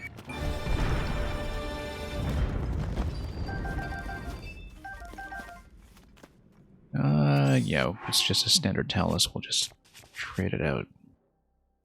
One of these rocks, probably. You know, this is on his zonite base. I should have put his zonite core on this earlier instead of using the ruby, but we didn't think of it at the time. And yeah, we have so many stone talus hammers to go around at this point. We'll just use this.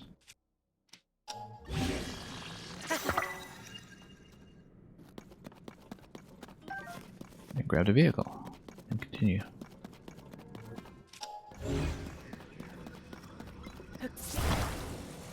Yeah, good thing we had a bit of a bank of ferries. Like in here.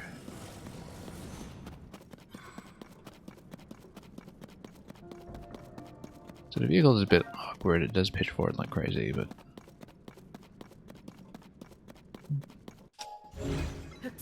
I should really try with a steering stick the other way, but... I don't know if I particularly felt comfortable with that, so... yeah, we need to continue going in that direction, so we actually do want a little bit of elevation gain again, too. Oops. Come on. There we go. Just to get going. Back on... Actually, no, we don't need a light close at this point. We're going to be in a zone that has been revealed. So, X marks the spot, we'll go back for it.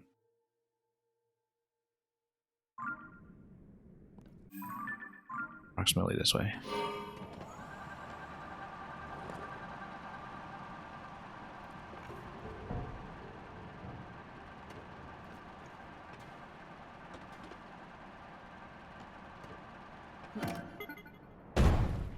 Yeah, just need to make good landings. And we'll be fine. And we pull back to gain height.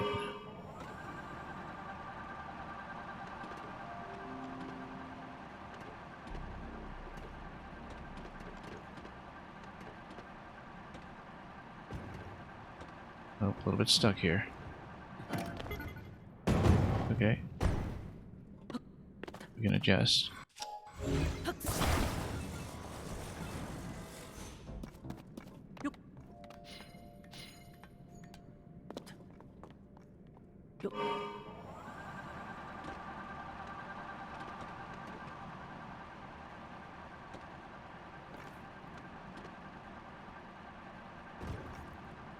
Nope, same problem, just getting to that edge a little too soon. Just need to learn to drive this thing.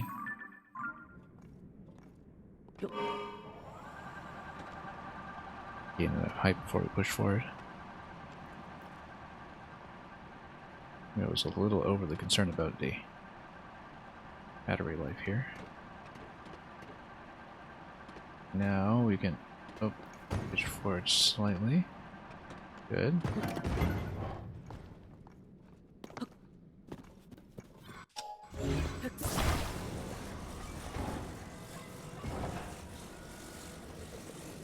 Like I was saying, you put the balloon on like this, it's more of a descender vehicle. If you're just going straight up, you want to not use it.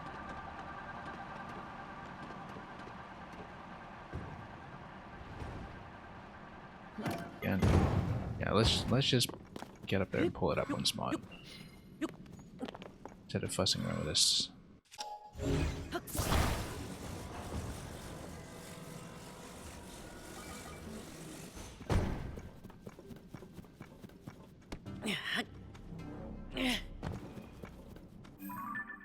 Anyway, X still marks the spot.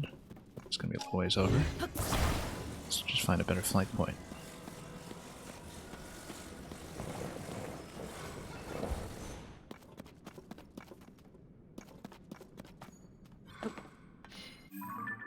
Not gonna be a light route, it's gonna be a little to the left.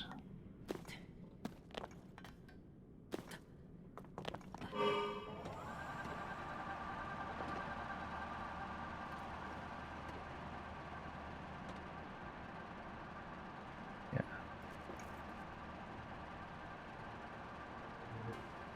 So the whole idea is to use this vehicle as a safe lander.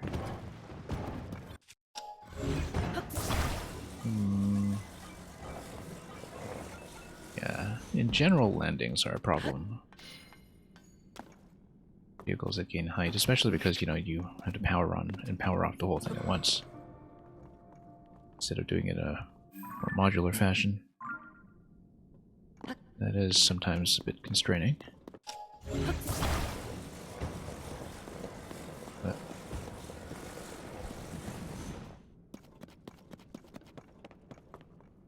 fact that we have such a big drop coming is the reason that I built it like this, and then we'll take the balloon off once we need to get back up.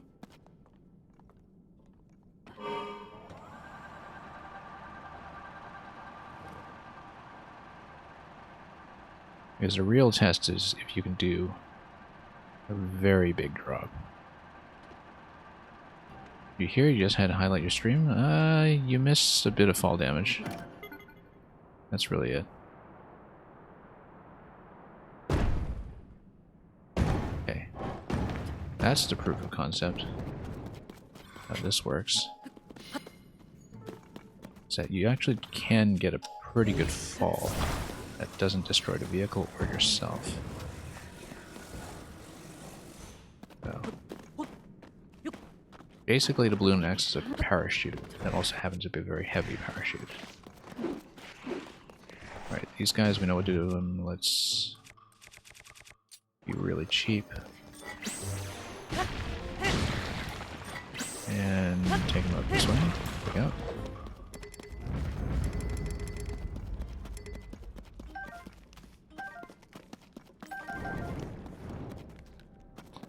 Did you miss a question? Not really, just asking you how your run was going. And you told me that you were at the Super Mario Sunshine portion, so...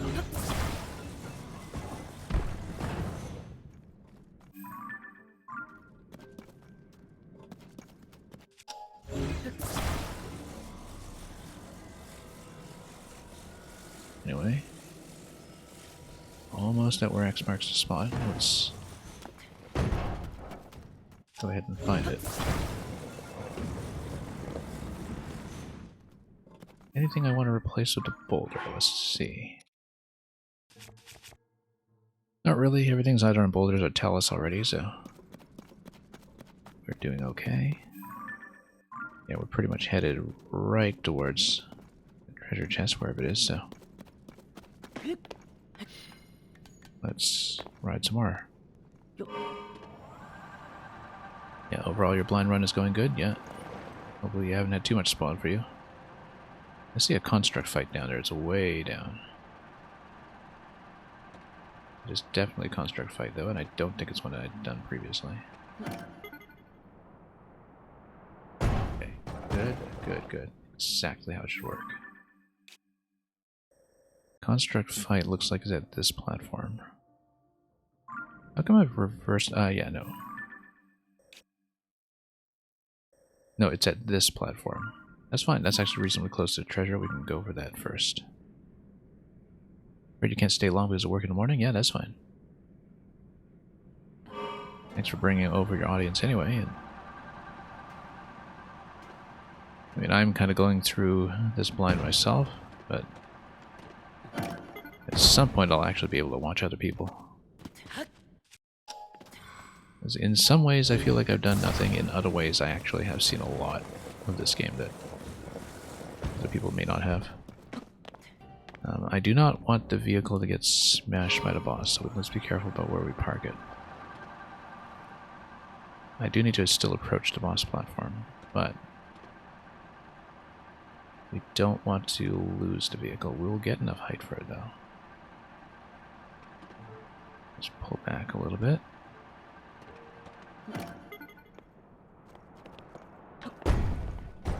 That's way too close. Against a Construct 3, that's way too close. It's going to get smashed. Let's move this. It's going to get smashed. Hang on. Hang on.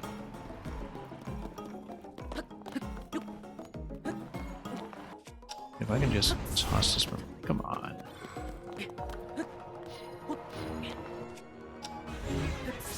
I just want to save my vehicle for a moment. Here we go. Which side are we on? We're on southeast. Okay, hopefully I don't lose it. Anyway, Construct 3. Let's fight.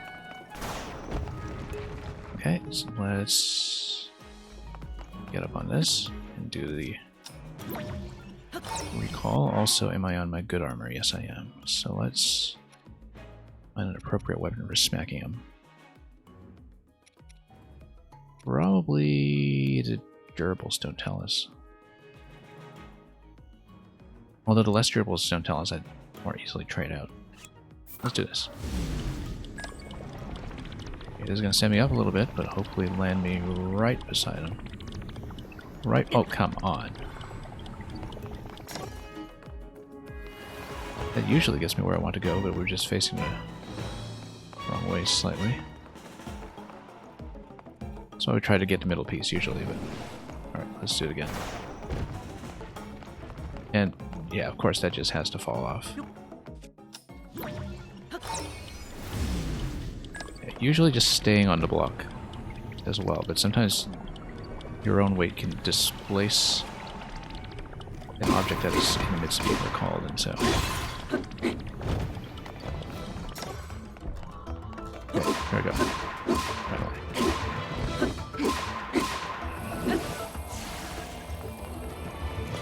Okay.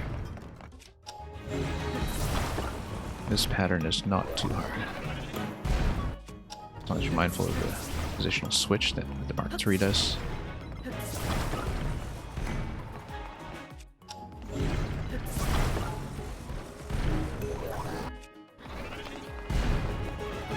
Come on, where is it?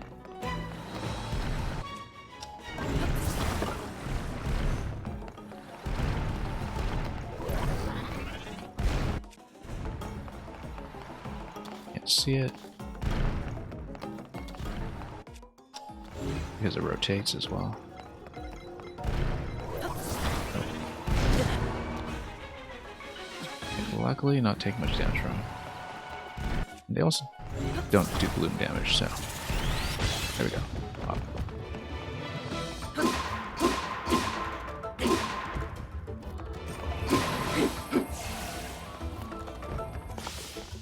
Okay.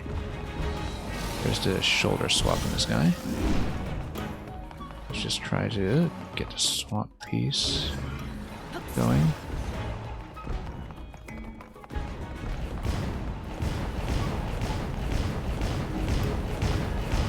Yeah, watching the swap is half the battle here.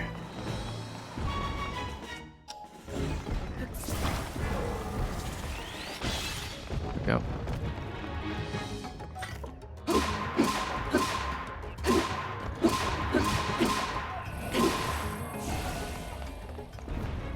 We've beaten so many of these guys at this point.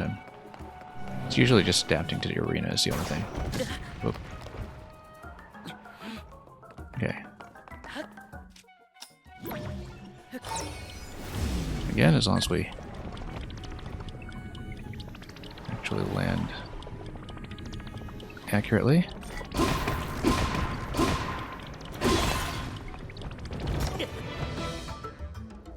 Then we should be able to smack him.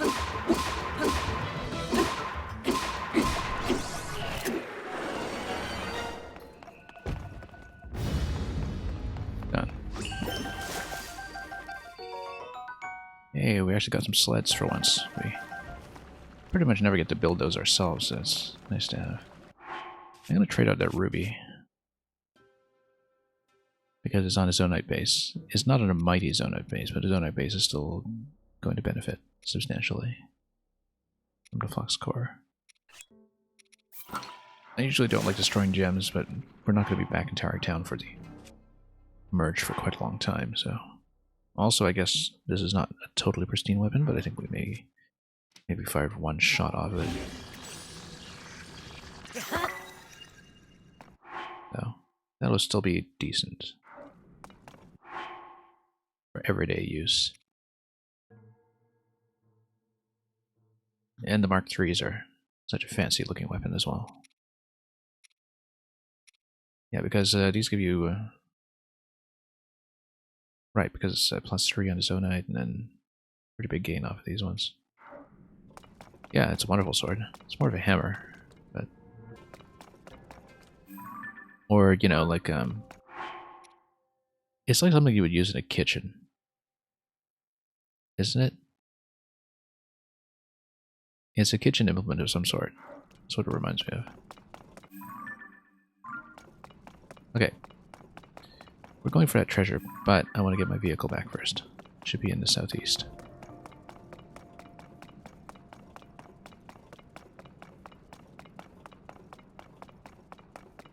Yeah, the nice thing about it is that the whole fall damage prevention concept does in fact work. The vehicle that I built. Let's slam it all the way there. Let's see if we can recover it.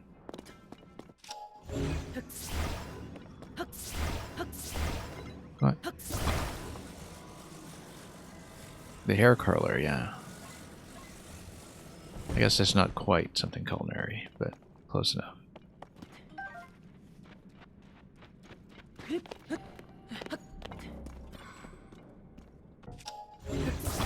It's a hair curler for the same kind of electronics that set your hair on end in the first place.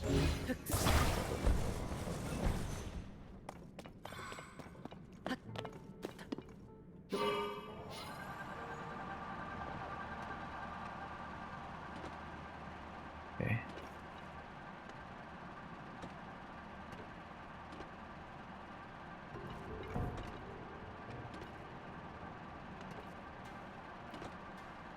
Yeah, the camera is a bit awkward with the balloon basket being placed the way it is, but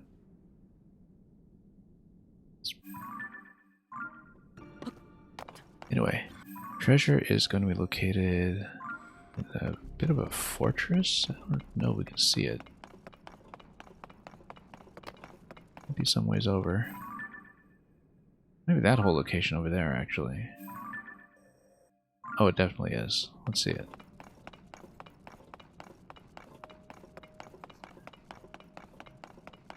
And we'll peel off the balloon after that to get out of here.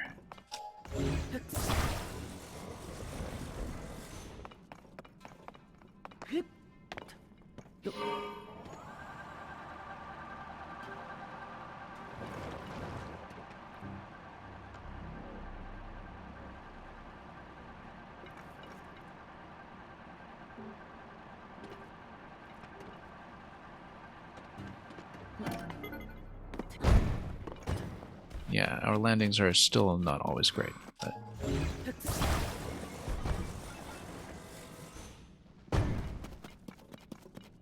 Look at this. Looks like you can go down here, which is interesting. Riddle Canyon Mine. Oh no, that's it. That's all there is.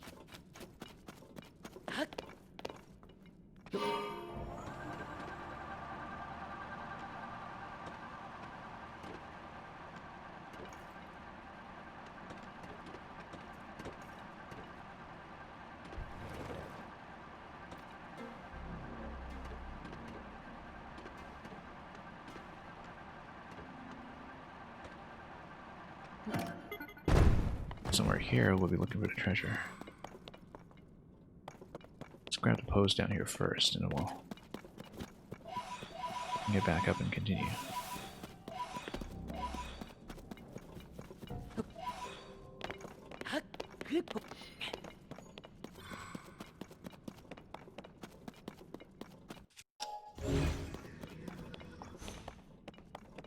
Looks like that pedestal is a treasure chest. Pretty simple, in fact. Highly visible.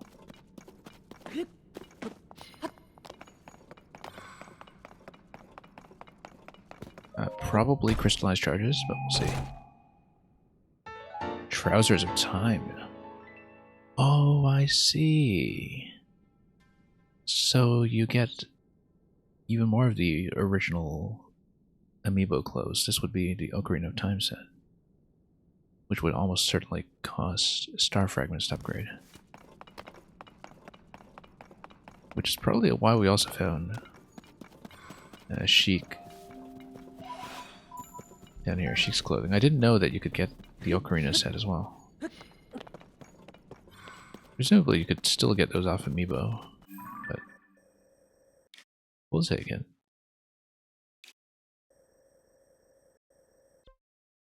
Alright, now we're going to continue flying. And we're going to find more light routes. To do that, we'll probably have to strip off the balloon. Let's go a little bit further.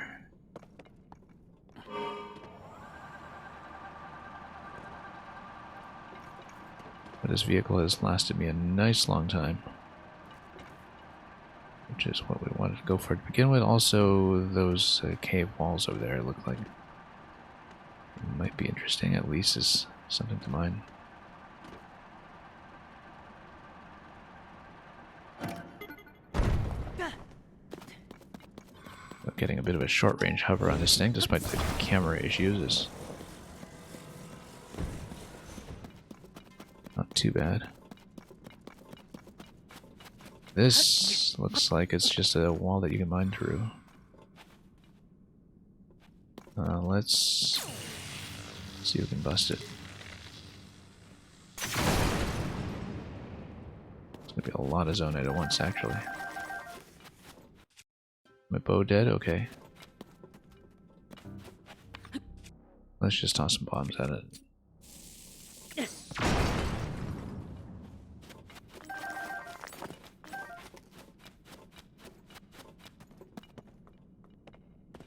Okay. That was not too bad a trade, as far as I can tell. Right now, at this point, we're going to try to head back upstairs and back into the darkness. We've got a couple of other treasure points up ahead for us.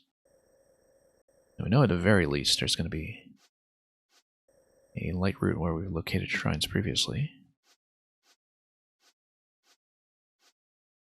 Also, since we've gone to this location, we now know that that's going to be a shrine probably associated with cave.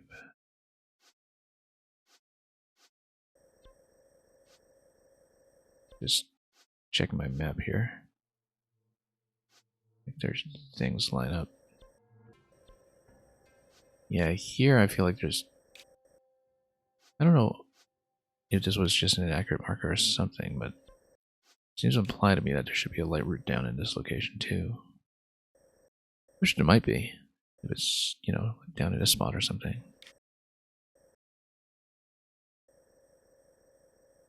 Maybe we should go back and check for that.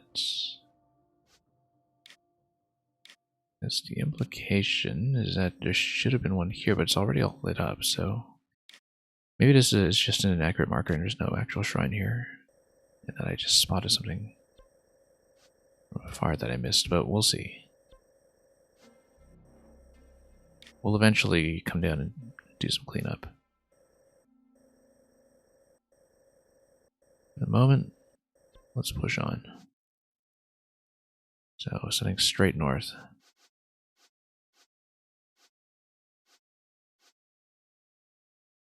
Like at least over here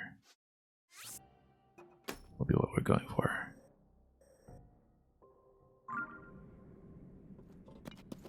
Which means we have to go up, which means I'm gonna peel off the balloon.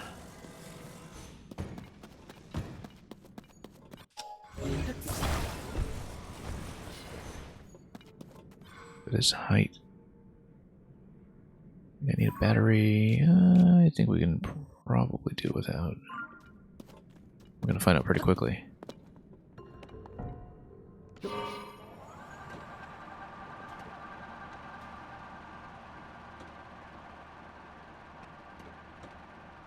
Oh yeah, we can make it. Or at least we could have made it to first point. Oh, almost. Let's use some small charges here.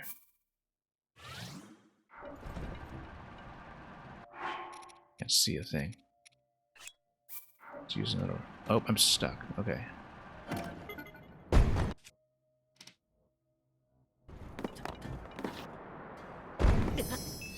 Well, that was not great. If I didn't get stuck against that wall, that would have been fine. And luckily, we did have a ferry. We're down to 2 ferries now. I have to keep track. One small battery would have done it, and done it comfortably. Even those 2 small charges would have done it comfortably, but or even just landing at a midpoint. But I could rather do it with a battery.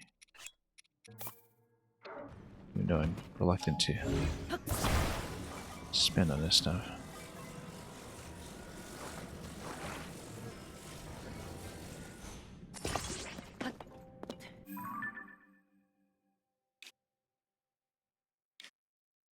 Spending a flamethrower for the balloon would have worked too, I think, but we'll make do. And probably heal up as well. And given the gloom.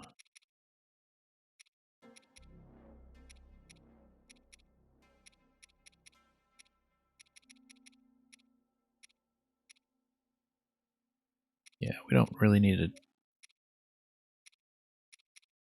lot of the resistance at this point. This will be good. Don't need a stamina.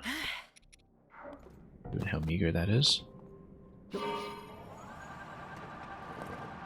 Okay, this time let's hope we can actually see where we're going.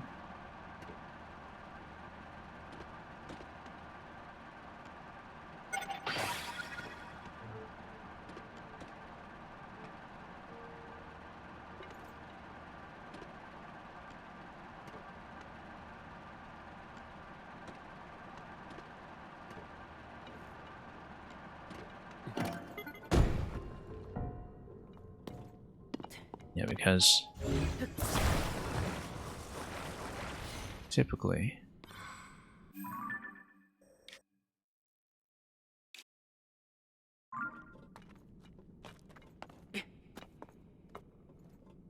well, let's see.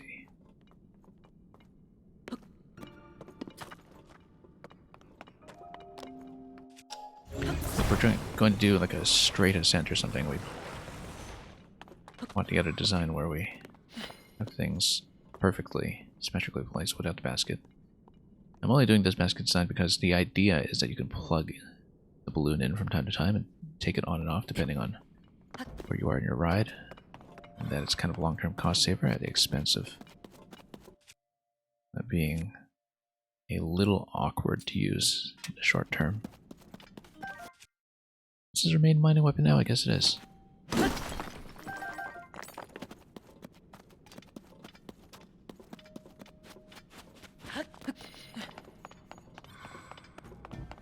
Because obviously having the open platform is nicer for rapid ascents, but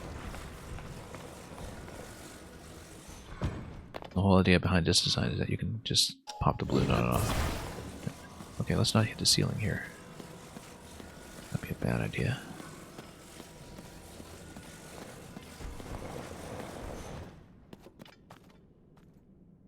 Yeah, here I should just be able to go up.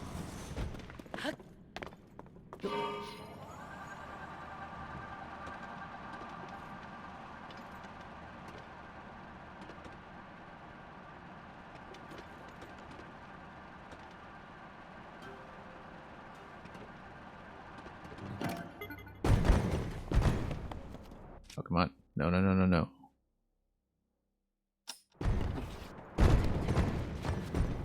Alright. Could have been worse. Didn't take fall damage at least.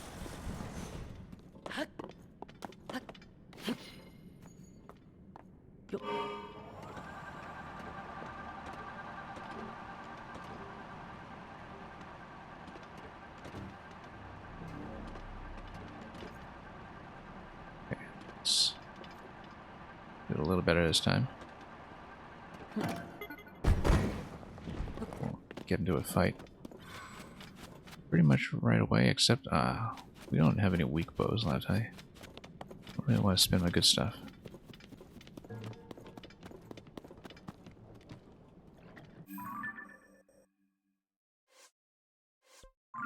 We're still in my combat clothes at least.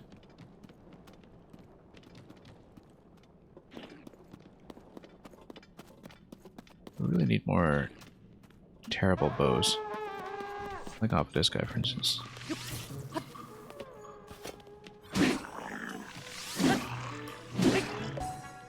Yeah, there we go. That's better. Except we lost all the fire fruit.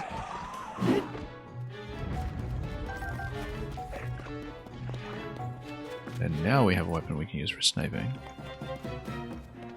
At least sniping anybody who's blue level and down.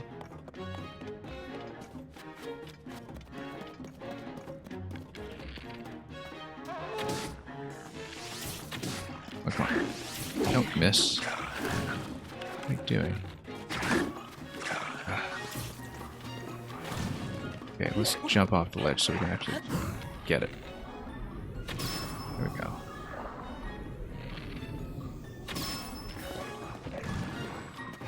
Anyway, we've got lots of good weapons. Let's actually use some. Chalice hammer's not bad.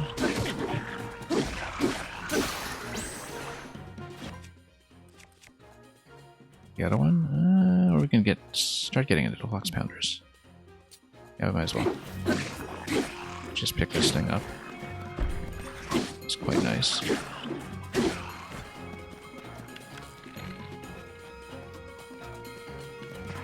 Let's not fight too close to the vehicle in case they break it.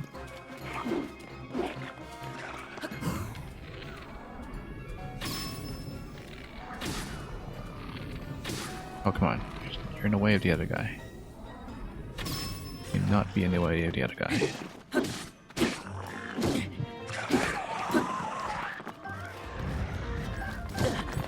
Ugh.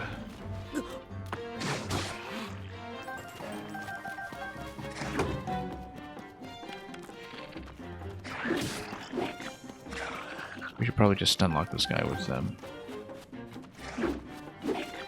he's at kind of full health right now. Maybe it's not worthwhile. There we go. Can I pick this up? Oh no. We're already full up for some reason. Oh, because we picked one up. Okay, yeah. They dodge if you pull out your bow. It's very wise on their part.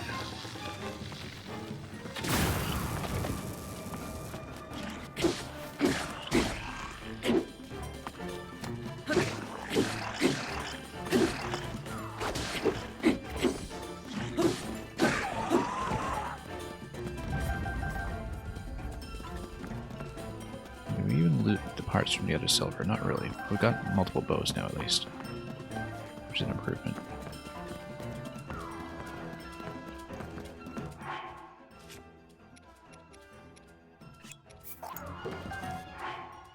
Much better rock hammer. I knew that was better. We'll stay on this Fox Pounder. Just for the moment. This guy's armored.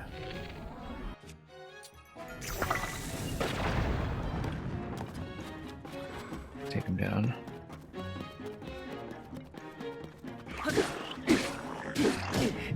Whoop.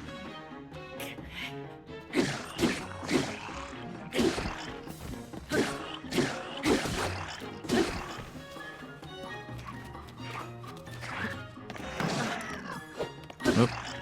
Actually taking damage on a shield for once, it's very unusual.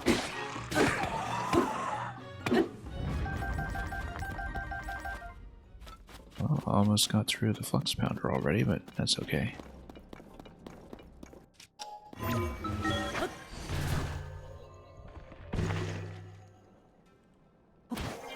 Surprise!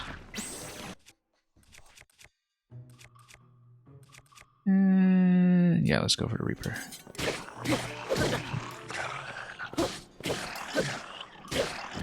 Actually do a flurry rush play for once.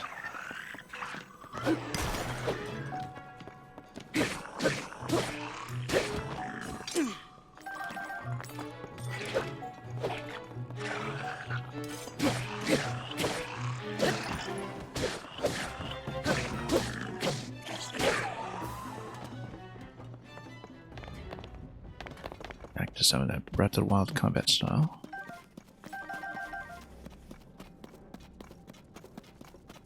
Anyway, let's loot the place. Yeah, Flux Pounder's down. We've got room for more weapons eventually.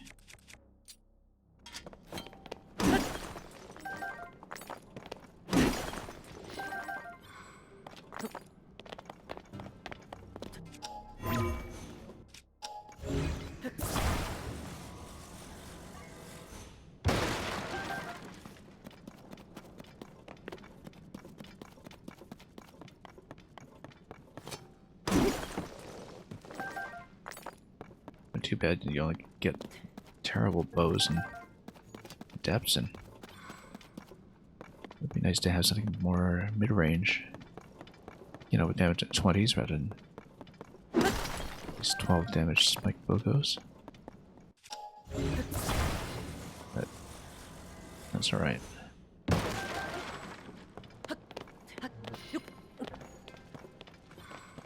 Anyway, explosive barrels. Pretty obvious use case for them right here.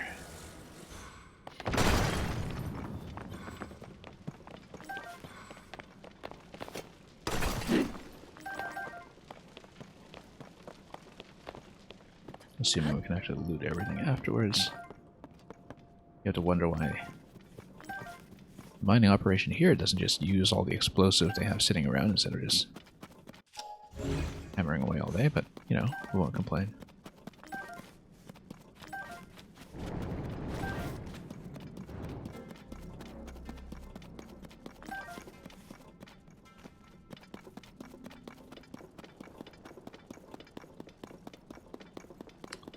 Okay, let's see what else we can get done. If there's any more mining or crates.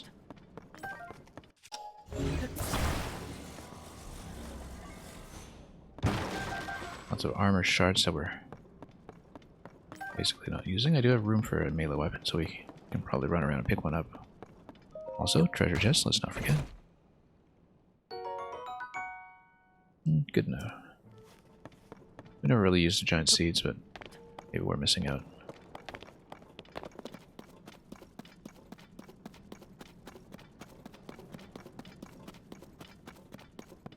And you know, we dropped another rock hammer by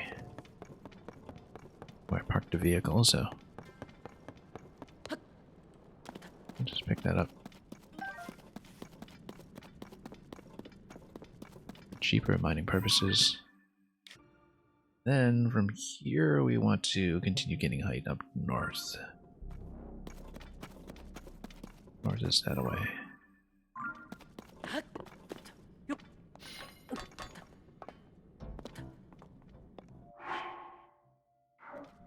Yeah, we'll want to hit a light route relatively soon so we heal up from some of this gloom damage.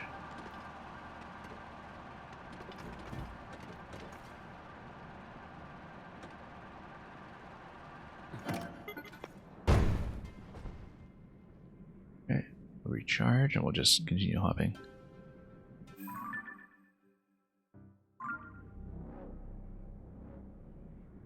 We're going to be in a dark zone pretty soon though.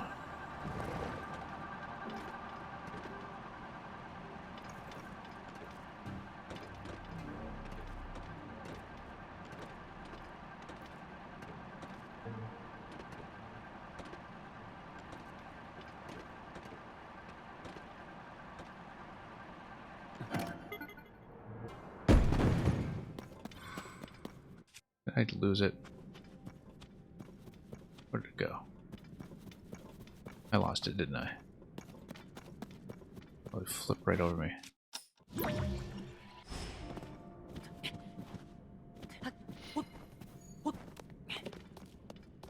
Not so much for that. So we can find it somewhere. Yeah, I didn't see where it landed at all. I think it just flipped right over me. Not too bad. That's okay, that's still a reasonable height gain. For the time being, we'll just keep it. Climb the rest of the way. Really too bad though that after keeping that vehicle for so long and playing so cost efficiently, that's the way it has to end. That's okay, we'll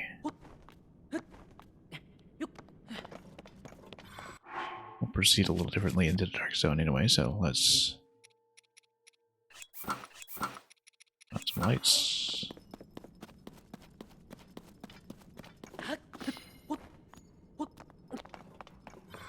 And indeed, we could just build another one. Rather quickly, in fact.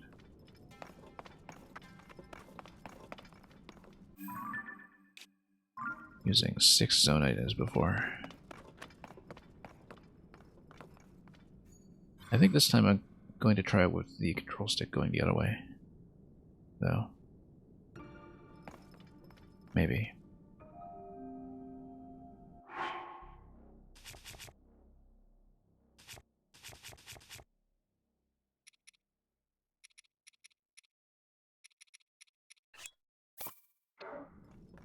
It's too awkward otherwise.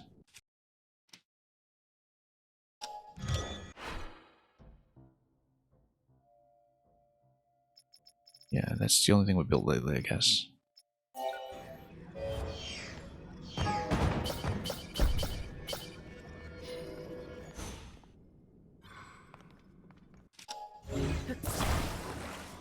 Well, got all the parts together, but hang on.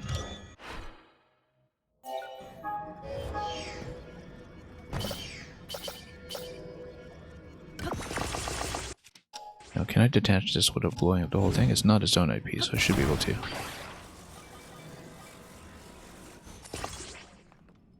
And if we don't like it for the balloon, let's just turn it again.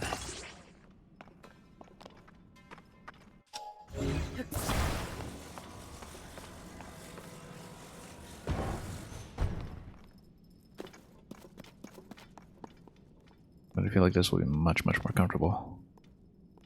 Camera-wise. The only thing is just a falling position. It might be a bit rough, but...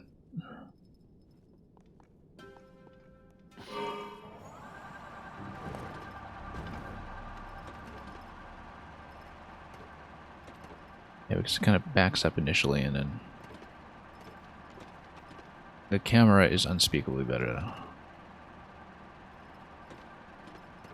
Just that we're going to be in a bad position now, and even the fall is going to be a bit better. Let's try it again. Just try to gain a bit more height with it.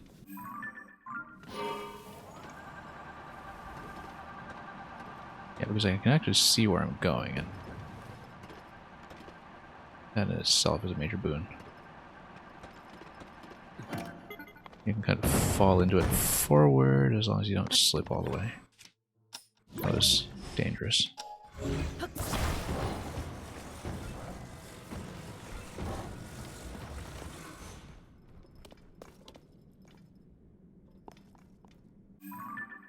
Yeah, too many camera issues with doing it the other way. I feel like I should take that guy out. Before anything happens. Oh, you know what? Oh. Kinda just want to get out of here.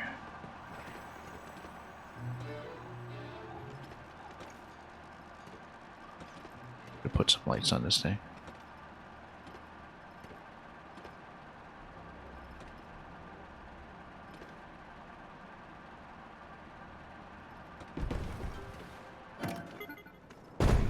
Hey, that was a surprisingly good landing for something I did totally blind. Scout ahead a little bit. I might want to actually tag a light on this thing if I have some.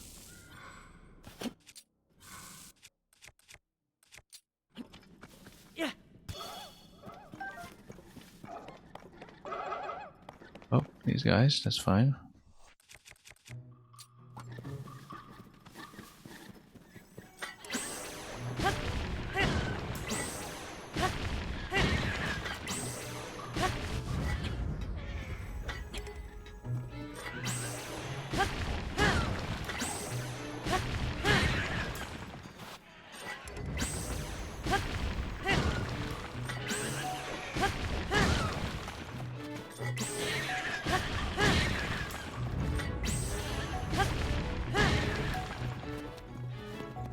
Okay, there we go.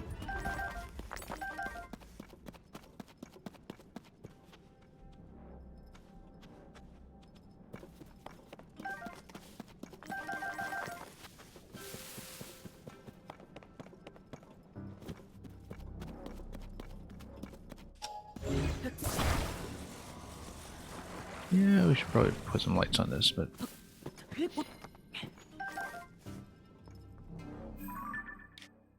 I can simplify this to something that uses 3 fans. That might bit as well, but I didn't want to angle the light downward so we can see landing locations, but how many lights do I have? I feel like I've looted very few. 11. Yeah, we can go with that. Short ranges. Oh. Right on top of a camp here. Look, right on top of a light route here. Well, that was convenient.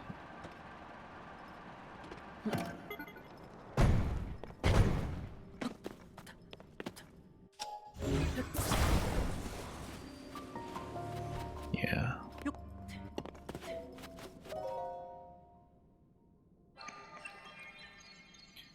I think I'm finding this a lot more usable. In terms of just being able to see what I'm doing. So, maybe we'll keep this orientation with control stick as the default build instead.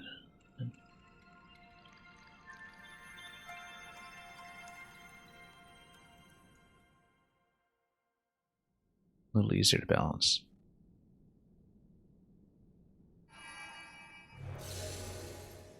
Just to be a bit paranoid about spilling out of the back of the vehicle if it falls awkwardly.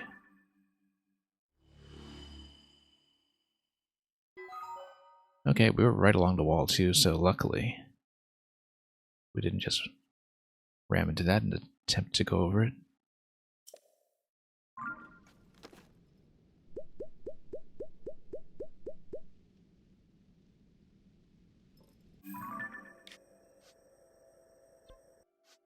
Interesting that this would just be totally inaccessible. Because that would imply that in the overworld this region is just water. I didn't remember it being that way, but of course we don't have that mapped out properly, so who knows. Anyway,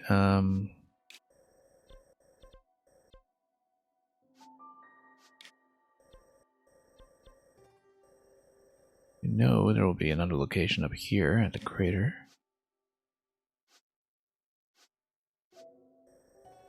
And we'll mark as much as we can, actually, just to know what we're aiming for, roughly. Because the treasure hunt, we haven't done that much in ways of treasures, we've just been unlocking more light routes. And possibly I've missed some things like Yiga bases or something, but we'll look at the map and grab what we can as we see it. Actually, yeah, lots of light routes coming in this area, so we'll come through it, do what we can. Yeah, I've changed my mind about the steering positioning.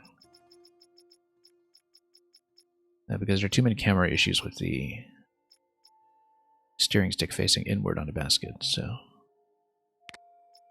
I'm going to redo it. And if we're using our own steering stick, we can always reconfigure on the fly, so we'll do it this way.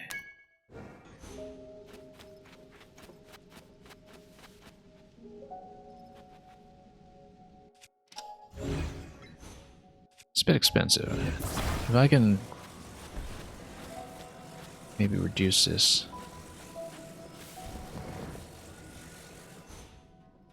That'd be great, but like get enough lift with 3 fans, but the whole idea is to get tons of lift out of this.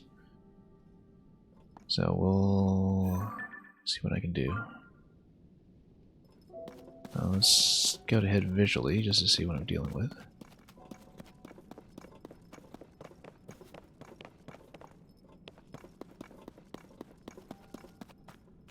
Yeah, we have another light route that's all the way over there. We can probably reach it.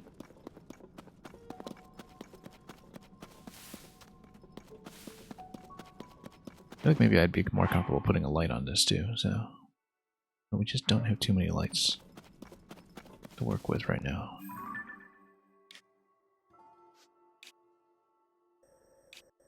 If I go to a vehicle point and it has a light, that would be ideal. But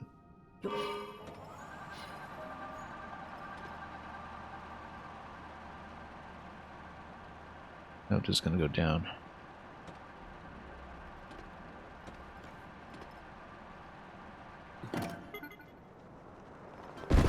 Okay, we can actually still fall with it. It's actually not too bad in terms of allowing me to fall alongside it. At least at this elevation. Higher elevations, who knows what happens. At this stage, because we're descending, we might want to put on a balloon, but we'll figure that out on the fly.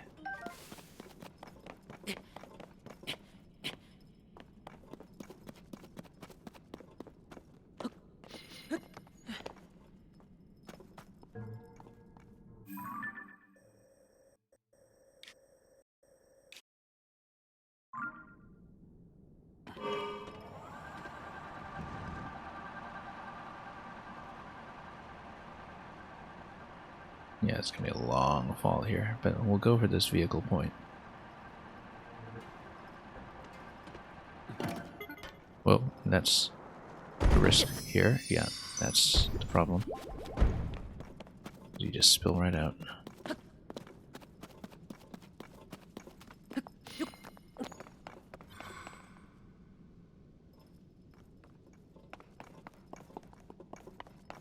No lights over here either.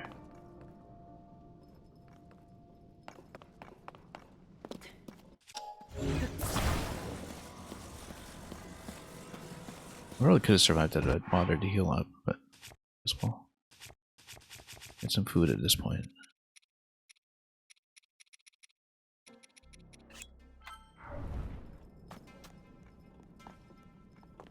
Okay, another base. Up ahead. Another light route up ahead as well, it should be. We're kind of maintaining an even elevation. Let's pop on the balloon.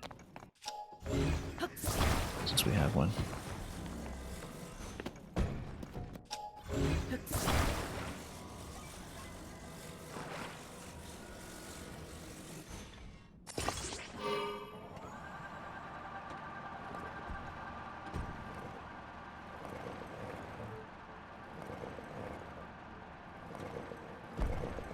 Scraping right along the ground here. Also a light route. There seems even closer. It's another Frox fight. I kind of want to do that later and not in the dark. I better mark this location.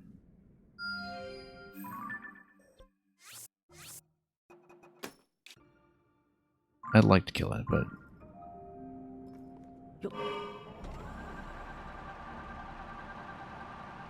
we better go for light routes first.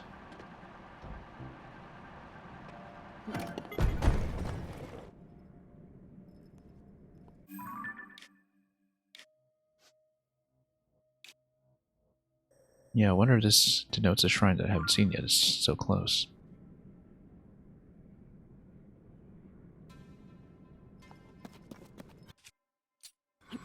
Yeah.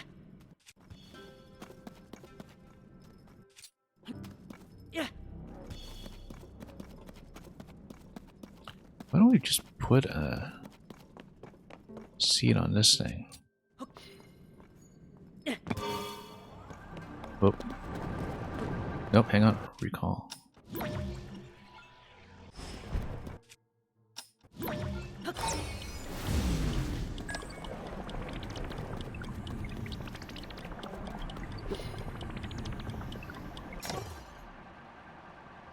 Can I...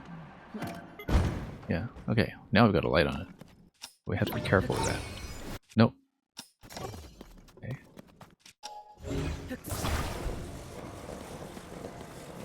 Well, anyway, the important thing is that now we have a light.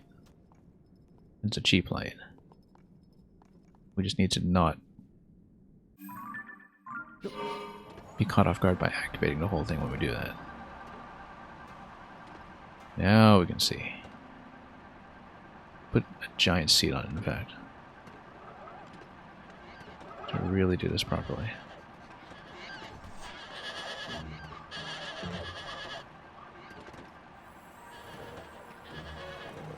Oh, that's so much better, actually.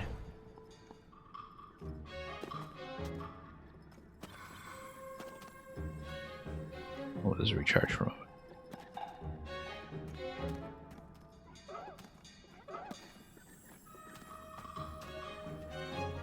Yeah, we'll stay on the balloon. Basically turns this into a ground vehicle that is also able to lift what I need it to.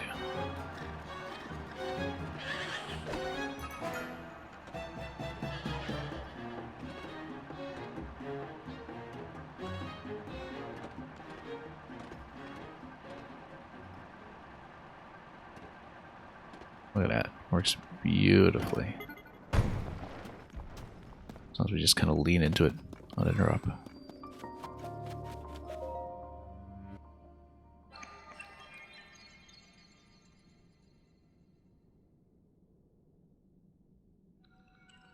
Yeah, at this point I just want to turn on my lights. To the extent that we're able.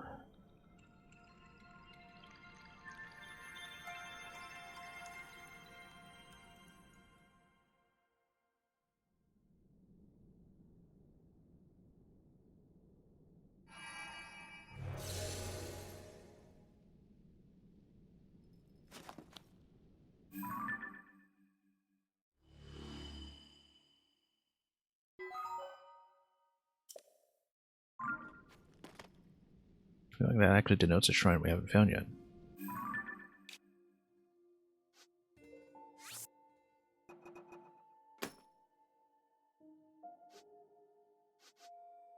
Unless there's something up in the sky, but I don't know yet if they match up to sky locations, so we'll denote that for now, and we'll have to check it at some point.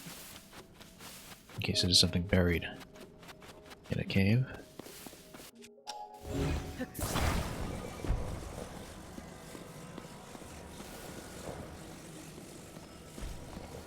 Yeah, this works out quite nicely. That looks like a pretty significant base.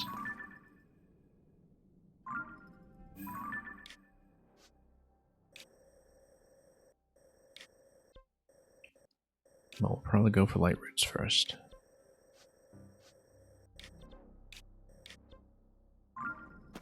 Just to clear things out.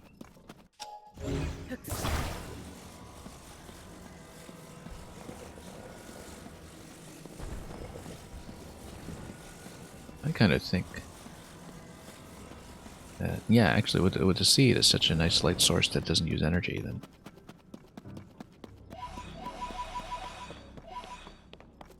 it's much preferred. As long as you don't lose control of the device while you're activating it and getting the lights on.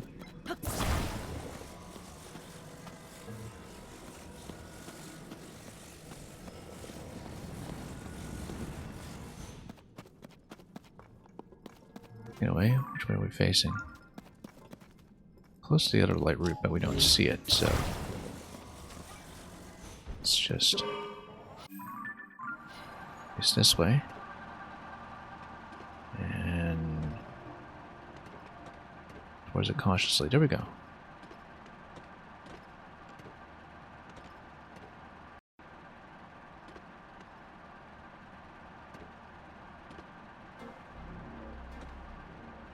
Yeah, that's the Frox location. That's another Frox location. Well, now that we lit it up, maybe we should fight it. I think I'd prefer to cross over, though. I mean, it's close enough to the light route that I could rather light things up. We'll come back for it.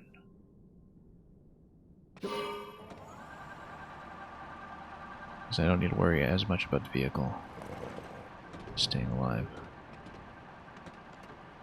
which was previously a bit of an issue.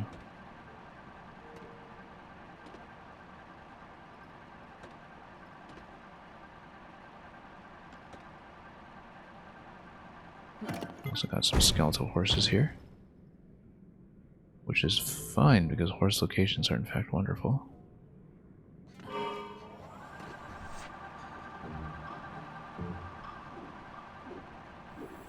Let's get out of here though.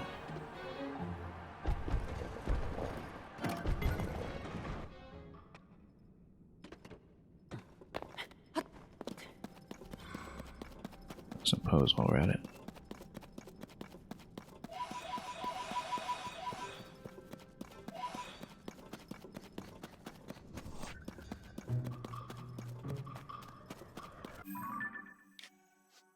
Close are we to the Forgotten Temple location, because we had marked the well as a particular point to descend, yeah, over here, so if we were able to find a worse locations fairly close to that, that's obviously something we wanted to note.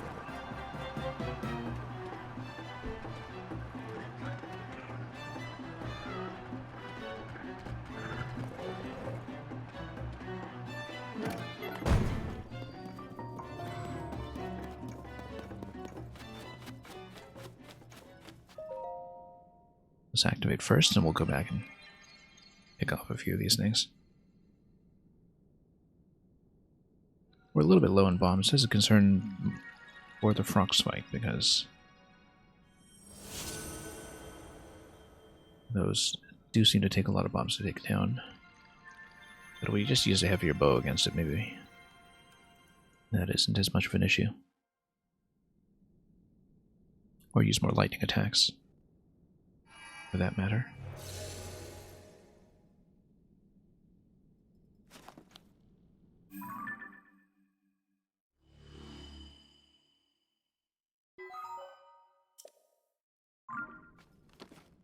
Okay, great.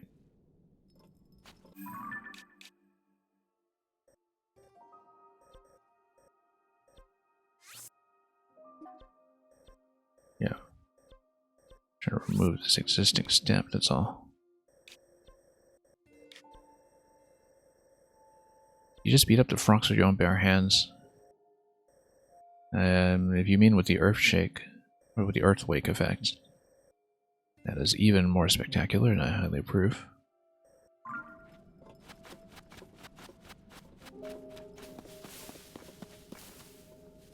Look at this whole structure here. Anyway, we're not at the treasure locations yet, but we have a couple of light roots that we can hit on this end. Probably a few on this end too, given... Yeah, let's... Whoops. There'll definitely be one there, at the very least. Probably one at Dorito Village as well, although... I wonder how that's going to work, because the Dorito Village is surrounded by water, so if it's equivalent over here, it might actually be blocked off. Yeah, that's interesting. It's one of the few island locations on the map, so I kind of wonder if it will be accessible to me at all. But we'll find out soon enough, I'm sure.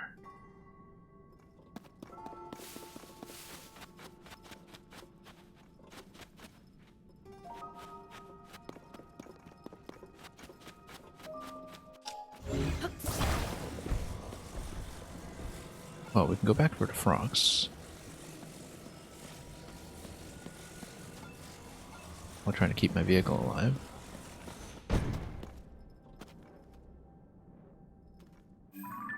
It just passed it. Yeah, the frogs actually roams in this whole area here. It's a fairly large roaming zone. So we just hunt it down.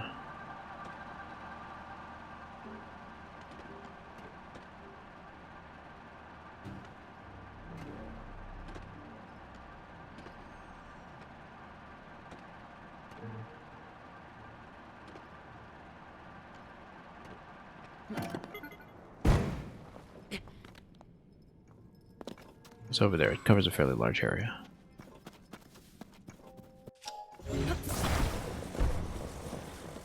Getting a little bit closer, but not too close.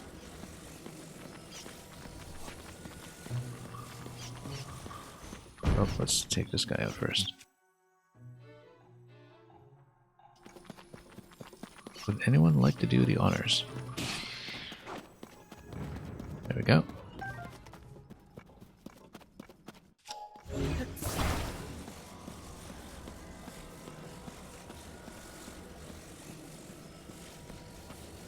Okay, we'll get in a bit closer.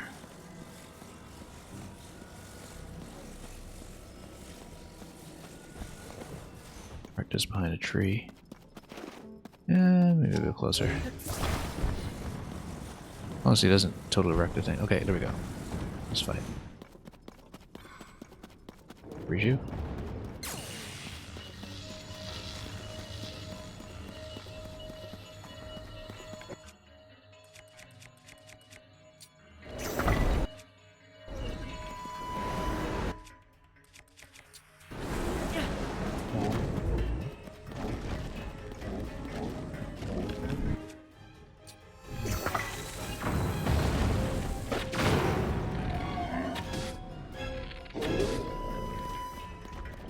Do wonder if they're climbable.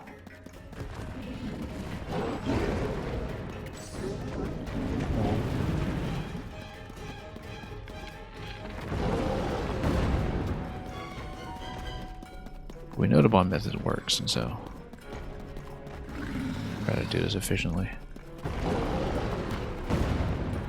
Yeah, let's not get too close to the vehicle. Let's also gear up. Let's gear up.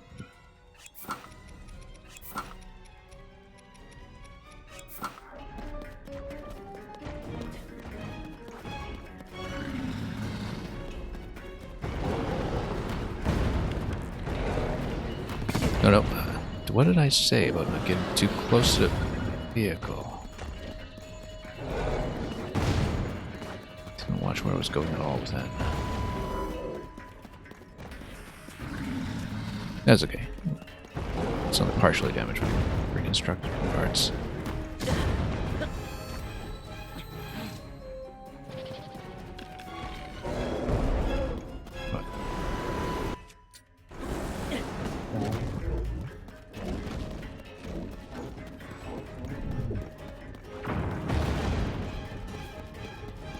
Wonder if we can get on top. Yeah, we totally can.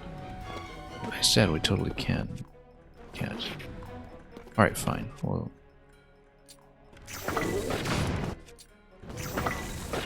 Oops.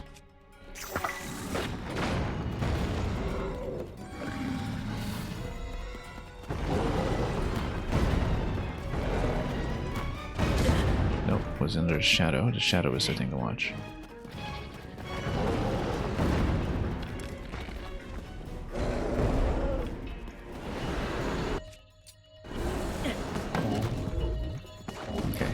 You, please.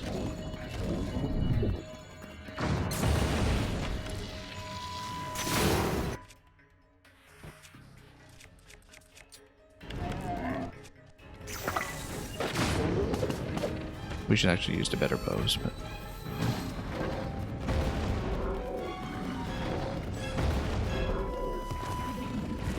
we can get on top of it. It's obviously a little bit better, but I think it'll shake me off with the jump.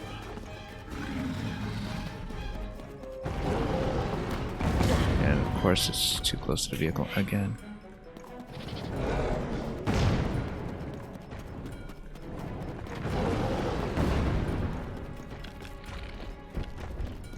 Come on.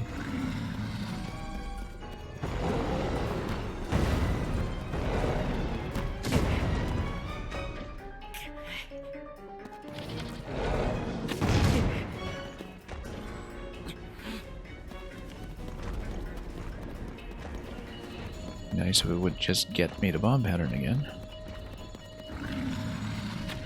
There we go, that works too.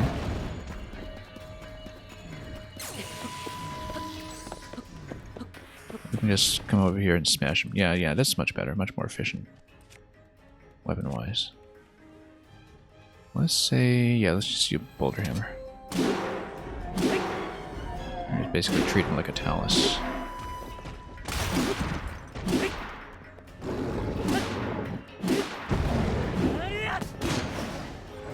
Yeah, even survive that, for the most part. We'll do it again.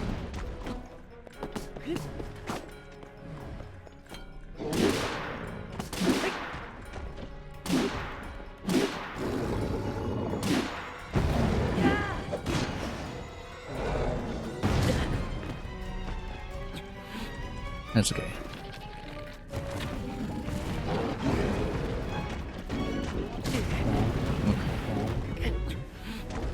Should have watched this pattern. Oh, come on.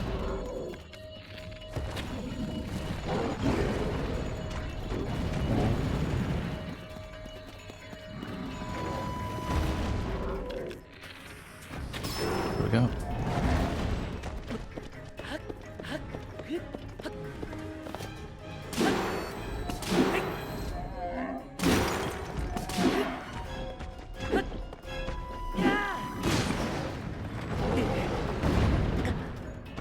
That was an interesting position to be in.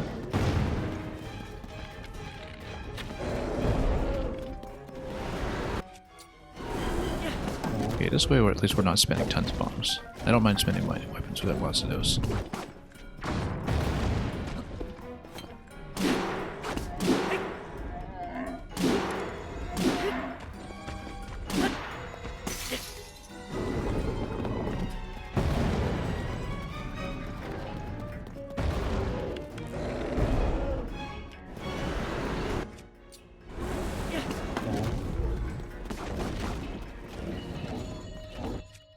Yeah, let's select the next weapon. It'll probably be Talus Hammer.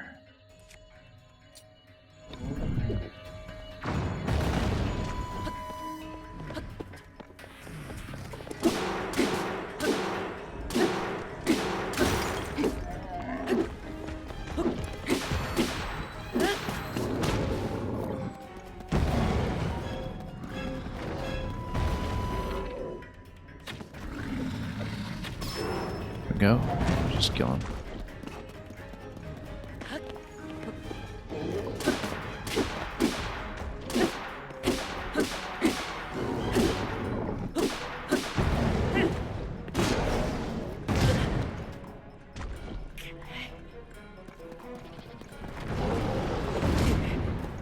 Oops, standing a bit close.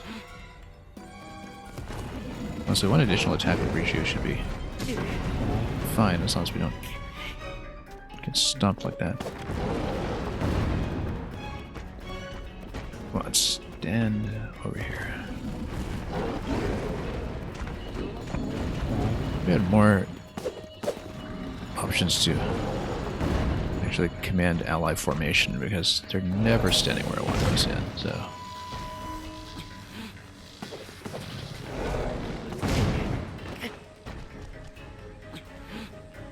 Spent so much time just walking towards allies that I'm trying to summon. They're nowhere near where they should be.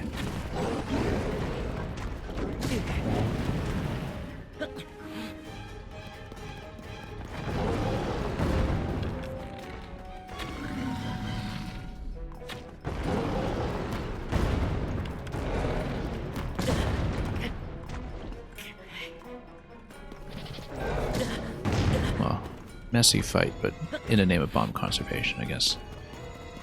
We're learning about it. Not even a hard fight. What?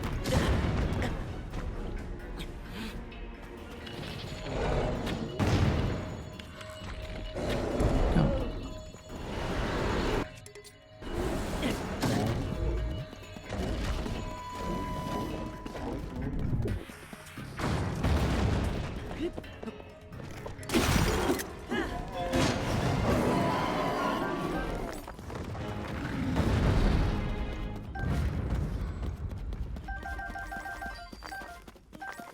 That was okay. Very wasteful resource-wise, and half my vehicle broke apart.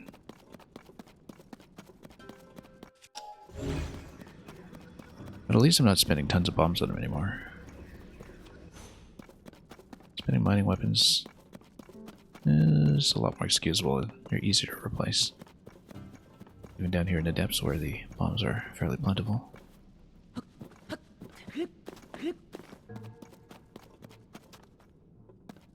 Am I even within range of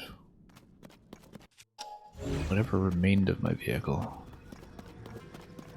Yeah, I guess there were some remnants. This is all that's left.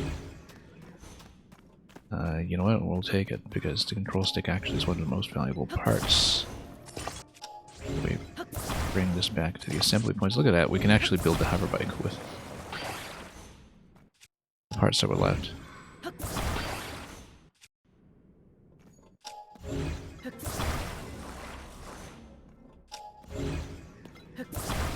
Let's flip this though.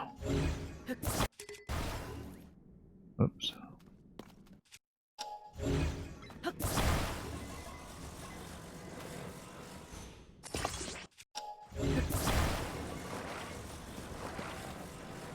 Well, I guess that's a bit of a silver lining.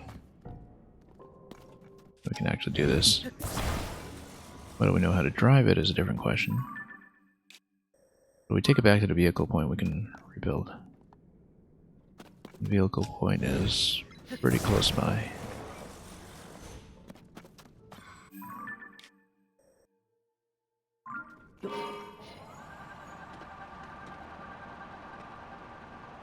My goodness, this thing really is efficient. Why are you even thinking of changing out of it?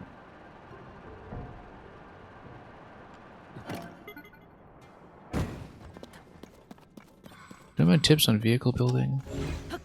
I've kind of enjoyed figuring it out the hard way myself. But I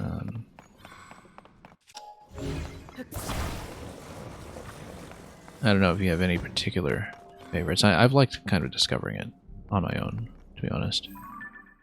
Because we've made plenty of mistakes along the way, and it's been a learning experience. Anyway, I do want to get back to this slow descender vehicle that I had before, because this little bike is nice, very efficient, but I kind of like the control of what we had earlier. Roughly. Let's break this thing apart. Yeah, I'm not going to be on too much longer today. I will probably just try to hit 1 or 2 additional light routes and call it from there. Maybe go up along the coast here. Or the wall, since that's going to be relatively easy to navigate.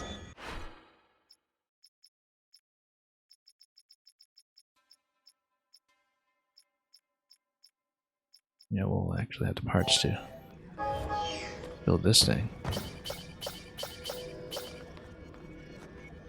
So what I'm thinking right now is, my original intention was to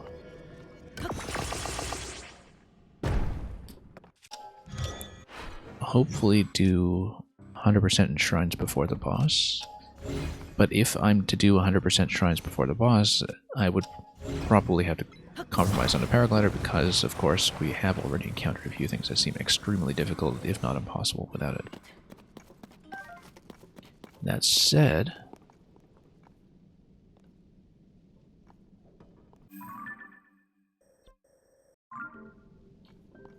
if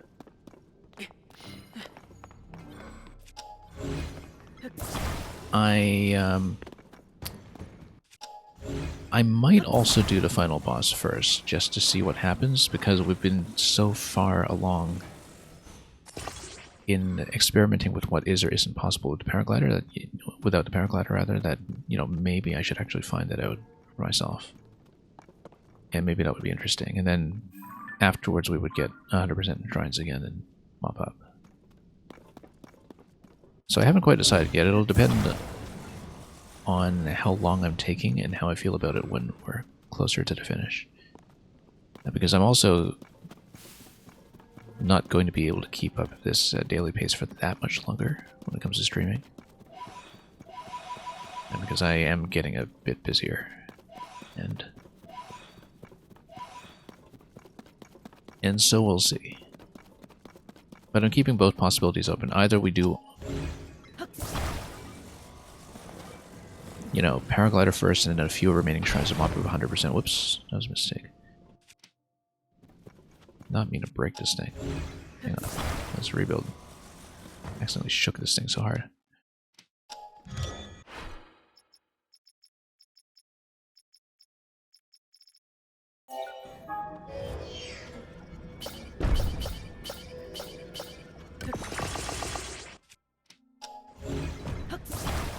Yeah, either we'll do that, or we will try to final boss just out of curiosity.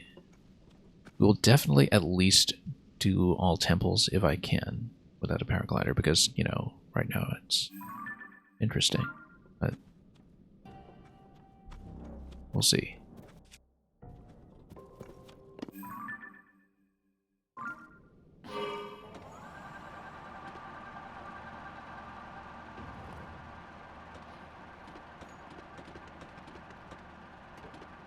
Anyway, obviously not as power efficient as that 2-fan hoverbike, but it's a little easier for me to maneuver precisely. I say that as I go up the landing again. As landing anything of reasonable size is occasionally a bit of a plane. Oh, so, yeah, I guess we forgot to put the bright bloom seed on it. Yes, yeah, what we'll do, we put a light on it. I'm going to try it with a giant seed this time just to see what happens.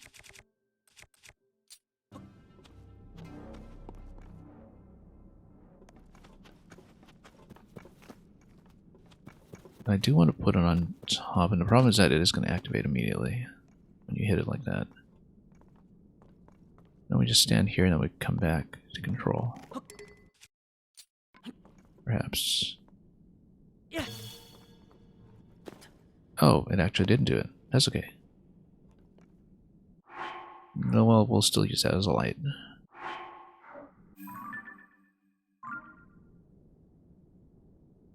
What am I doing for damage? I'm doing okay. Let's put on the mining suit though. We've got a light source, but just in case.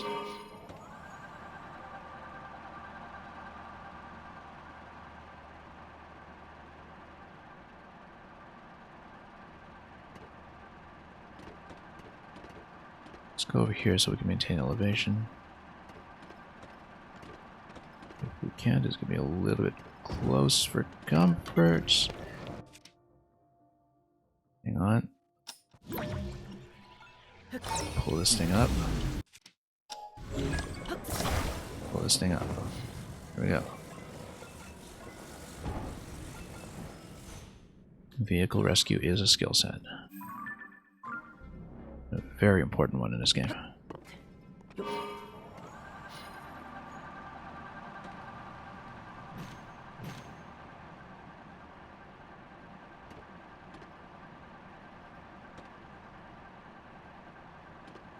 It smooths right up here, in fact.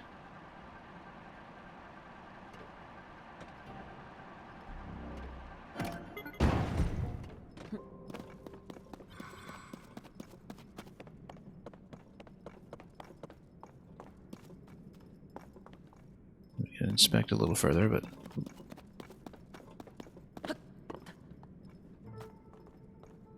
we'll keep going. Yeah, I always intended to get a paraglider at some point. In fact, I originally thought I would just get it before coming down to the depths in the first place, but then we accidentally fell into the depths, and that changed the whole plan.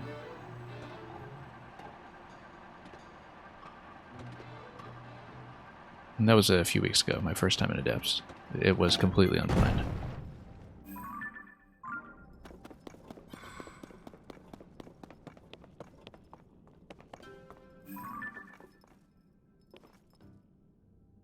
It's an enemy base, not a light route.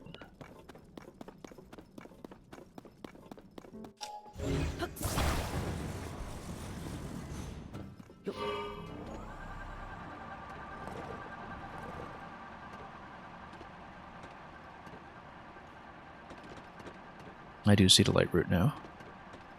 Just down below. We will make an attempt at it. I do wonder how Dorito one is going to work, but...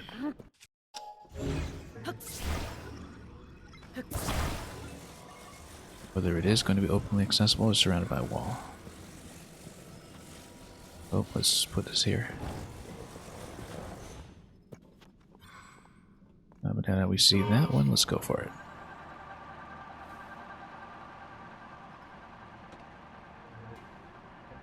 This one's going to be a steep drop, and we'll hopefully be able to make the drop with a balloon.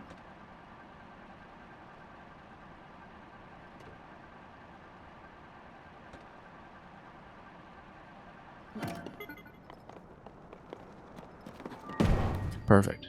Perfect. I mean, pitching forward when the control stick is exposed like that wasn't great, but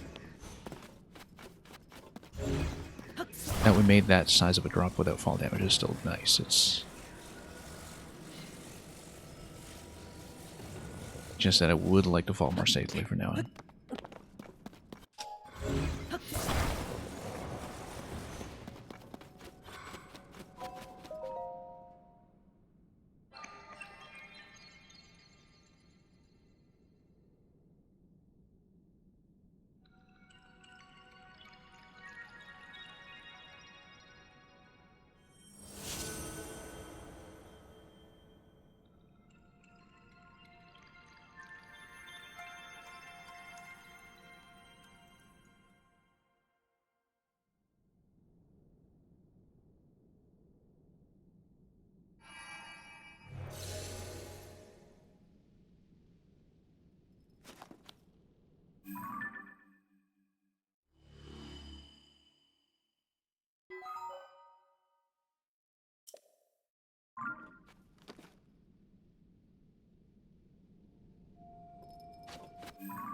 Yeah, because it seems like the Dorito one might be a problem. Maybe it's connected on one end. It's very hard to say.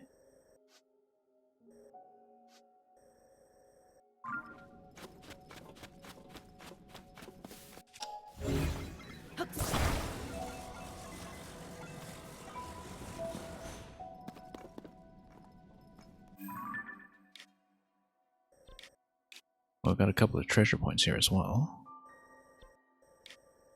You know, at the very least, there will be a light route over here.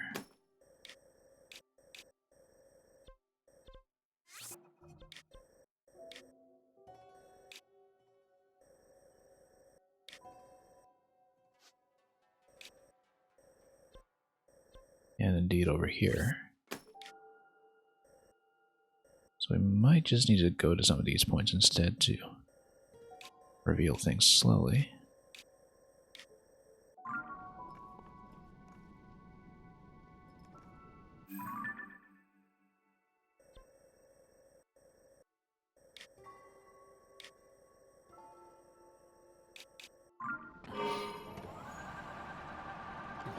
Are we taking gloom damage? No, we're fine. We're healed up.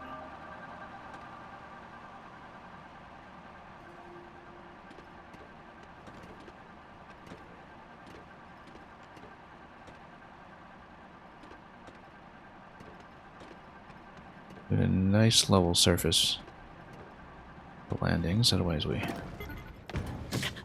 do get into trouble.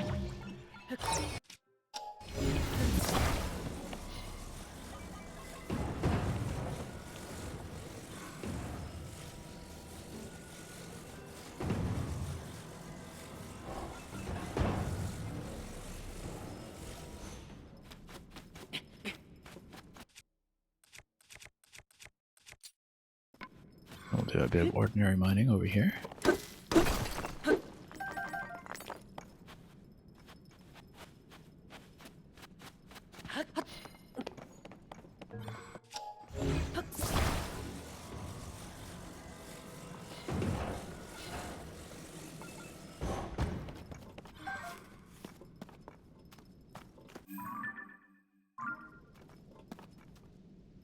And yeah, who knows how Dorito what is going to work. It's like it's supposed to be a pit or something, probably.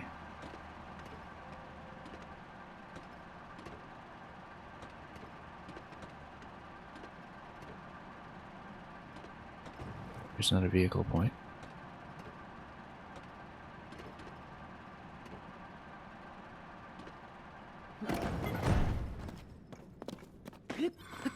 More of the usual.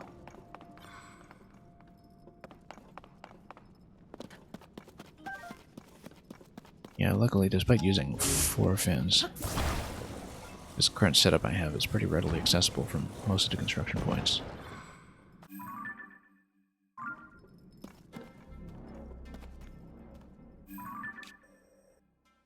Yeah, I think we'll want to reveal the map around Dorito 1.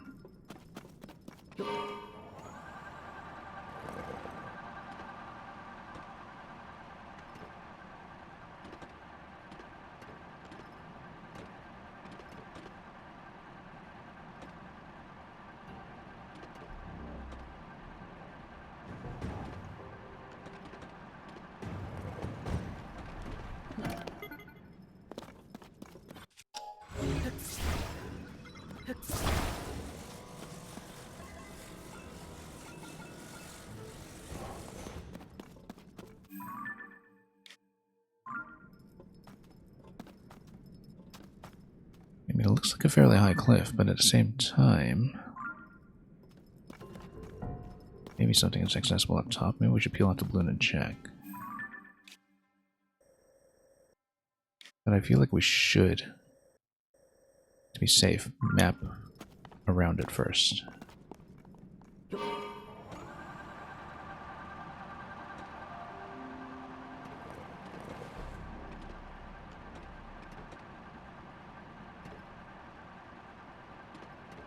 Got Talus over there.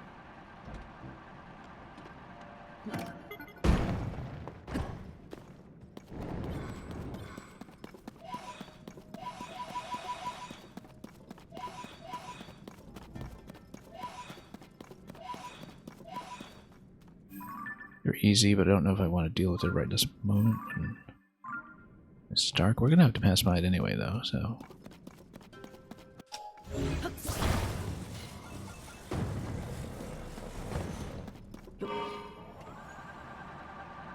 But I don't want the vehicle to get smoked by it. As it might if we're not careful, so... It's highly visible, that thing, just... lumbering around with its eerie glow.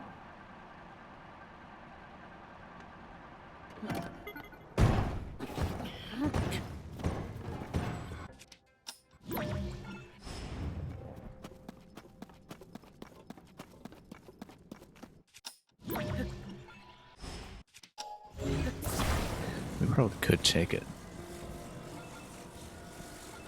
Maybe it's partly climbable. I was assuming that you can't really climb those things because of bloom, but... They do look at least partly... This one's glowing, too. It's very well illuminated. Which makes me think it might be something special. Let's park the vehicle back here so hopefully it doesn't get hit. We should see what it's all about, actually. I think it's a frost Talus. Must be what it is. That's frost. Insta-glow. Yeah, it's frost. It is really cool. Undoubtedly.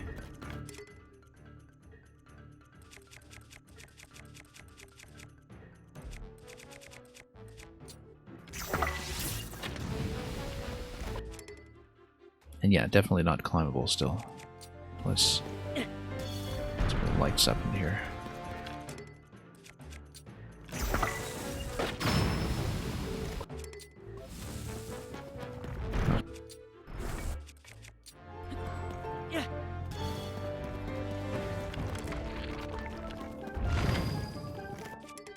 Yeah, problem is that if I can't really climb it. Maybe I just do need to climb it and just take some gloom damage as opposed to doing business, but we need to put in unfreezable.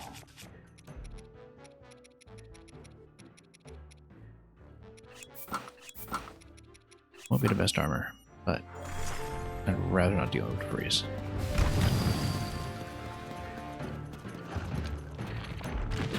Oop. Oh, wow, spending a good bow there. Not ideal.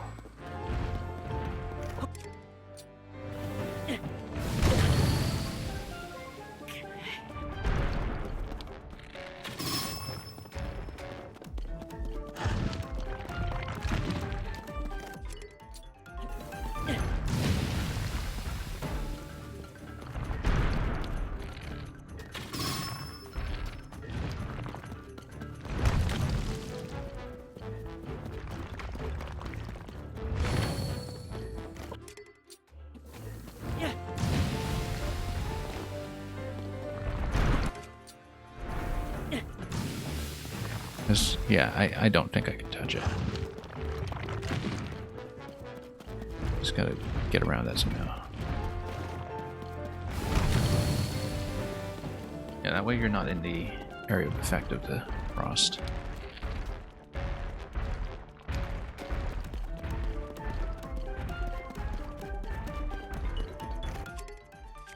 I'm getting a little low on bombs. Oops.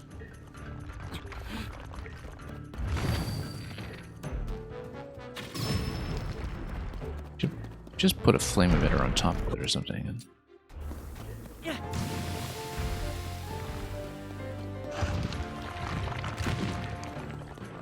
if I can get lightning going, that would really bad deal. Let's see a thing.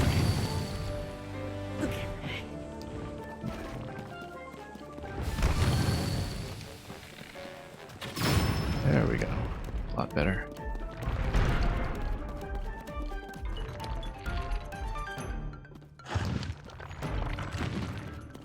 I don't want to waste my Lionel bow too much, so I'm going a bit cautiously instead of just firing away.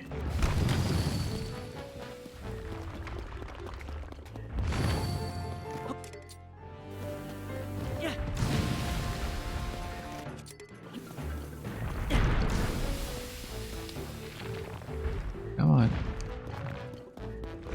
Nothing is in position.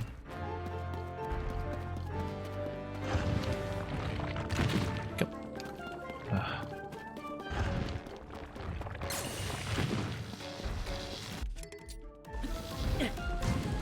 I should just soak the gloom and just climb them anyway.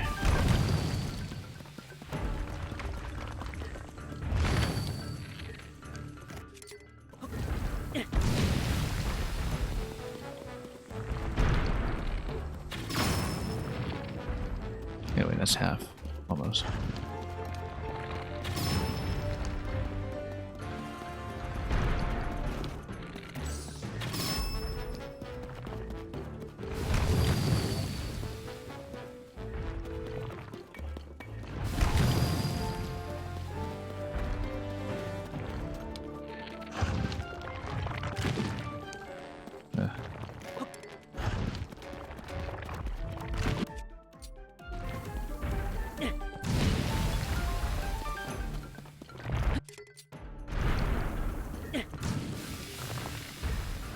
Come on.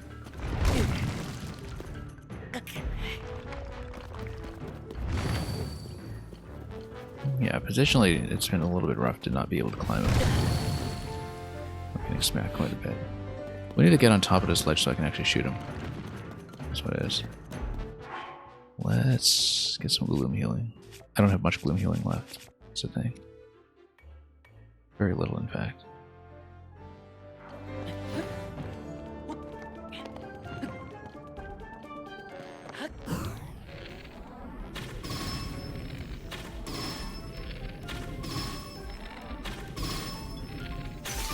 Not fond of using a Lionel bow like that, but especially because now we're down to a Savage bow and a Gerudo bow, and I don't really want to be too spendy about either of those.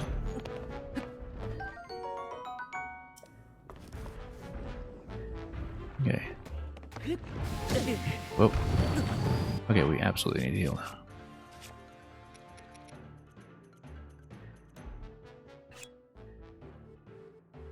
Yeah, that's a bit of waste.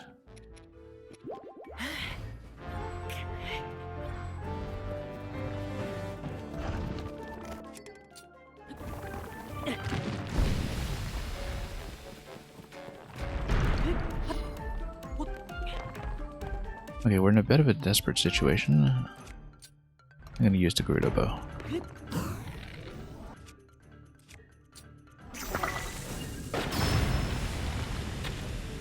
Whoops. I was mostly saving that for Gleox, but we have to do it. Okay.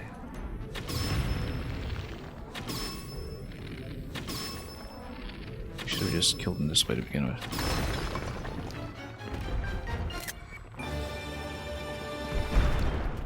That's what happens when you're just a little too frugal about fighting. Anyway. What are we going to trade in? Probably the rock hammer.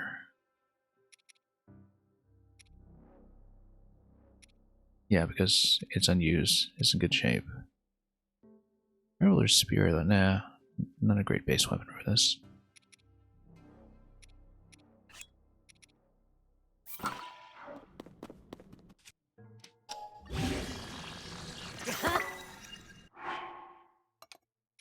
Okay.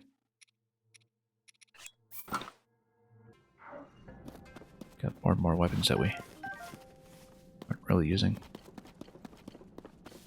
We should probably get to a light route soon just to heal up. Because fall damage by itself could just kill me at this point. But I think we still have a fairy left. So we can risk it, or we could try to make it to one more point and then probably call the stream from there if I... Able to, yeah, we have one fairy. And no gloom food left. Unless we cook some, which we can, given all the portable pots I've been sitting on. But basically want to head this way. And to not take extreme fall damage is the main thing.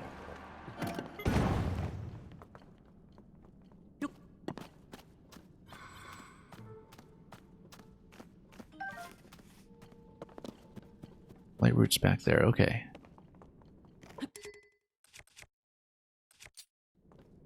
Yeah. We can do it.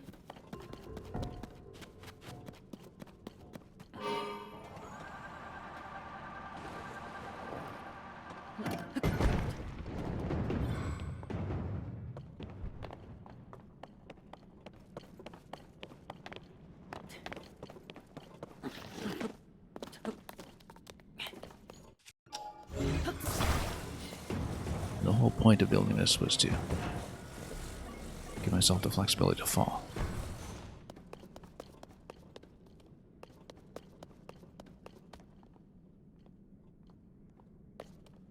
I might actually want to swap the control stick at this point so I don't spill out.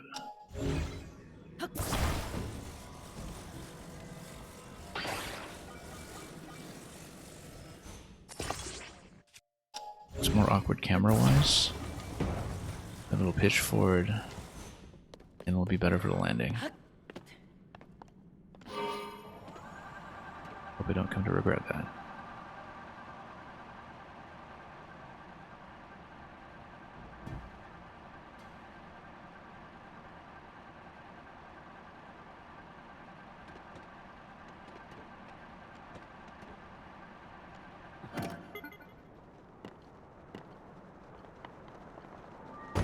Right on target.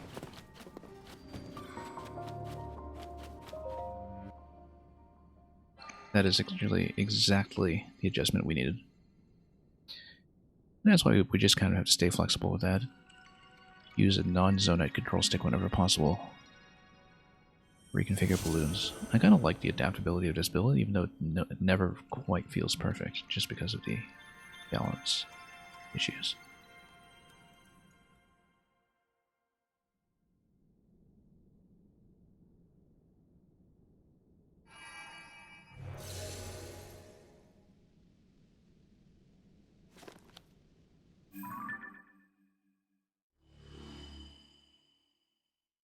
I don't know how we're going to reach the Rito one. Maybe it's one of those points that's just isolated.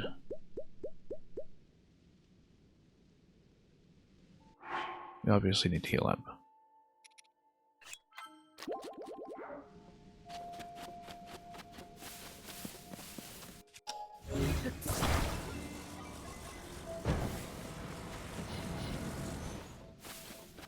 Yeah, as far as the regional location goes, maybe it's possible to go up high and not just hit an infinite wall, but, you know, given the mapping, I really find it doubtful. I think it might be just something that's just sort of privately connected to a secret drop point that you have to find with a chasm buried in central islands or something. I mean, that's how islands have worked everywhere else. So, well, we'll see, because, you know, the idea is that since Dorito Village is a tower inside an island, the equivalent here should be a depression inside a practically infinite column. We'd have to explore that properly to discover that on our own. Now that we've done a drop too, let's put it full stick back the other way.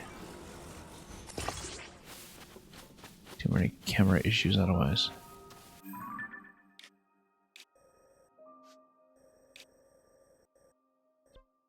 Anyway, we're going to finish for today from here. We'll see if we're able to continue tomorrow. Obviously a lot that's worth scouting in this location, and it will just kind of creep forward one light route at a time. Let's not accidentally fast travel. That would violate a sacred principle. We've got a lot of treasure to discover in this area as well.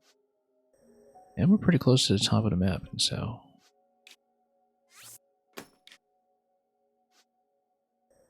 yeah, I might as well just mark a whole bunch of these. Oops.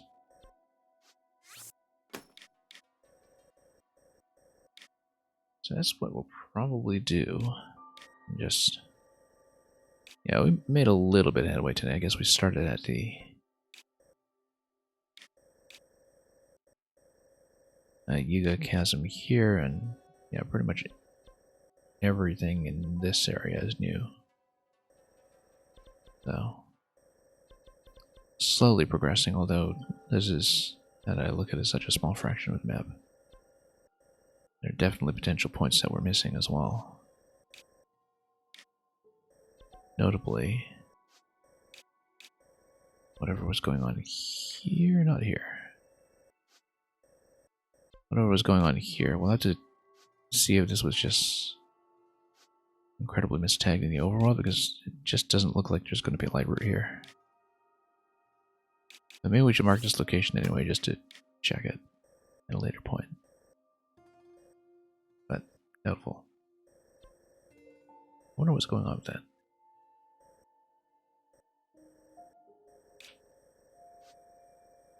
It might just have been this one mistagged from a distance, but I really don't remember. Yeah, because this is right by the Yiga base. I would have found it or something. So maybe that step was just wildly off target. We'll have to check it in the overworld.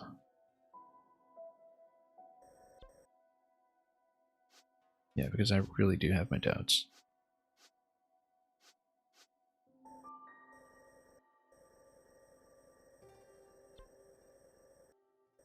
Anyway, good progress today.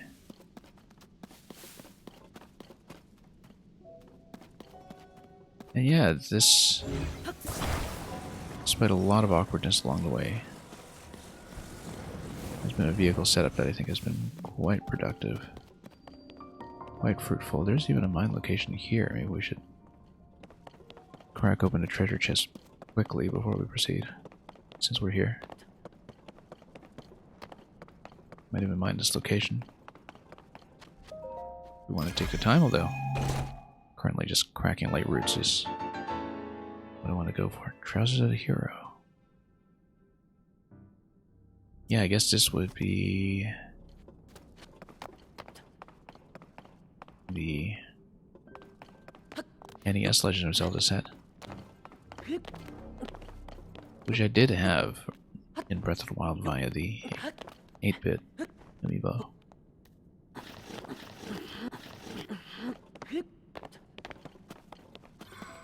So yeah, it looks like these treasure points are how you get a lot of the legacy gear. And this was not one of the ones we had marked out with the map either, but pretty much every named location I think is worth checking for a chest like that. So yeah, this lake will be equivalent to wall here. So we'll need to be aware of that if we're going around for this treasure later, because it's going to be around a wall.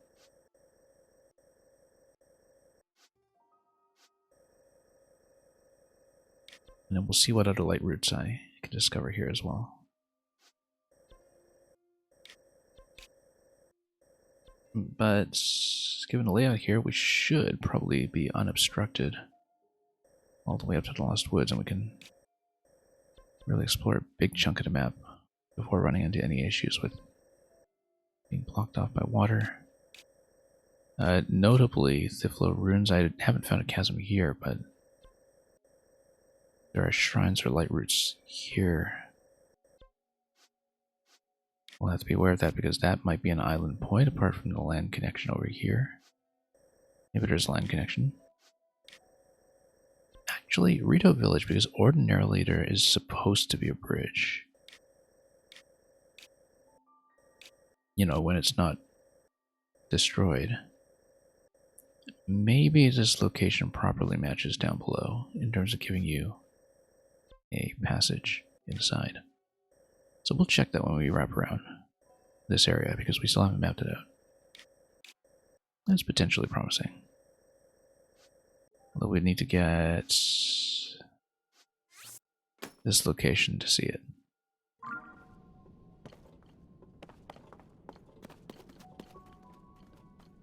Anyway, let's